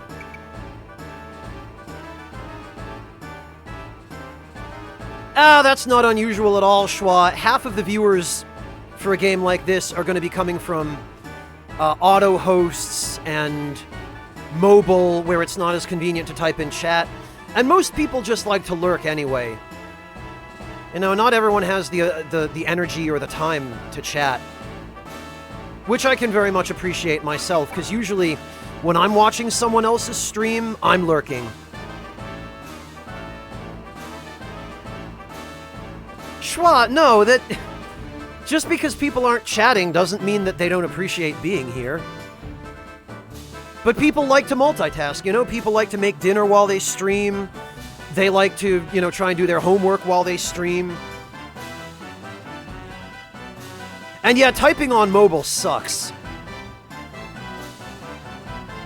I have a feeling that mage is going to go for Maria over here.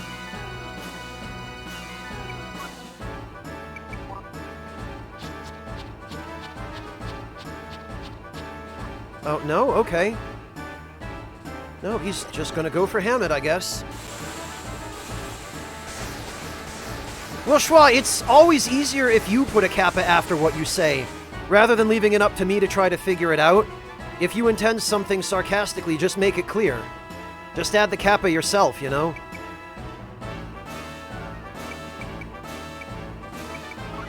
Because I've got my hands full just trying to make sense on stream without having to worry about figuring out what people mean.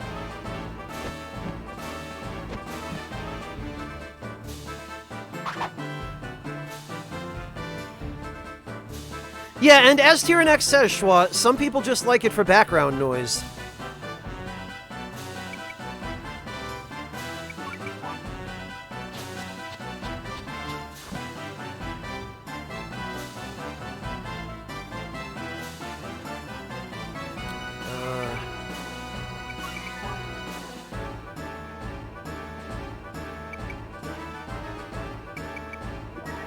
Alright, let's see. Okay, we can reach this guy. The thing is, we can't reach the mage, and he's the one I really want to reach.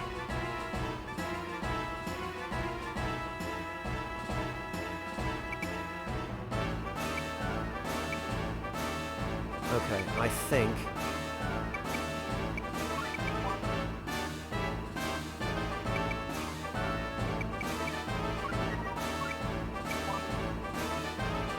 I think we should be able to pull it off this way.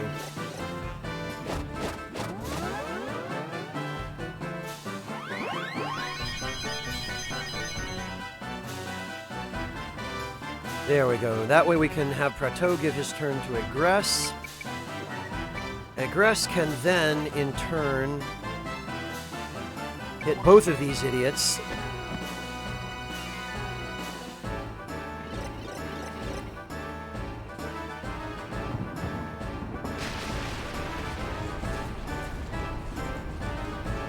Zap.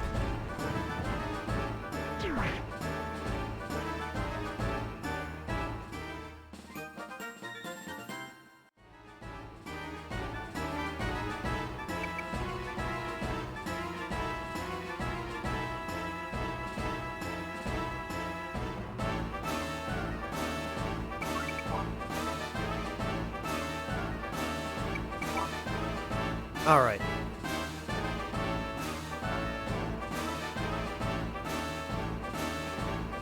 So this guy is going to go for... Oh, he's probably going to go for guilty. In which case...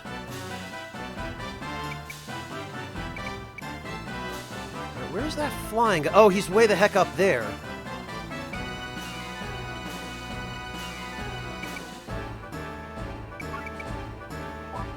Alright. Oh, no, he's going for Hammett. Okay, fine. Fair enough.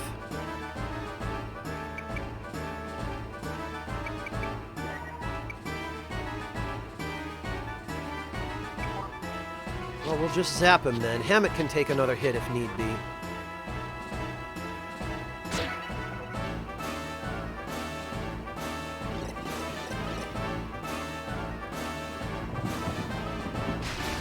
And actually, Hammett can just tank this guy until we've gotten the final item. So what we're going to do...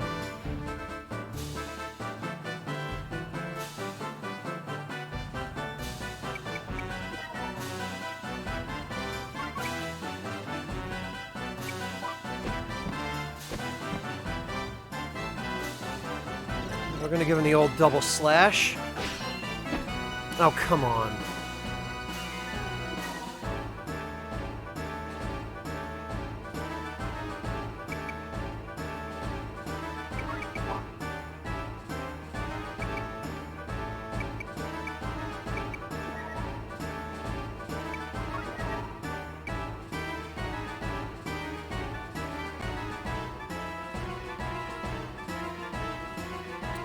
This is ridiculous overkill for one enemy, but I don't want that knife guy dying just yet.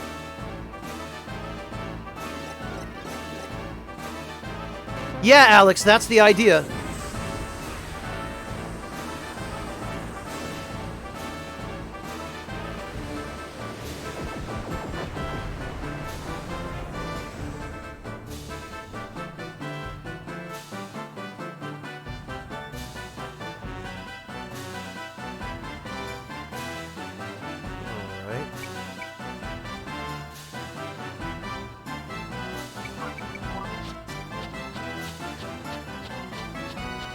Oh, damn it, I should have had Maria give her turn to Hammett.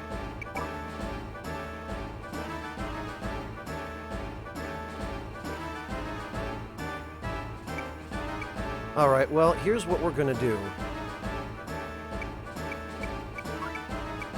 Since I think the flying guy is gonna move second, we're gonna kill him first.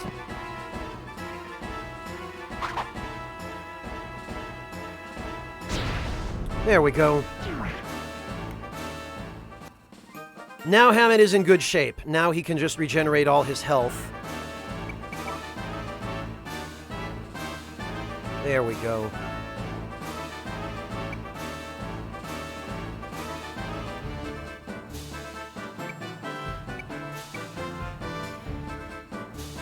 And actually, we could even...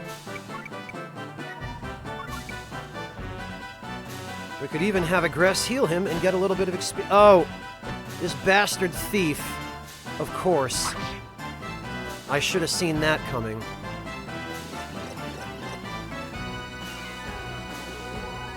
I forgot I ended the turn.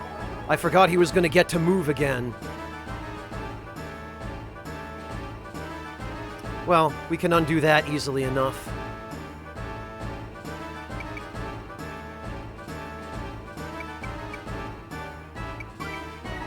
Time to try out Fireburst.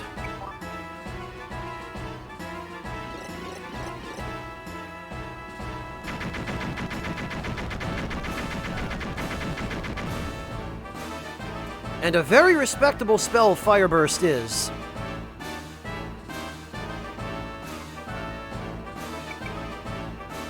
And there we are. There is our last item.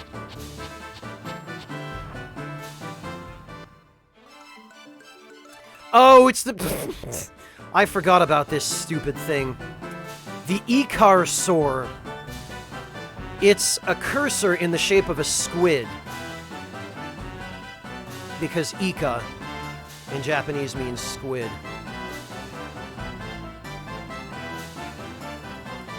Alright, well, what we're going to do here...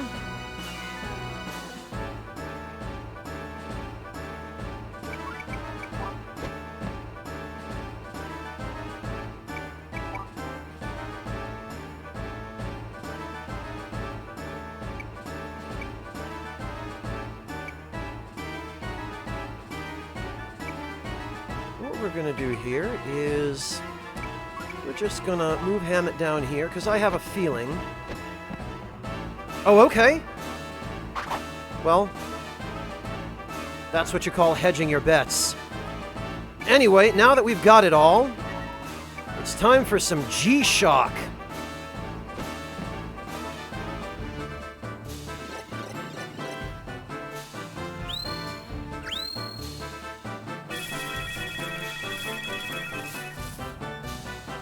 I'm not sure exactly how much... Wow! 195 experience.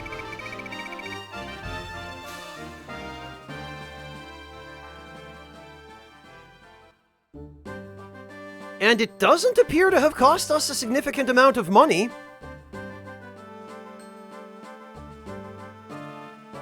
Alright, now where is that other map? Ortissa, The Rock, King Grand... Musaeus, that's the one we need.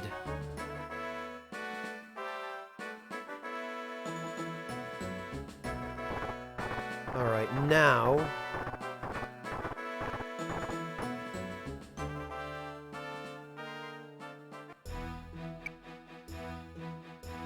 Let's just check the shop.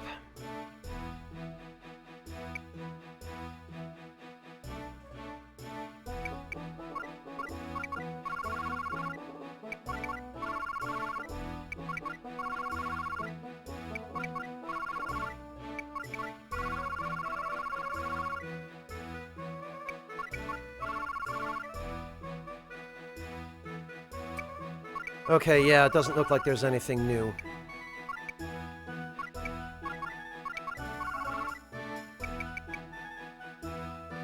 Alright. In that case...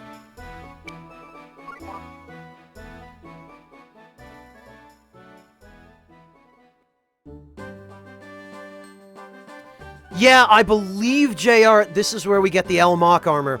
I remember this because... you get the coffin at the Slate Convent, and then immediately after that, you get the light Mach armor. So they pretty much give them to you consecutively. Well, almost consecutively, since you have to go through Cyclops to get to Musaeus. But we are closing in.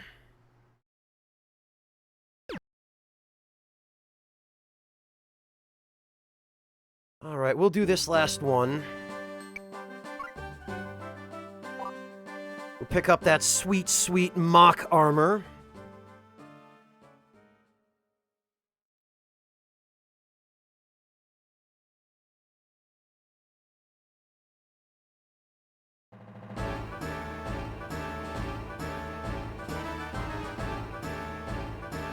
And here's another really interesting environment, which, in this case, I think is basically just a gigantic,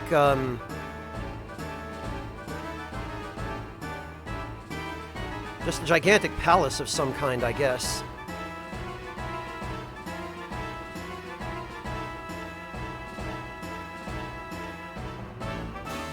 Alright.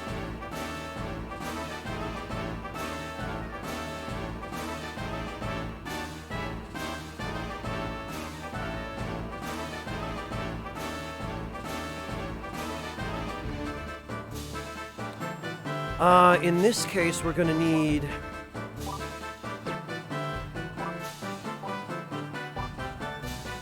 these guys here.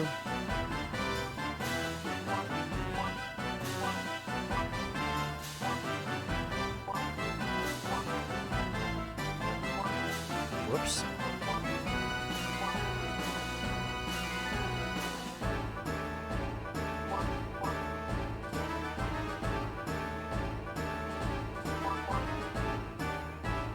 Yeah, this is fine.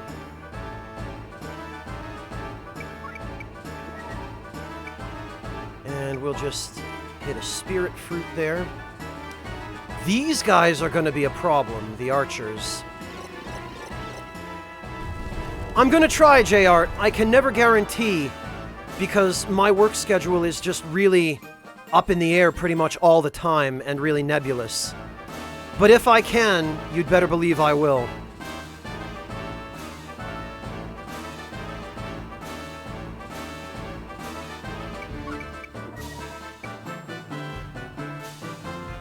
Yeah, we want to definitely get rid of those two archers first thing.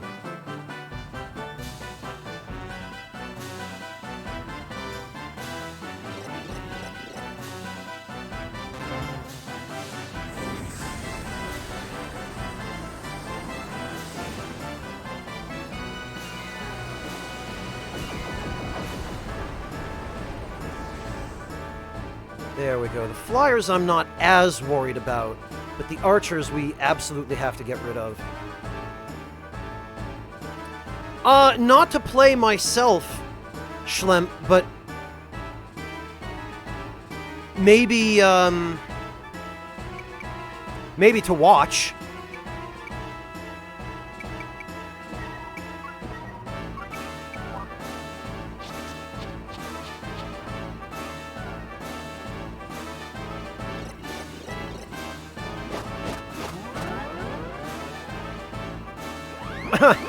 Well, Jimmy, this isn't my first time playing this game.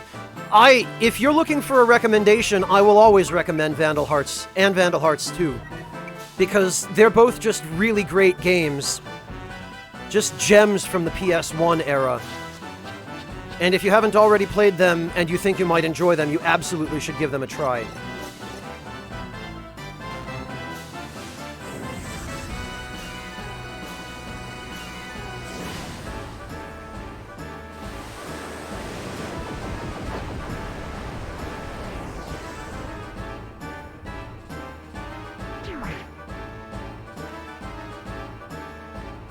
Oh, those guys, they've got some nifty armor, don't they? They survived 2 ripple lasers. What are they wearing? Oh, they're wearing king mail, because of course they are.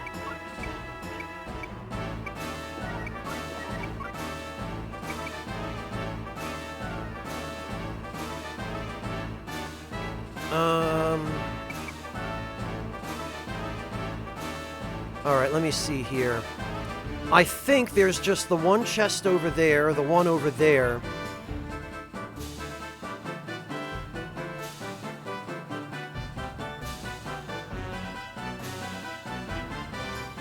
And if I remember correctly...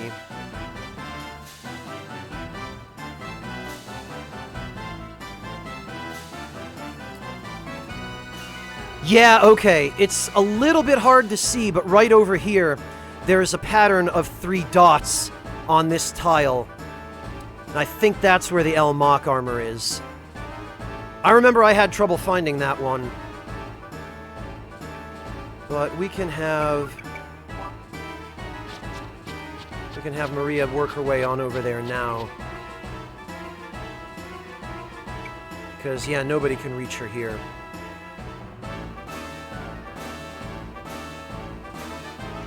Then we can just have her loop back up and around. Oh, damn it, I forgot to have her cast Remove on Prateau. I keep forgetting she has Remove. Really, I think we can just let the enemies come to us.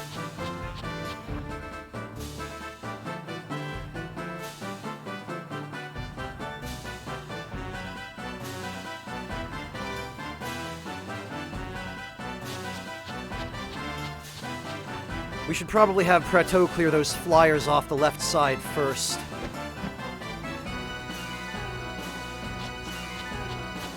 Just so that Maria has a clear path up to that first chest.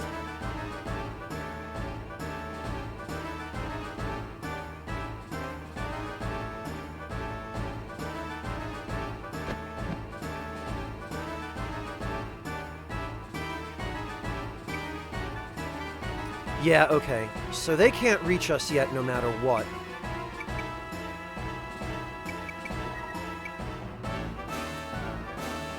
So ideally...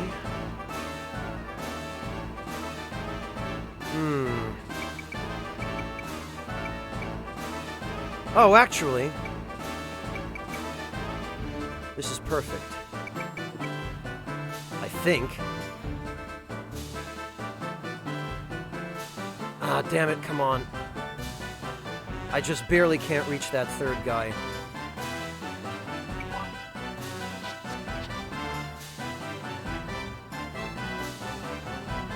That's fine, though.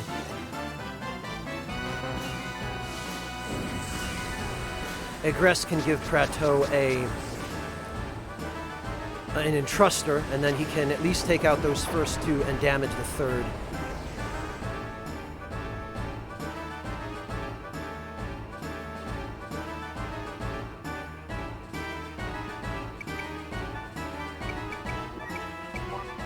There we are, because no one is going to be able to reach us yet. We've got at least one more turn.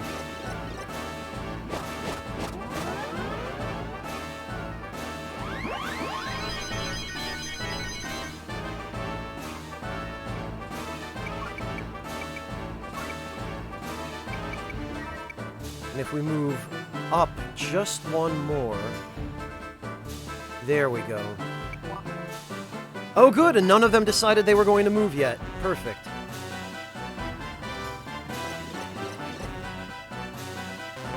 Hello, Stovetastic. You really need a new greeting, dude. That one's getting kinda moldy.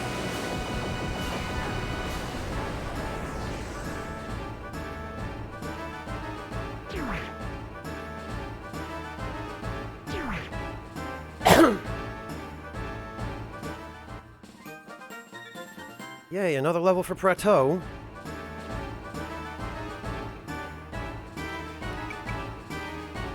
Oh, and would you look at that?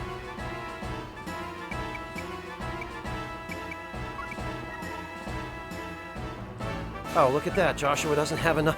Okay. Alright, so Joshua weighs 232. This guy who's about to move weighs 170. But actually, I don't want to bounce him out of the way, because if I do, I'll have to knock him back. And I want him to come in close enough that... Oh, okay. Alright, fine. I see what you're doing.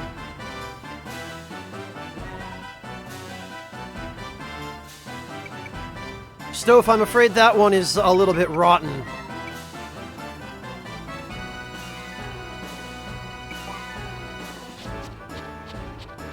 No, JR. Zero Dash does not stack like Brawler, to my knowledge. It's just a flat, straight line attack that does 75 damage if it doesn't get blocked.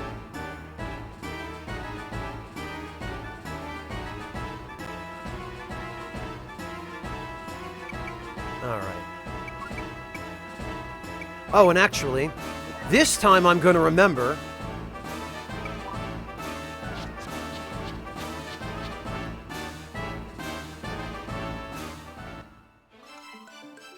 There it is, the Elmok armor. The good stuff. The gimmick that actually works. What's your question, Shersha?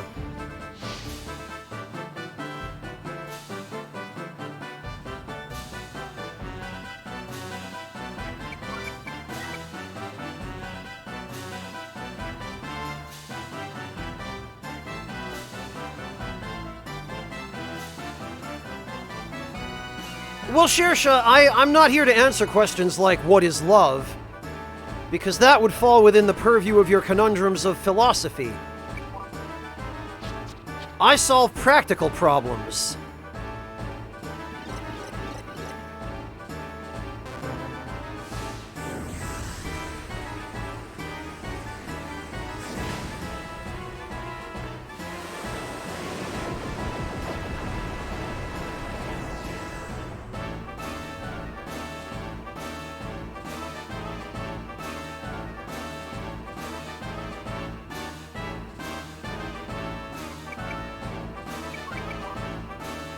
Alright. I think we can probably just... Wait, what? Did I just imagine that, or did Guilty just get a level up for walking? Did that just happen? Am I crazy?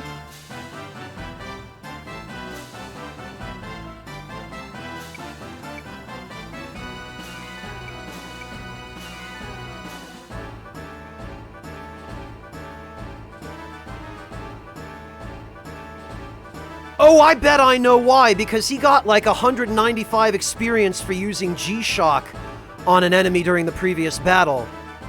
And he never actually got the level up animation because the battle ended on his turn.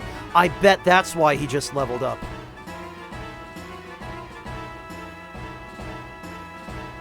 I bet that's what happened.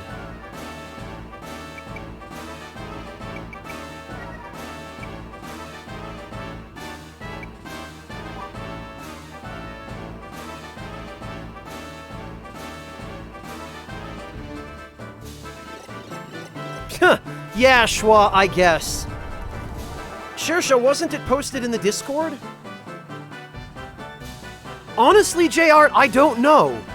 I don't think I've ever seen that happen in this game before. It appears to maybe have resulted from G-Shock itself. I'll have to just give it a try, because...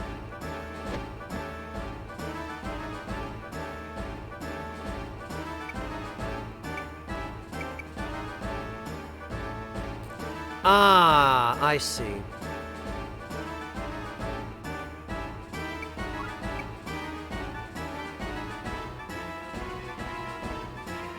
Alright, now, can anybody else reach anyone on my team? No.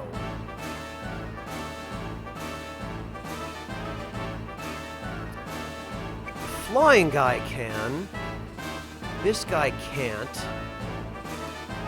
Is this a healing mage or an attacking mage? It is an attacking mage. In that case, this flyer is absolutely going to try attacking Maria. In which case... Oh, alright! Or not. Oh, of course, one of them had a healing spell.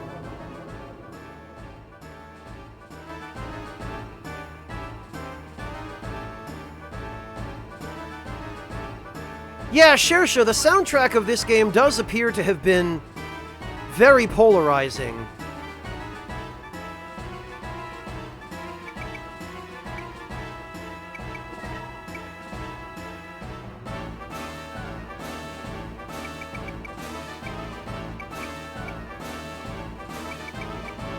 Well, Maria can take one hit.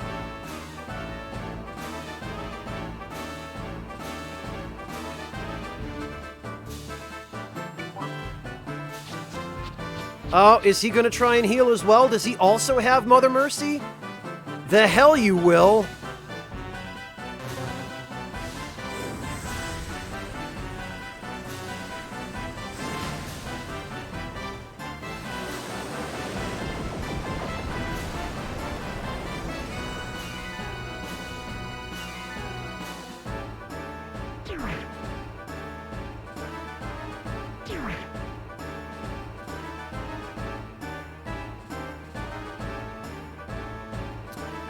Hard to believe, isn't it, Shersha? The time does fly. Yeah, see, now... I should have checked to see if they had any healing spells.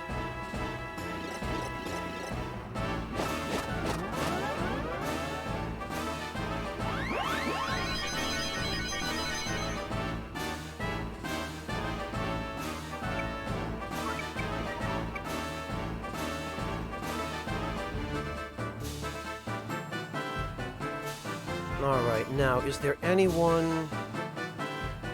Oh yeah, there's Dagger Guy up here. So now I can actually feel liberated to kill all three of these idiots. Long as Dagger Guy didn't just walk into it, but I think he can take a hit.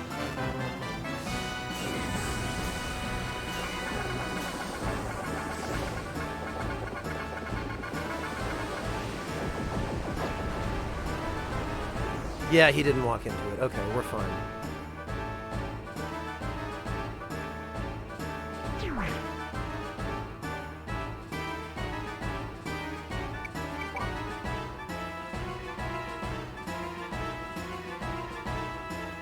Now, as long as none of these other guys have any healing abilities...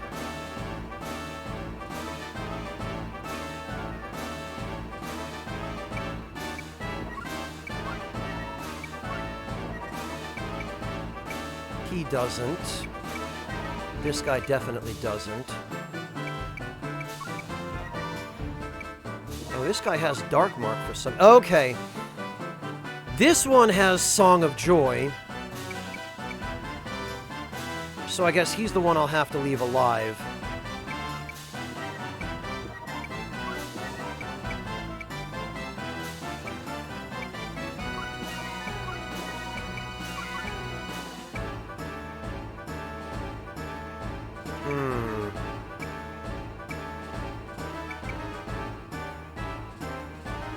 We're gonna have to pull Maria back for now.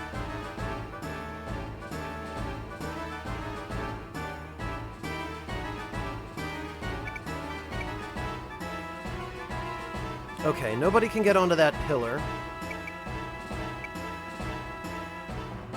So this will have to do.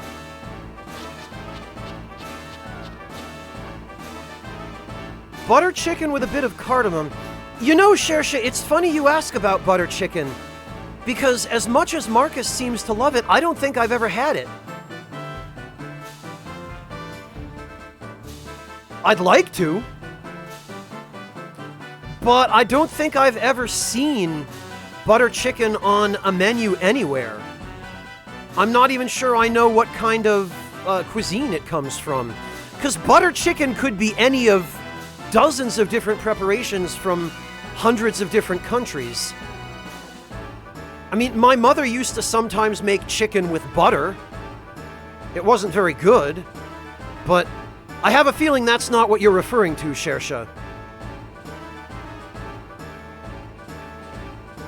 Butter chicken is fake Indian food. Yeah, I was gonna say, Mad Dragon, just based on what Marcus has described, butter chicken sounds to me like an attempt by somebody who wanted to open an Indian restaurant to appeal to dumb Americans, I guess, who couldn't handle real Indian food.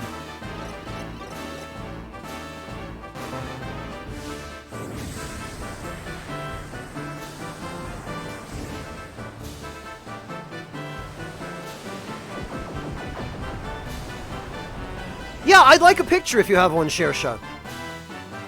It is popular in India. Huh, okay.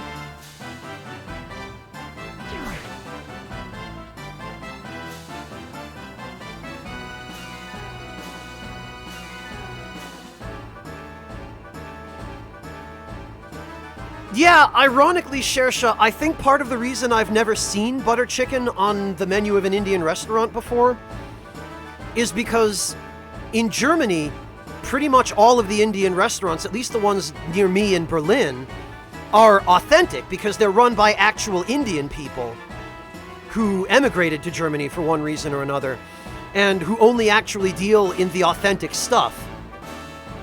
So you don't tend to really see imitation Indian food here, because if people are going to go buy Indian food, they'll just go get the real thing, you know? So that's probably why I've never seen it, and... Oh god, Shersha, that link. Alright, let's see.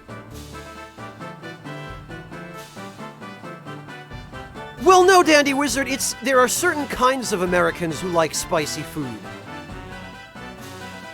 And part of that breaks down along ethnic lines, and part of it breaks down along cultural lines.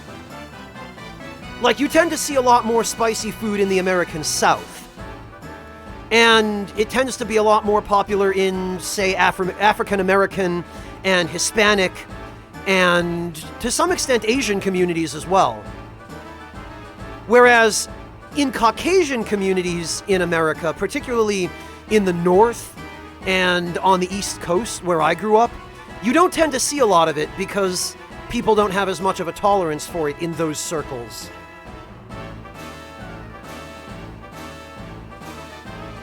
Alright, Shersha, let's see.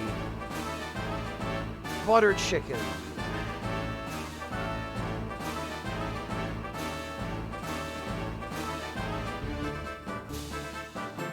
Oh, okay. I see. So this is kind of like a... Yeah, this is kind of like a typical Indian cream-based chicken curry.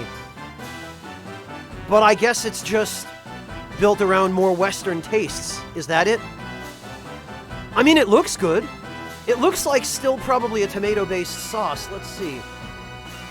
Oh, you actually gave me a recipe, Shersha, didn't you? What are the ingredients? Oh, similar to tikka masala. I gotcha. Oh, it's yogurt-based. I see.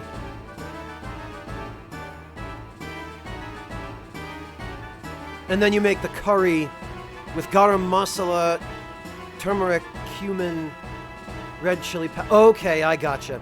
Yeah, these I think are ingredients that are simple enough for... Yeah, I see. I see it.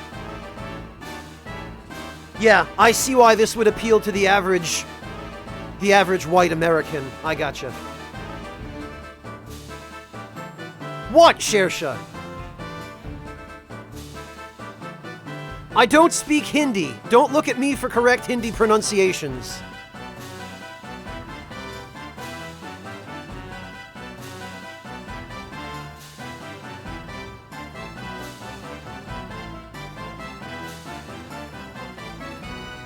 What do you mean it's Urdu?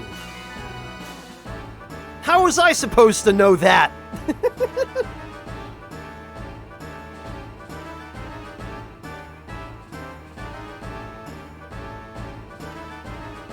Really? Masala is, or masala, or however you correctly pronounce it, It's Urdu? I am, Shersha, but I'm also a man who doesn't pretend to know more than he knows. If I don't know something, I'm not gonna try and... Oh, it was right! Then why are you laughing at me? You're laughing at me for pronouncing it correctly.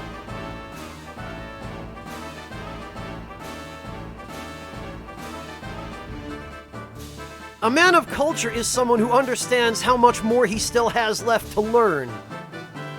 Oh, masala. With the stress on the second syllable then. Right, Shersha?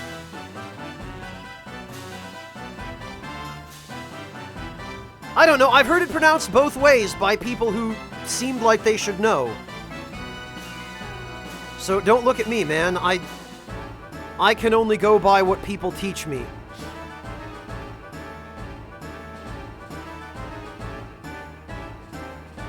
Anyway. Butter chicken does look pretty decent, Shersha. But I have a feeling if I were going to order something like butter chicken, I would just cut out the middleman and order something spicier anyway.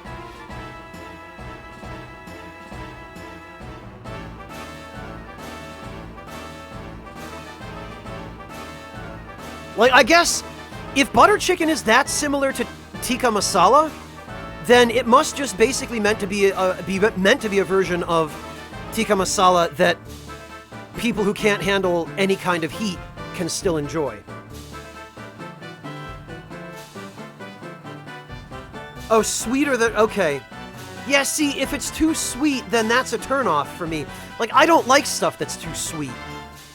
And the sweetness would explain why Americans... or why it's meant to cater to American tastes. Because Americans are sugar addicts, by and large. And it's not even necessarily Americans' own fault. It's just that the food industries in America put sugar in everything to make it more addictive and make people want to buy more of it so that they can sell more of their cheap, low-quality, subpar products.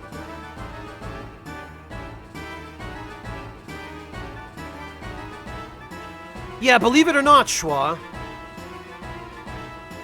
If I want something sweet, I will bloody well sweeten it myself so that I can add just enough and not have to have way more than I want. Dandy Wizard, you know that's not what I meant.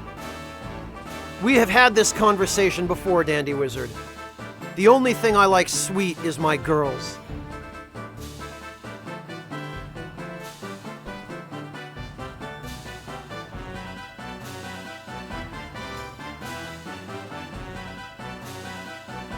Well, yeah, Shersha, but that should be any chicken that's prepared that way. Anything made in a tandoor. Or even just grilled that way, you know? JR,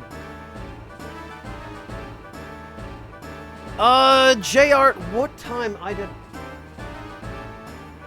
It's almost 3 a.m. in Germany, JR. I've totally forgotten what I was trying to do over here. Oh, I remember. There was, of course, there was a reason.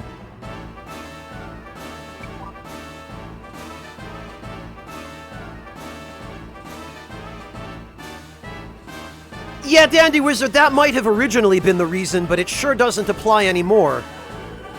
They might as well call them chicken mechanically separateds now.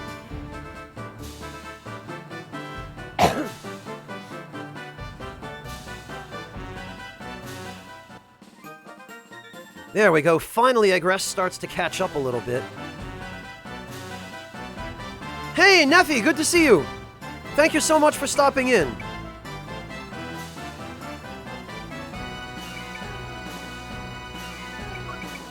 Actually, I would like to try another experiment. I'd like to see if Guilty can reproduce that goofy thing that just happened to him, where he got a ton of experience.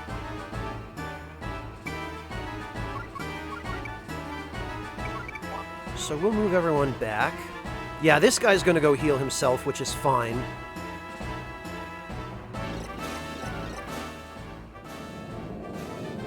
Yeah, Shersha, like... I don't think I've eaten a chicken nugget since I was 12. Because that was around the time I started learning to appreciate real food. And even then, I was still really picky until I was about 16. But chicken was one of the first things that I started to realize, yeah, actually, that chicken nugget crap, that's some crap.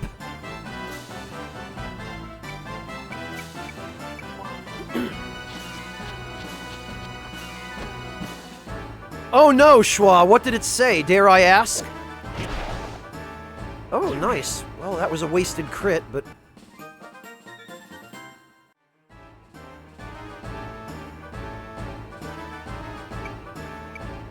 Oh, yeah, the people who write those are definitely getting a little more sophisticated, Schwa. But only a little more, though.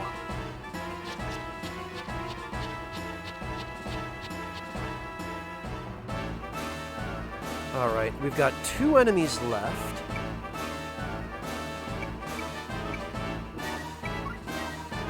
Okay, so that's the guy who just healed himself. Then oh, okay. Right, I forgot there were 2. Actually, if that's the case, then I definitely want to send Guilty up here to take care of this guy. Can this guy reach Guilty, though? He just barely can't. Damn.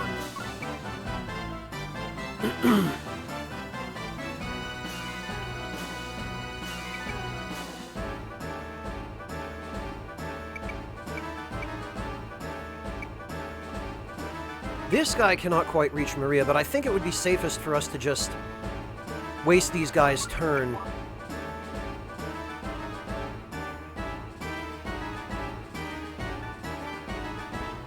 By having people who can't do anything just wait. There we go.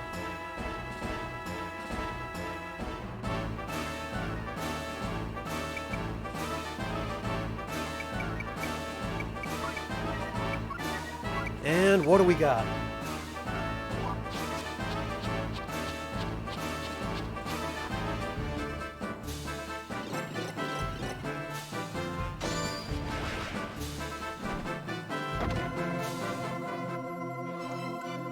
Oh, another Ogre Rod.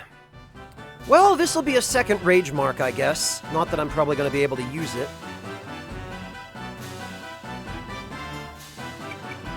Alright, friend. Now let's see how much damage G-Shock can actually do.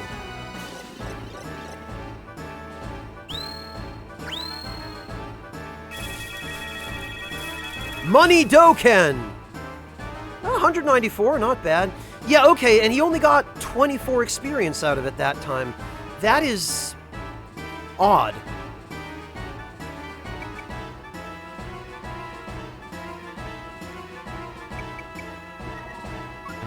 Oh, not enough MP. Okay, then.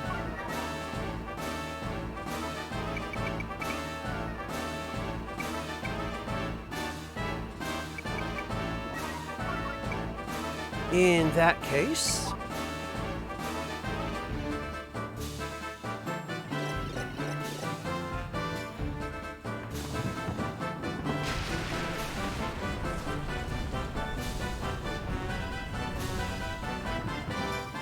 Yeah, Schwa, you might want to get some protein in there. Because berries are great for vitamins and whatnot, but if you don't get some protein, you're going to be pretty miserable.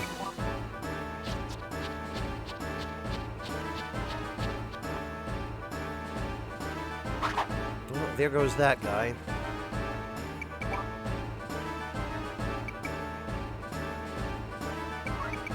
Alright, now we just have that one treasure chest left, and we can... I guess probably it'd be best to have Maria just go back and kill that guy.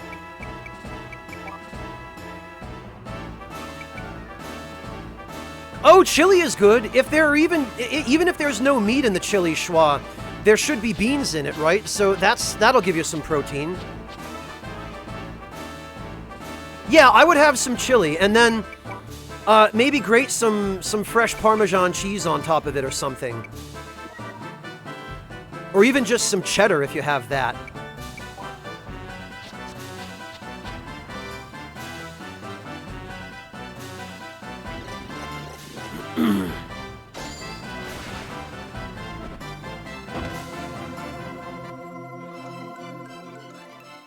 Really? Another Cybele? Didn't I just get one of these?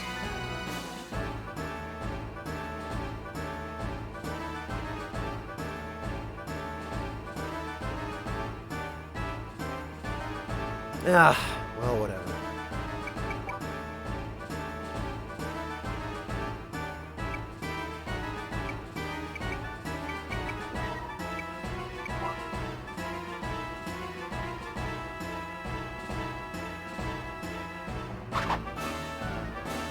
Peekaboo, have some money.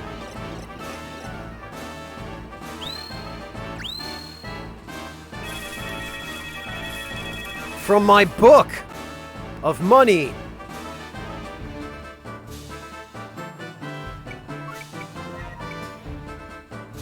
Also die. Good night, Amazing Blanket. Thank you so much for joining us. We'll catch you next time.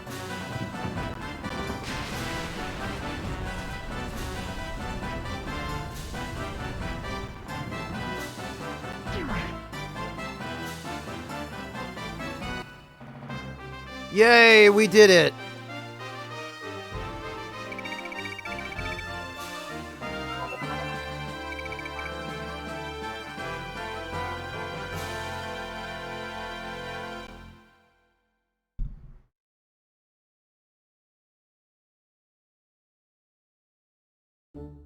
Huh.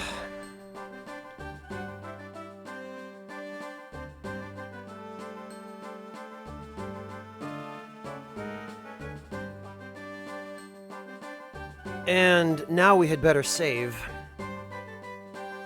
Oh, actually, first.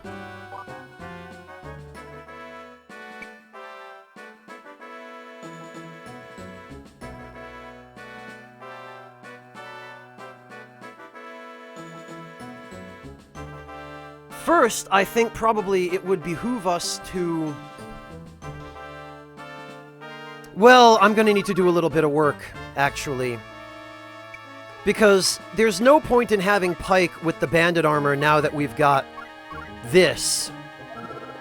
A fabulous outfit that uplifts the wearer body and soul. So this attire leaves you with 1 HP, but it gives you a movement rating of 30, so you can basically move anywhere. And the coffin, wherever the hell it is,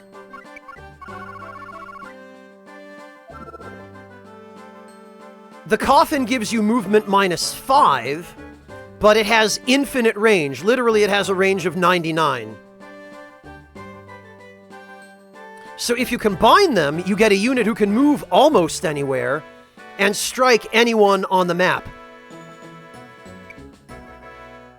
Which is kind of gimmicky, but also still kind of useful. The only thing is, now I'm going to need to learn some techniques for it.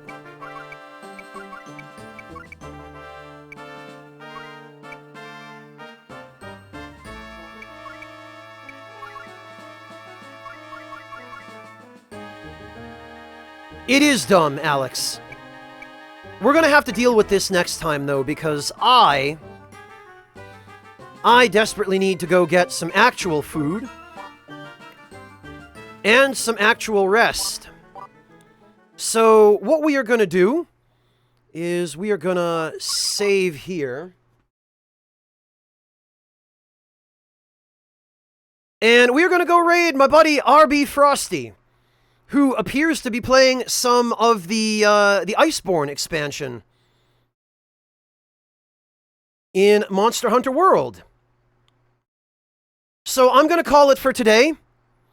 Thank you all so very much for joining me. I really appreciate everyone's company and everyone's support. I will try to stream tomorrow, but if I can't, I will definitely stream the following day. So thank you all very much, and I look forward to seeing all of you next time. Good night, everyone, and catch you all later. Have a good one.